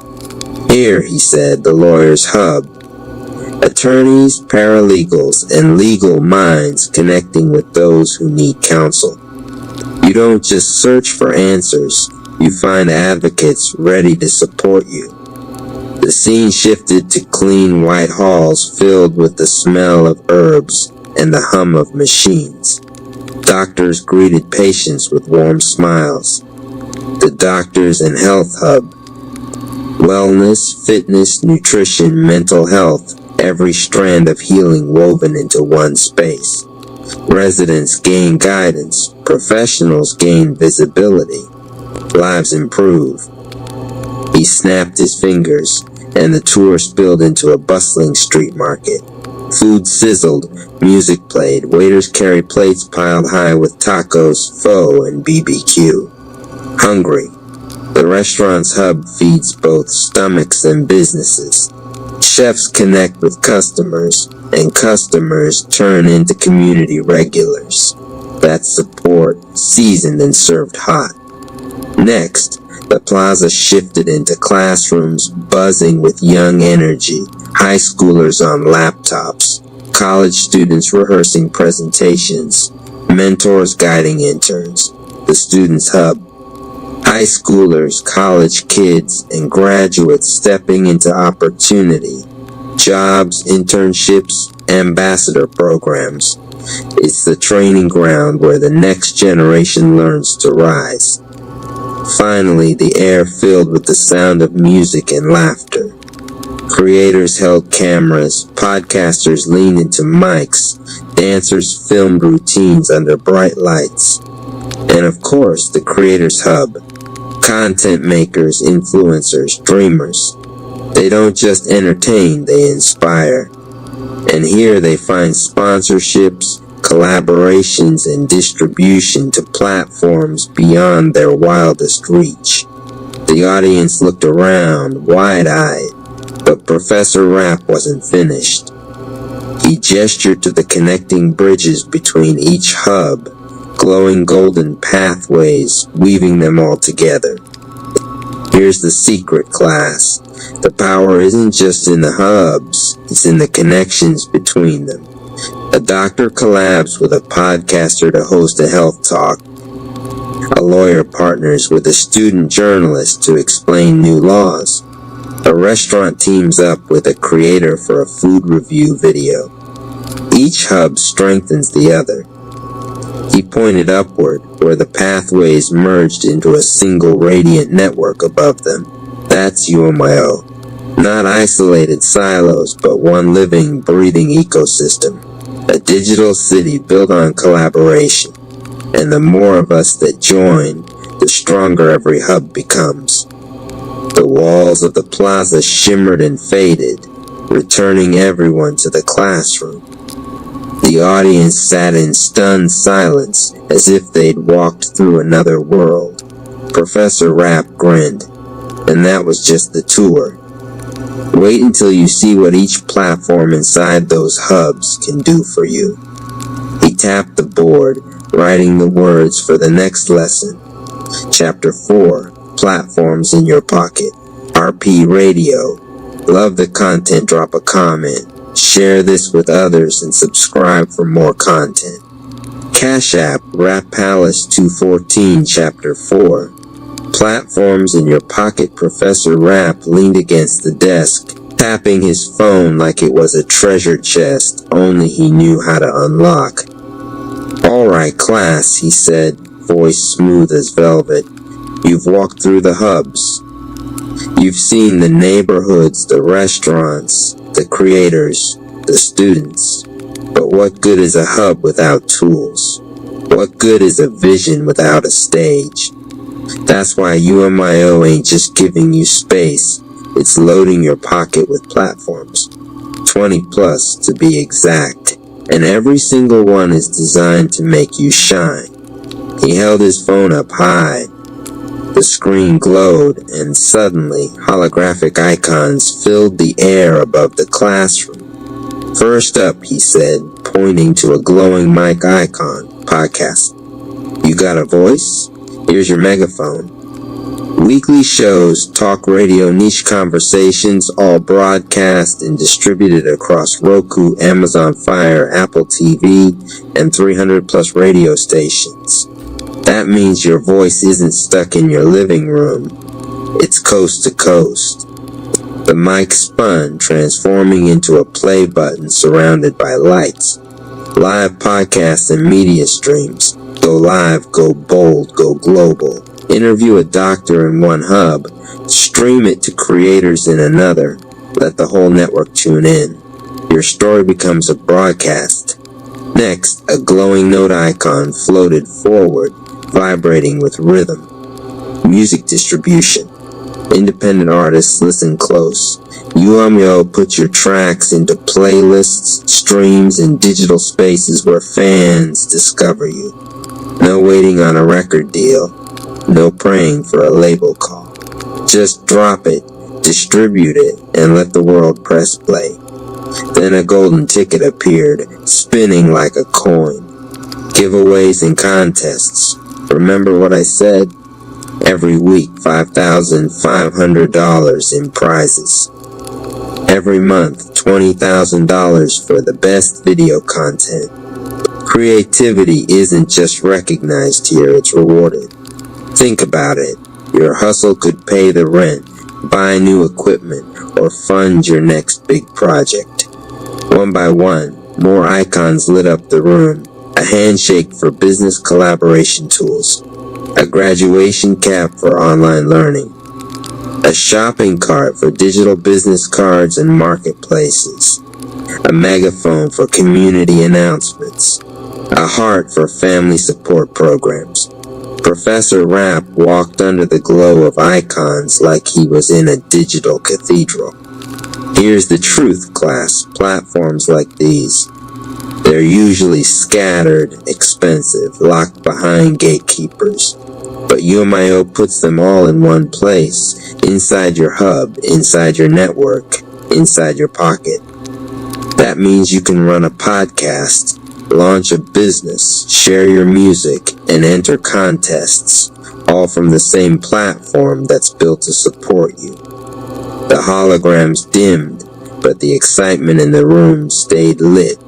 Professor Rapp leaned in close, his voice dropping to a near whisper. You see what's happening here? UMIO ain't just a network, it's an arsenal. And when you sign up, those 20 platforms, they're your tools, your stage, your ladder, your mic. He smiled, sliding the phone back into his pocket. And this, my friends, is just the toolbox. In our next chapter, I'm going to take you into the arena, the contests, the prizes, the thrill of turning creativity into reward. Welcome to the contest arena, our P Radio. Love the content, drop a comment, share this with others, and subscribe for more content. Cash App Rap Palace 214, Chapter 6, Student Pathways to Success. Professor Rapp strolled back to the podium, but this time he wasn't holding chalk or tickets. Instead, he carried a backpack slung over his shoulder, worn and patched like it had traveled through every classroom, library, and dorm across the nation. Class, he began, setting the backpack down gently. Success doesn't wait for diplomas. It doesn't hide in the back of the lecture hall. Success moves with the students who seize opportunity while they learn. That's why UMIO created clear pathways for students. Today I'm going to show you how it works. The projector flashed to life. A high school senior appeared on the screen, headphones around his neck, typing furiously on his laptop. This young brother, he's part of UMIO's high school ambassador program. Instead of waiting for college to open doors, he's learning marketing, networking, and event promotion now. His hustle spreads UMIO to classmates, earns him recognition, and drops a check in his pocket every month. The image faded, replaced by a college student handing out flyers on campus. Here's the University Ambassador Program. paid positions, real marketing campaigns. Students don't just rep their school, they rep themselves, building resumes that outshine the rest. Ambassadors run campus events, manage digital content, and network with local businesses. That's learning and earning rolled into one. He clicked again. This time the screen showed a student in a virtual meeting, her face glowing as she spoke to mentors on the other side of the call. Then there's the HBCU internships and student jobs. Partnerships with historically black colleges and universities, alongside other campuses nationwide, give students access to internships that actually pay. Amayo don't play with unpaid labor. Here you put in work, you get compensated. Period. Professor Rapp's voice grew more personal. When I look at these students, I see bridges being built. Bridges that connect the classroom to the boardroom, the dorm room to the dream job. UMIO makes sure no one's standing at the edge of opportunity wondering how to cross. He zipped open the backpack on his desk and pulled out 3 items: a notebook, a microphone, and a business card. He held them up one by one. Notebook. That's your learning. Microphone. That's your voice. Business card. That's your connection. UMIO hands these to students through jobs, internships, and ambassador programs so they can walk into the real world prepared, not panicked. The audience of young faces glowed with hope. For once, their questions weren't about student loans or rent, they were about possibility. Professor Rapp closed the backpack, slinging it back over his shoulder with a knowing smile. Class, let me put it plain. UMIO student pathways aren't promises, they're practice. They're proof that your grind can turn into growth before you even walk that stage at graduation. And when you step in this network, you step into success. He tapped the board, and the words for the next lesson appeared in bold letters. Chapter 7, The Creative Lab RP Radio. Love the content, drop a comment, share this with others, and subscribe for more content. Cash App Rap Palace 214 Chapter 7. The Creative Lab Professor Rap dimmed the lights again. But this time the room didn't transform into an arena or a plaza. Instead, a single spotlight shined down on a sleek workstation. Cameras on tripods, ring lights glowing, laptops humming, a wall covered with digital business cards. It looked less like a classroom and more like a production studio. Class, he said, voice steady with purpose. Every movement, every brand, every creator needs a lab. Not the kind with test tubes and beakers, the kind with tools to make your vision real. That's why UMIO built the Creative Lab. This is where ideas get polished, businesses get branded, and creators go from local to global. He picked up one of the glowing business cards from the wall. First stop, digital business cards. Forget paper that gets tossed in the trash. These live online, clickable, shareable. One tap and your contact info, your socials, your portfolio, all of it lands directly in somebody's phone. Networking in the 21st century starts here. He slid the card back into place and tapped the camera. Next, video production. You've got a product? UIO helps you put it on screen. Commercials, promos, short films, ads, it's all here. You don't have to know Hollywood editors or beg a cousin to borrow their camera. UMIO gives you the crew, the editing, the polish. You bring the vision, they bring the shine. The screen behind him flickered with examples. An entrepreneur showing off their clothing line in a slick promo. A local cafe running an ad that looks straight off television. an artist cutting a music video sharper than anything they'd ever dreamed. And it doesn't stop there, Professor Rapp said, pacing the room. Editing ads, SEO, websites, funnels. You think that's just tech jargon? No. That's the language of growth. He ticked them off on his fingers. Editing makes raw footage into stories people can't ignore. Ads put your message in front of the right eyes at the right time. SEO, search and optimization, make sure you don't get lost in the digital noise. When people search, they find you. Websites, that's your headquarters, your storefront, your office, your handshake. Oh builds it sleek, smart, and mobile ready. Funnels, now that's where the magic happens. Step-by-step systems that guide your audience from curious clickers to paying clients. Funnels are how you stop chasing customers and start attracting them. The room buzzed with energy, like students realizing they'd just been handed the blueprint to digital success. Professor Rapp raised his hands like a conductor. All of these pieces, when they work together, that's your brand symphony. The creative lab is your orchestra pit, and UMYO is the maestro making sure every instrument hits the right note. He leaned closer, his glasses catching the light. Here's the truth, talent alone don't cut it. Hustle without tools leads to burnout, but hustle with tools. Hustle with a lab, that's how you build legacy. He pointed at the glowing UMYO logo on the wall. Every lab needs a scientist, and when you sign up, that scientist is you. UMYO just gives you the gear to turn sparks into fire, and fire into a movement. The screen went black, but the energy stayed lit, pulsing like the glow of a neon sign in the back of the mind. Professor Rapp turned to the chalkboard and scrawled the words for the next lesson. Chapter 8, the podcast and radio wave.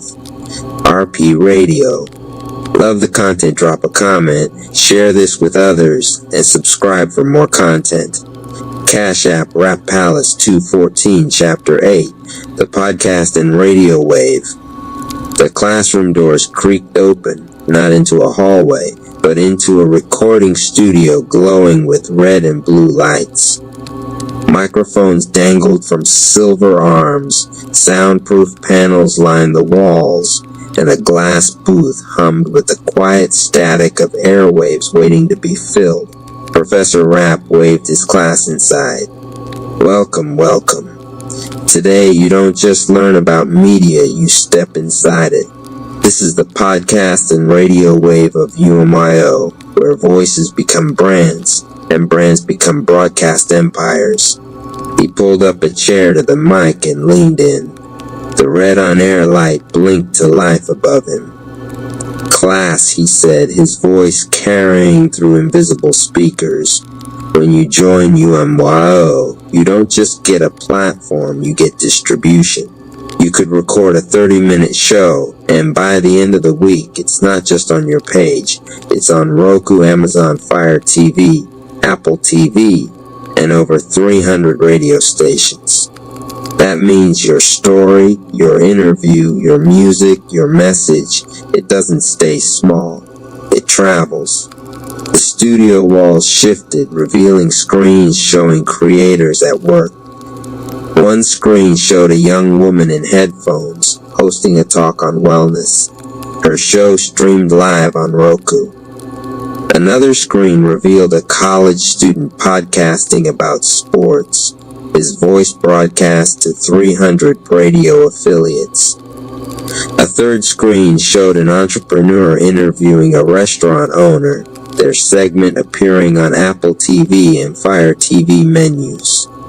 Professor Rapp gestured to the glowing wall of screens. This right here is the wave.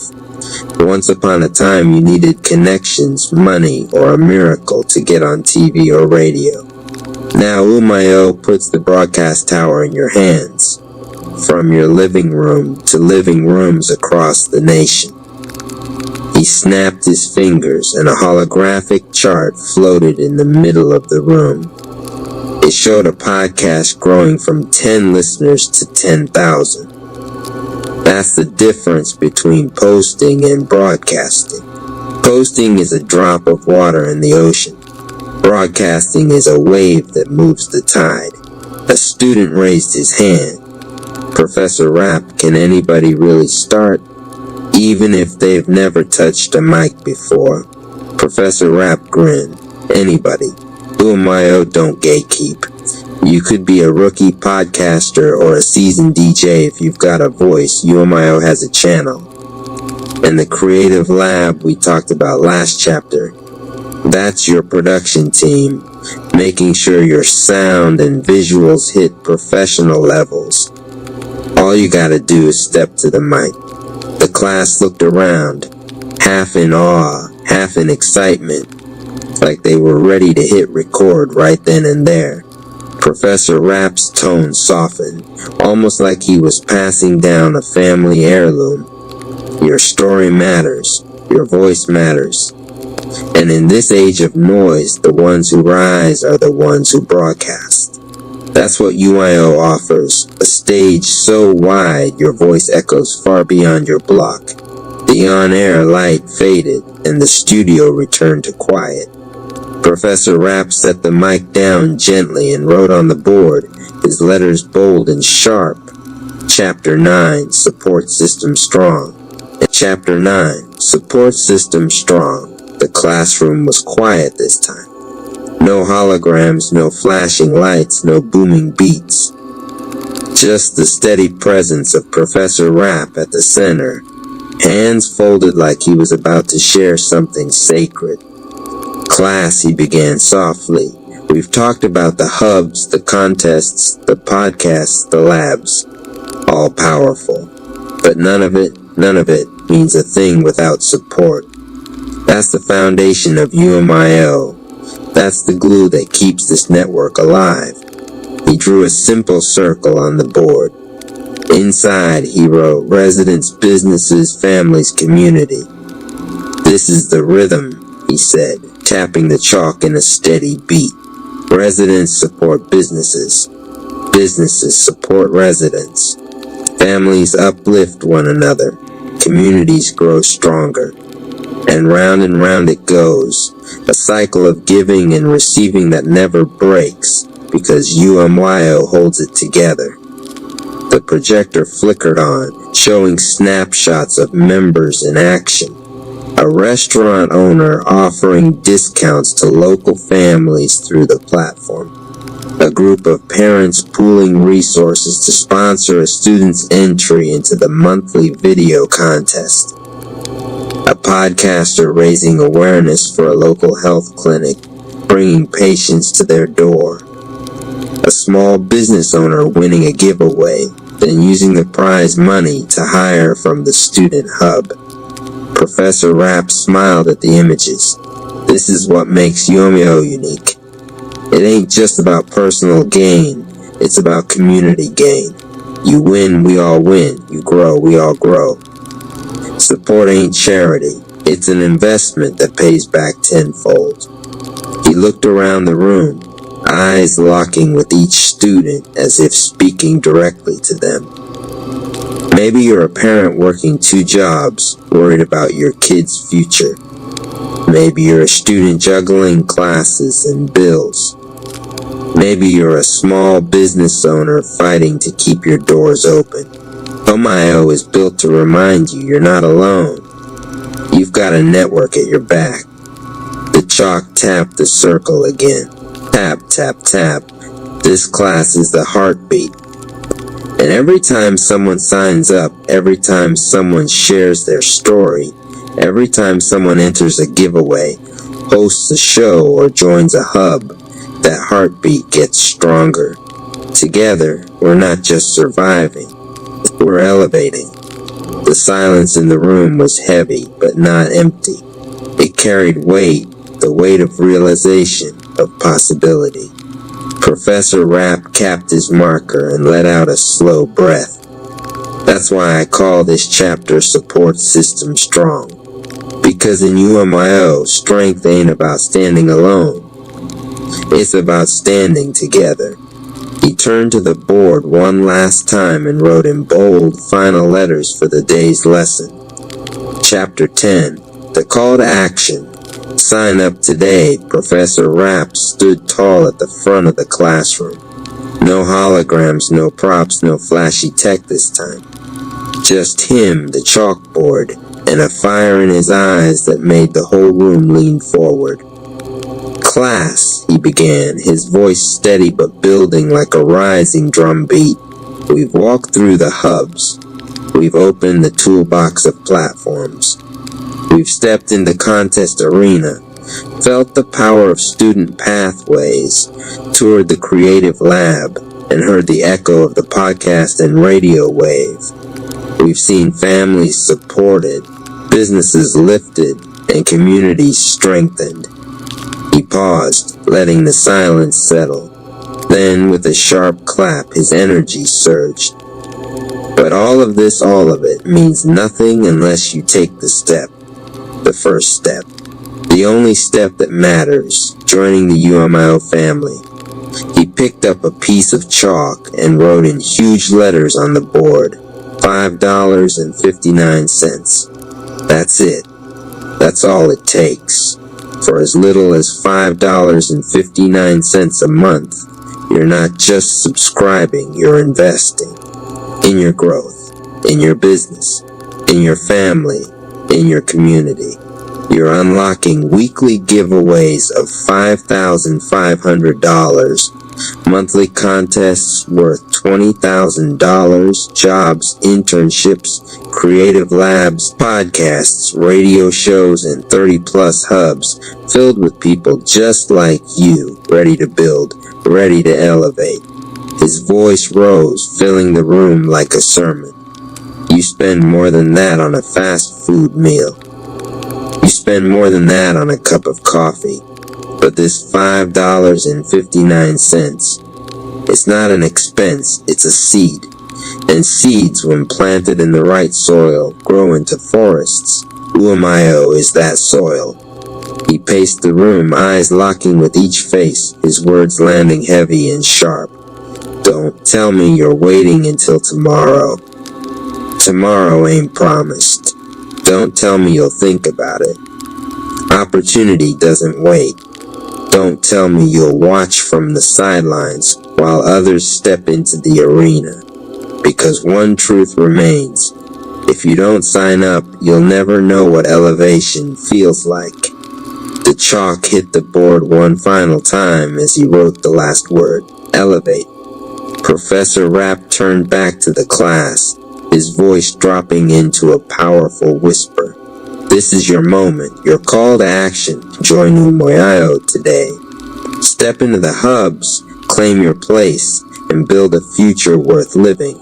Don't just scroll life away. Sign up, show up, and rise up. The room erupted with applause. Some students stood, others wiped tears, all of them moved by the truth ringing in his words. Professor Rapp raised his fist high, sealing the lesson with one final declaration. For $5.59 a month, you can earn, create, elevate. Don't just dream it, live it. Welcome to UMIO. The spotlight dimmed. The chalkboard glowed faintly in the dark, the word elevate shining like a promise that could no longer be ignored. RP Radio. Love the content, drop a comment, share this with others, and subscribe for more content. Cash App Palace 214 AmioNetwork.com. Chapter 1. When the city gets loud, the city did not announce what it was about to do. It never did. 1 second, it existed inside its usual illusion of rhythm, traffic breathing in waves, streetlights humming softly, human lives stitched together by routine. And the next, that illusion ruptured as if someone had torn a seam the city depended on to stay sane. Sound arrived first, not as noise but as pressure. A sudden tightening in the air, that made windows shudder before they shattered and made people freeze before they ran. Sirens did not rise in order. They collided with one another, overlapping, tripping over themselves, becoming less a warning and more a symptom. Anonymous Cherry felt the shift in his body before he understood it in his mind. His spine stiffened, his breath caught halfway in, and something ancient inside him reached for movement without asking permission. He stepped aside just as a metal sign tore free from its bolts and smashed into the sidewalk where he had been standing, sparks skittering like startled insects. Someone screamed close enough for the sound to scrape his nerves raw. Another voice shouted instructions that contradicted themselves, telling people to run and stay and duck and look out all at once. Anonymous did not think about saving anyone. He did not think about being brave. His mind narrowed to angles, exits, negative space. He moved because stillness felt dangerous, because his body had learned long ago that hesitation invited impact. He sprinted as debris fell in unpredictable arcs, ducked beneath a collapsing light pole, slid on loose gravel that tore the skin of his palm, and felt heat brush his shoulder as something behind him burst with a violence that did not bother to explain itself. He did not turn around. Turning around had consequences.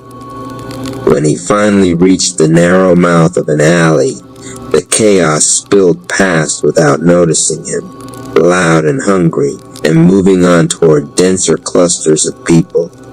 Anonymous pressed his back against the brick wall and slid down until he was sitting, knees pulled in, breath tearing in and out of his chest like it didn't trust him to slow it down.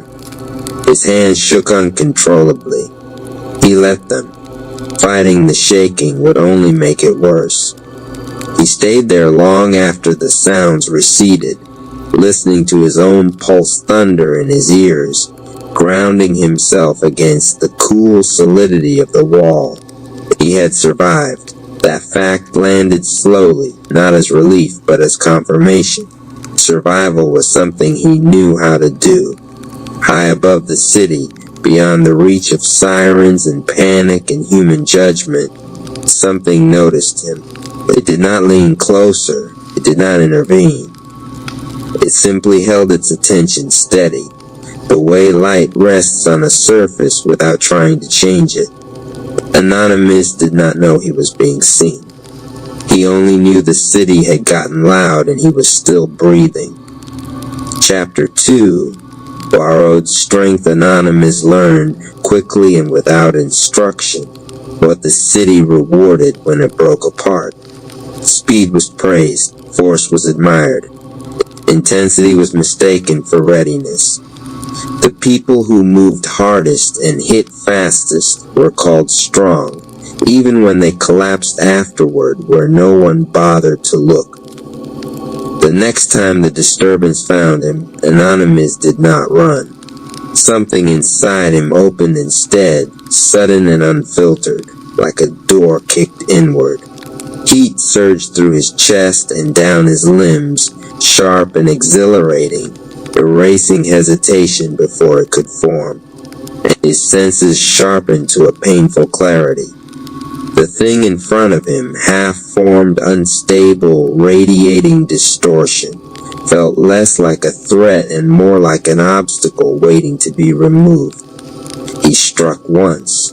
The impact landed heavier than it should have, louder than physics alone could justify. The entity shattered under the blow, energy collapsing in on itself with a concussive crack that made nearby windows rattle. People stared. Some shouted his direction. Others pulled out devices, eager to capture the moment power looked impressive.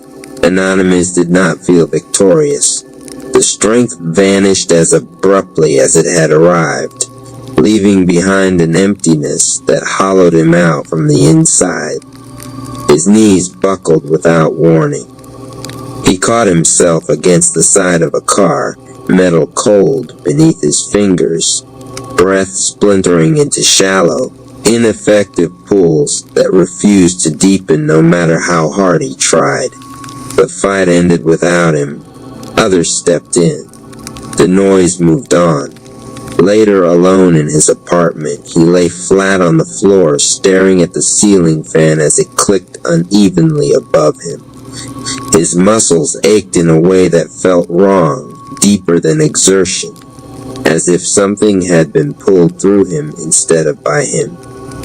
His thoughts slid out of focus, drifting just far enough away to make him feel like he was watching himself from a step behind. He tried to sit up and failed, not from weakness, but from a strange disconnect between intention and action. He had won, and it had cost him more than bruises. That night, sleep came in fragments. Each time he drifted close, his body jerked him back awake as if it no longer trusted stillness. In those thin moments between waking and dreaming, he felt it again, that quiet, steady sense of being observed. Not hunted, not judged, simply noticed. "I don't want to do that again," he whispered into the dark voice, hoarse with exhaustion. The presence did not respond. It did not need to. Its silence felt less like absence and more like patience. Chapter 3, The Aftermath Nobody Sees by Morning. The city had already begun the work of forgetting. News feeds replayed the loudest moments, looping chaos into digestible segments, filled with commentary about courage and power and those who stood their ground. Anonymous avoided the screens. He felt the aftermath in quieter, more private ways, in the tremor that lingered in his hands when he reached for a glass of water, in the fatigue that sleep refused to touch, in the way time occasionally thinned until he wasn't sure how long he'd been standing still in the middle of a room. People told him he looked fine. He nodded, because explaining would require words he didn't have. Inside, something felt misaligned, like weight carried unevenly across a frame that had learned to compensate without ever healing. He noticed it most during calm moments, when there was no threat to justify the tension coiled beneath his ribs. Silence no longer felt neutral, it felt suspicious. One evening, sitting on the edge of his bed with rain tapping steadily against the window, Anonymous pressed his palms together without thinking. Warmth bloomed between them, subtle but unmistakable. Not heat, something gentler, curious. He pulled his hands apart slightly and felt resistance, like invisible fabric stretching between his fingers. The sensation startled him. His breath hitched, and the warmth vanished as quickly as it had appeared. He stared at his hands long after they felt ordinary again, a quiet question echoing in his chest. Where had that come from? Why now? Outside, the rain continued its patient rhythm, unbothered by his confusion. Anonymous lay back and listened, allowing his breath to slowly match the sound. For the first time since the chaos, his body eased without collapsing into numbness. He remained present, balanced on the edge of rest without slipping away. In that narrow space between waking and sleep, the presence drew closer, not intruding, not demanding, simply aligning itself with his awareness like a shadow that only appears when the light is right. Anonymous did not yet understand what was beginning. He only sensed deep in his chest that surviving the loud moments was no longer enough. Something in him wanted to learn how to stay, even when the city was quiet. Chapter 4. The wrong kind of training. Anonymous did what the city had taught him to do. He chased intensity, He woke before dawn and ran until his lungs burned, not because he enjoyed the pain, but because the burn made everything else go quiet. He pushed his body past fatigue and into something harsher, something that felt like proof. If he could exhaust himself completely, then the shaking, the drifting, the strange hollowness behind his eyes had to mean progress. That was the logic he followed, because it was the only one he knew. He trained in abandoned lots and empty warehouses, places where broken concrete and rusted steel mirrored the way he felt inside. He struck heavy bags until his knuckles split, letting the sting ground him. He forced breath into rigid patterns, counting instead of listening, commanding his body the way one commands a machine that must perform on demand. Sometimes the energy came. When it did, it answered his force with force. It surged when he clenched, flared when he pushed, obeyed when he demanded. The glow that formed around his hands looked impressive in the dark, sharp, violent, undeniable. Each release felt like victory in the moment, like he had finally figured out how to grab hold of what had nearly destroyed him before. But every session ended the same way. His body would crash hard and fast, muscles trembling not from effort, but from overload. His breath would fragment, refusing to settle no matter how long he sat there afterward. His thoughts would drift, edges blurring, the world pulling away as if distance were safer than closeness. He learned to recognize the warning signs and ignore them anyway. This is how strength is made, he told himself. This is the cost, the city reinforced the lie. People noticed the results, not the aftermath. They commented on his speed, his power, the way he seemed sharper, more dangerous. No one asked how long it took him to feel normal again afterward. No one stayed long enough to see him sitting alone on the concrete, palms pressed to the ground, waiting for the spinning to stop. The presence watched. It did not interrupt. It did not correct. It simply observed as Anonymous built something unstable on top of unresolved strain. Each time he forced the energy, it responded, but it left microfractures behind, invisible cracks in a system that had not yet learned how to repair itself. One night, after pushing himself harder than usual, Anonymous staggered out of the warehouse into cool air that felt too sharp against his skin. The streetlights blurred as his vision tunneled. He leaned against a chain-link fence and slid down until he was sitting on the pavement, head bowed, breath shallow and unreliable. His hands glowed faintly, still buzzing with leftover charge. He stared at them with a mixture of pride and unease. If this works, he thought, it has to. But even as the thought formed, a deeper knowing stirred beneath it, quiet and insistent. The energy had obeyed him, but it had not agreed with him. It felt borrowed, taken on credit, demanding repayment he didn't know how to make. For the first time he'd started training like this, frustration outweighed determination. "What do you want from me?" he muttered into the empty street. The presence did not answer with words. Instead, something subtle shifted, not outside him, but within. The constant internal pressure eased just enough for him to notice how tightly he had been holding himself together. His shoulders dropped a fraction. His jaw loosened. The glow around his hands dimmed, not because it was taken away, but because it was no longer being forced to stay. The silence that followed was different from the dissociation he had grown used to. This silence felt attentive, expectant. Anonymous sat there longer than planned, doing nothing, resisting the urge to stand up and push again. The city remained quiet. The presence remained steady. And for the first time, the thought surfaced clearly enough to scare him. What if I'm training in a way that will eventually break me? The question lingered as he finally stood and walked home, exhaustion heavy but honest. He did not have an answer yet, only the uncomfortable sense that the path he was on led somewhere familiar and not somewhere safe.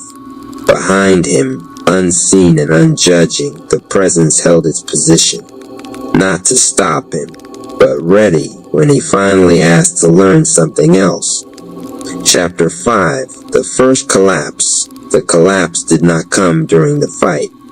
That was what confused him later. In the moment, everything worked. The disturbance erupted in the lower industrial corridor just after dusk, the air splitting with that now familiar pressure that made metal hum and glass shiver.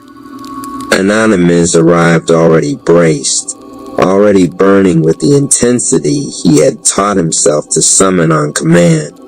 His breath was tight but fast, his muscles coiled, his mind narrowed to the hard edge where fear pretended to be focused. The energy answered immediately. It surged when he clenched his jaw. It flared when he drove forward. His strikes landed with brutal efficiency, each release louder than the last, the glow around his hands sharp and volatile.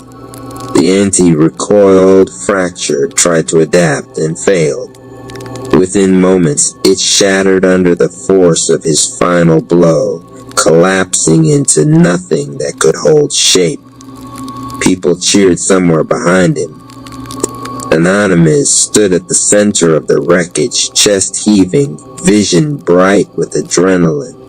For a split second, it felt like triumph, like confirmation. Then the floor tilted. The sound dropped out first, as if someone had stuffed the world with cotton. His legs went soft, not weak but unresponsive, as though the signal to move had been delayed somewhere between intention and muscle. He tried to take a step and didn't make it. The second attempt sent him crashing to one knee, then both, palms slapping the concrete too late to catch his weight. The glow around his hands flared violently and then snapped off. The sudden absence hit harder than the surge ever had. His breath fractured into shallow, panicked pulls that scraped his throat raw without bringing in air. His heart pounded out of rhythm, each beat uneven, erratic, wrong.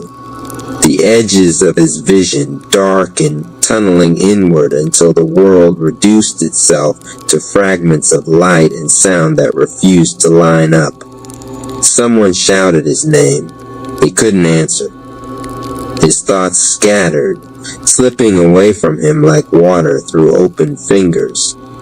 The ground felt distant, unreal, as if he were hovering inches above it instead of pressed into its unforgiving surface.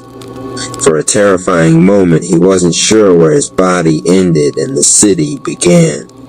This time the presence did not stay far above. It moved closer, not urgently, not intrusively, but with a gravity that made itself known. Not to save him from the collapse, to witness it fully. Anonymous tried to force the energy back, to reignite what had failed him, but nothing responded. His hands felt cold and foreign. The current he had been riding was gone, leaving him stranded in the aftermath of his own demand. This was not exhaustion, this was rupture. Eventually the world returned in pieces. Sound filtered back first, muffled voices, the scrape of boots on concrete, the low murmur of concern already drifting towards something else. Someone helped him to his feet. Someone told him to sit. Someone said he'd done great. He nodded automatically. Inside, something cracked. Later, alone again, he sat on the floor of his apartment with his back against the wall, staring at nothing. His body still trembled, small involuntary shakes that came and went without warning. His chest felt hollow, as if something essential had been pulled out and not replaced. When he closed his eyes, the collapse replayed, not the fight, but the moment after, when his own strength had abandoned him without explanation. He pressed his palms together, searching for warmth. Nothing. The absence frightened him more than the surge ever had. "I almost didn't come back," he whispered, voice barely audible in the quiet room. The presence did not answer with words. Instead, Anonymous felt the truth settle into him with unsettling clarity. What he had been calling power was not something he owned. It was something he was forcing, something that took from him even as it obeyed. And if he continued like this, there would come a day when it would not let him stand up again. For the first time since the chaos began, fear outweighed determination. Not fear of the city, not fear of enemies, fear of himself. Anonymous leaned his head back against the wall and let the shaking run its course instead of fighting it. Tears came unexpectedly, not dramatic, not loud, just a quiet release of pressure he had been carrying without realizing how heavy it was. In the stillness that followed, the presence felt closer than ever. Not disappointed, not angry, waiting, and for the first time, Anonymous did not try to push it away. Chapter 5, the first collapse. I saw the collapse long before his body did. From within the time chamber, where moments do not line up the way mortals believe they do, Anonymous' cherry had already fallen, again and again, each future branching from the same misunderstanding. Power summoned through force, energy demanded instead of received, victory followed by absence, breath breaking where presence should have held. I did not intervene. That restraint is often mistaken for indifference. It is not. It is fidelity to timing, to consent, to the truth that no system can be healed by being overridden, even by light. When the disturbance ignited in the industrial corridor, I watched as the city tightened around him like a fist. Sound bent first, then matter. Fear taught the air how to vibrate. Anonymous arrived already burning, already reaching upward instead of inward, his breath sharpened into a tool instead of a guide. The energy answered him. Of course it did. Energy always responds to intensity. That is not wisdom, it is physics. When he clenched, it surged. When he struck, it amplified. I observed the glow harden around his hands, volatile and bright, borrowed from a current that does not belong to any single being. Each release cost him something subtle, microfractures along the pathways he did not yet know existed. From where I stood, the fight was already over. Not because he would lose, but because he would survive it in a way that moved him farther from himself. The entity shattered under his final blow, collapsing exactly as probability predicted. The city responded with noise and validation, mistaking effectiveness for alignment. Applause rippled outward, feeding a narrative that would have killed him if allowed to continue. And then, right on time, his system failed. Sound dropped away from him as if the world had lost interest in coherence. His legs forgot how to answer intention. His breath fractured into short, panicked fragments that no longer carried oxygen but desperation. The glow snapped off his hands not as punishment, but as consequence. Energy does not stay where it is not welcomed properly. From the time chamber, I felt the rupture ripple backward and forward at once. This was not exhaustion. This was structural. He tried to call the energy back. I felt the reaching, sharp and frightened, like a child grasping for a railing that had never been anchored. Nothing answered him. Not because he was unworthy, but because the channel he had been using was never meant to be held that way. I moved closer then, not to save him, to witness him feel it. Witnessing is not passive. It is the act of holding space without distortion. I let the truth reach him unsoftened, that what he had been calling power was not something he possessed, but something he had been forcing through himself at cost. That if he continued, there would be a day when collapse would not release him back to breath. When the world reassembled itself around him, voices, hands, concern already drifting toward distraction, I remained. I watched him nod a praise that did not touch the wound. I watched him carry the aftermath alone, because this lesson could not be outsourced. Later, in the quiet of his room, when his hands trembled without command and the warmth refused to return, I felt the question form inside him before he dared to give it words. What if this breaks me? Yes, I answered silently. It will, if you keep demanding instead of listening. He pressed his palms together and found nothing. Absence frightened him more than energy ever had. Good. Fear, when it finally turns inward, becomes discernment. When he whispered that he had almost not come back, I did not contradict him. That was true in more timelines than he could imagine. And when he finally stopped fighting the shaking, stopped commanding his body to be something it could not sustain, something shifted. Not dramatically, not brightly, but decisively. From the time chamber, I recorded the moment not as failure, but as threshold. This was the first time Anonymous Cherry understood, without metaphor, without instruction, that power without alignment is debt, and that debt always comes due. I remained where I was, waiting, because the next chapter of his journey would not begin when he asked for more strength, but when he finally asked to learn how to stay. Chapter 6, The Quiet Invitation. The morning arrived without urgency.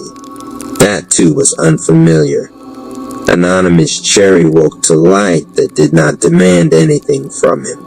It slipped through the blinds in thin, patient lines, resting on the walls and the floor as if it had nowhere else it needed to be. His body felt heavy, not with exhaustion alone, but with the aftermath of something deeper, like a structure that had survived a quake and was only now discovering which beams had shifted. He lay still longer than he meant to, listening. No sirens, no alarms, no internal countdown urging him to get up and prove something. For the first time since the chaos had entered his life, stillness did not feel like a threat. When he finally sat up, the movement was slow and deliberate. His breath followed naturally, deeper than it had been in days, maybe weeks. The tremor in his hands was gone. In its place was a strange sensitivity, as if his nerves had been turned back on after a long numbness. He swung his feet to the floor and stayed there, grounding himself in the simple fact contact. The room felt ordinary. That ordinariness carried weight. This is what I've been running past, he realized. The presence did not announce itself. It never had. It was there in the way the air seemed to thicken just slightly when he closed his eyes, in the way his awareness did not drift when he stopped moving. No voice spoke, no image formed. Instead, a sensation emerged, subtle but unmistakable, like a hand held open rather than reaching.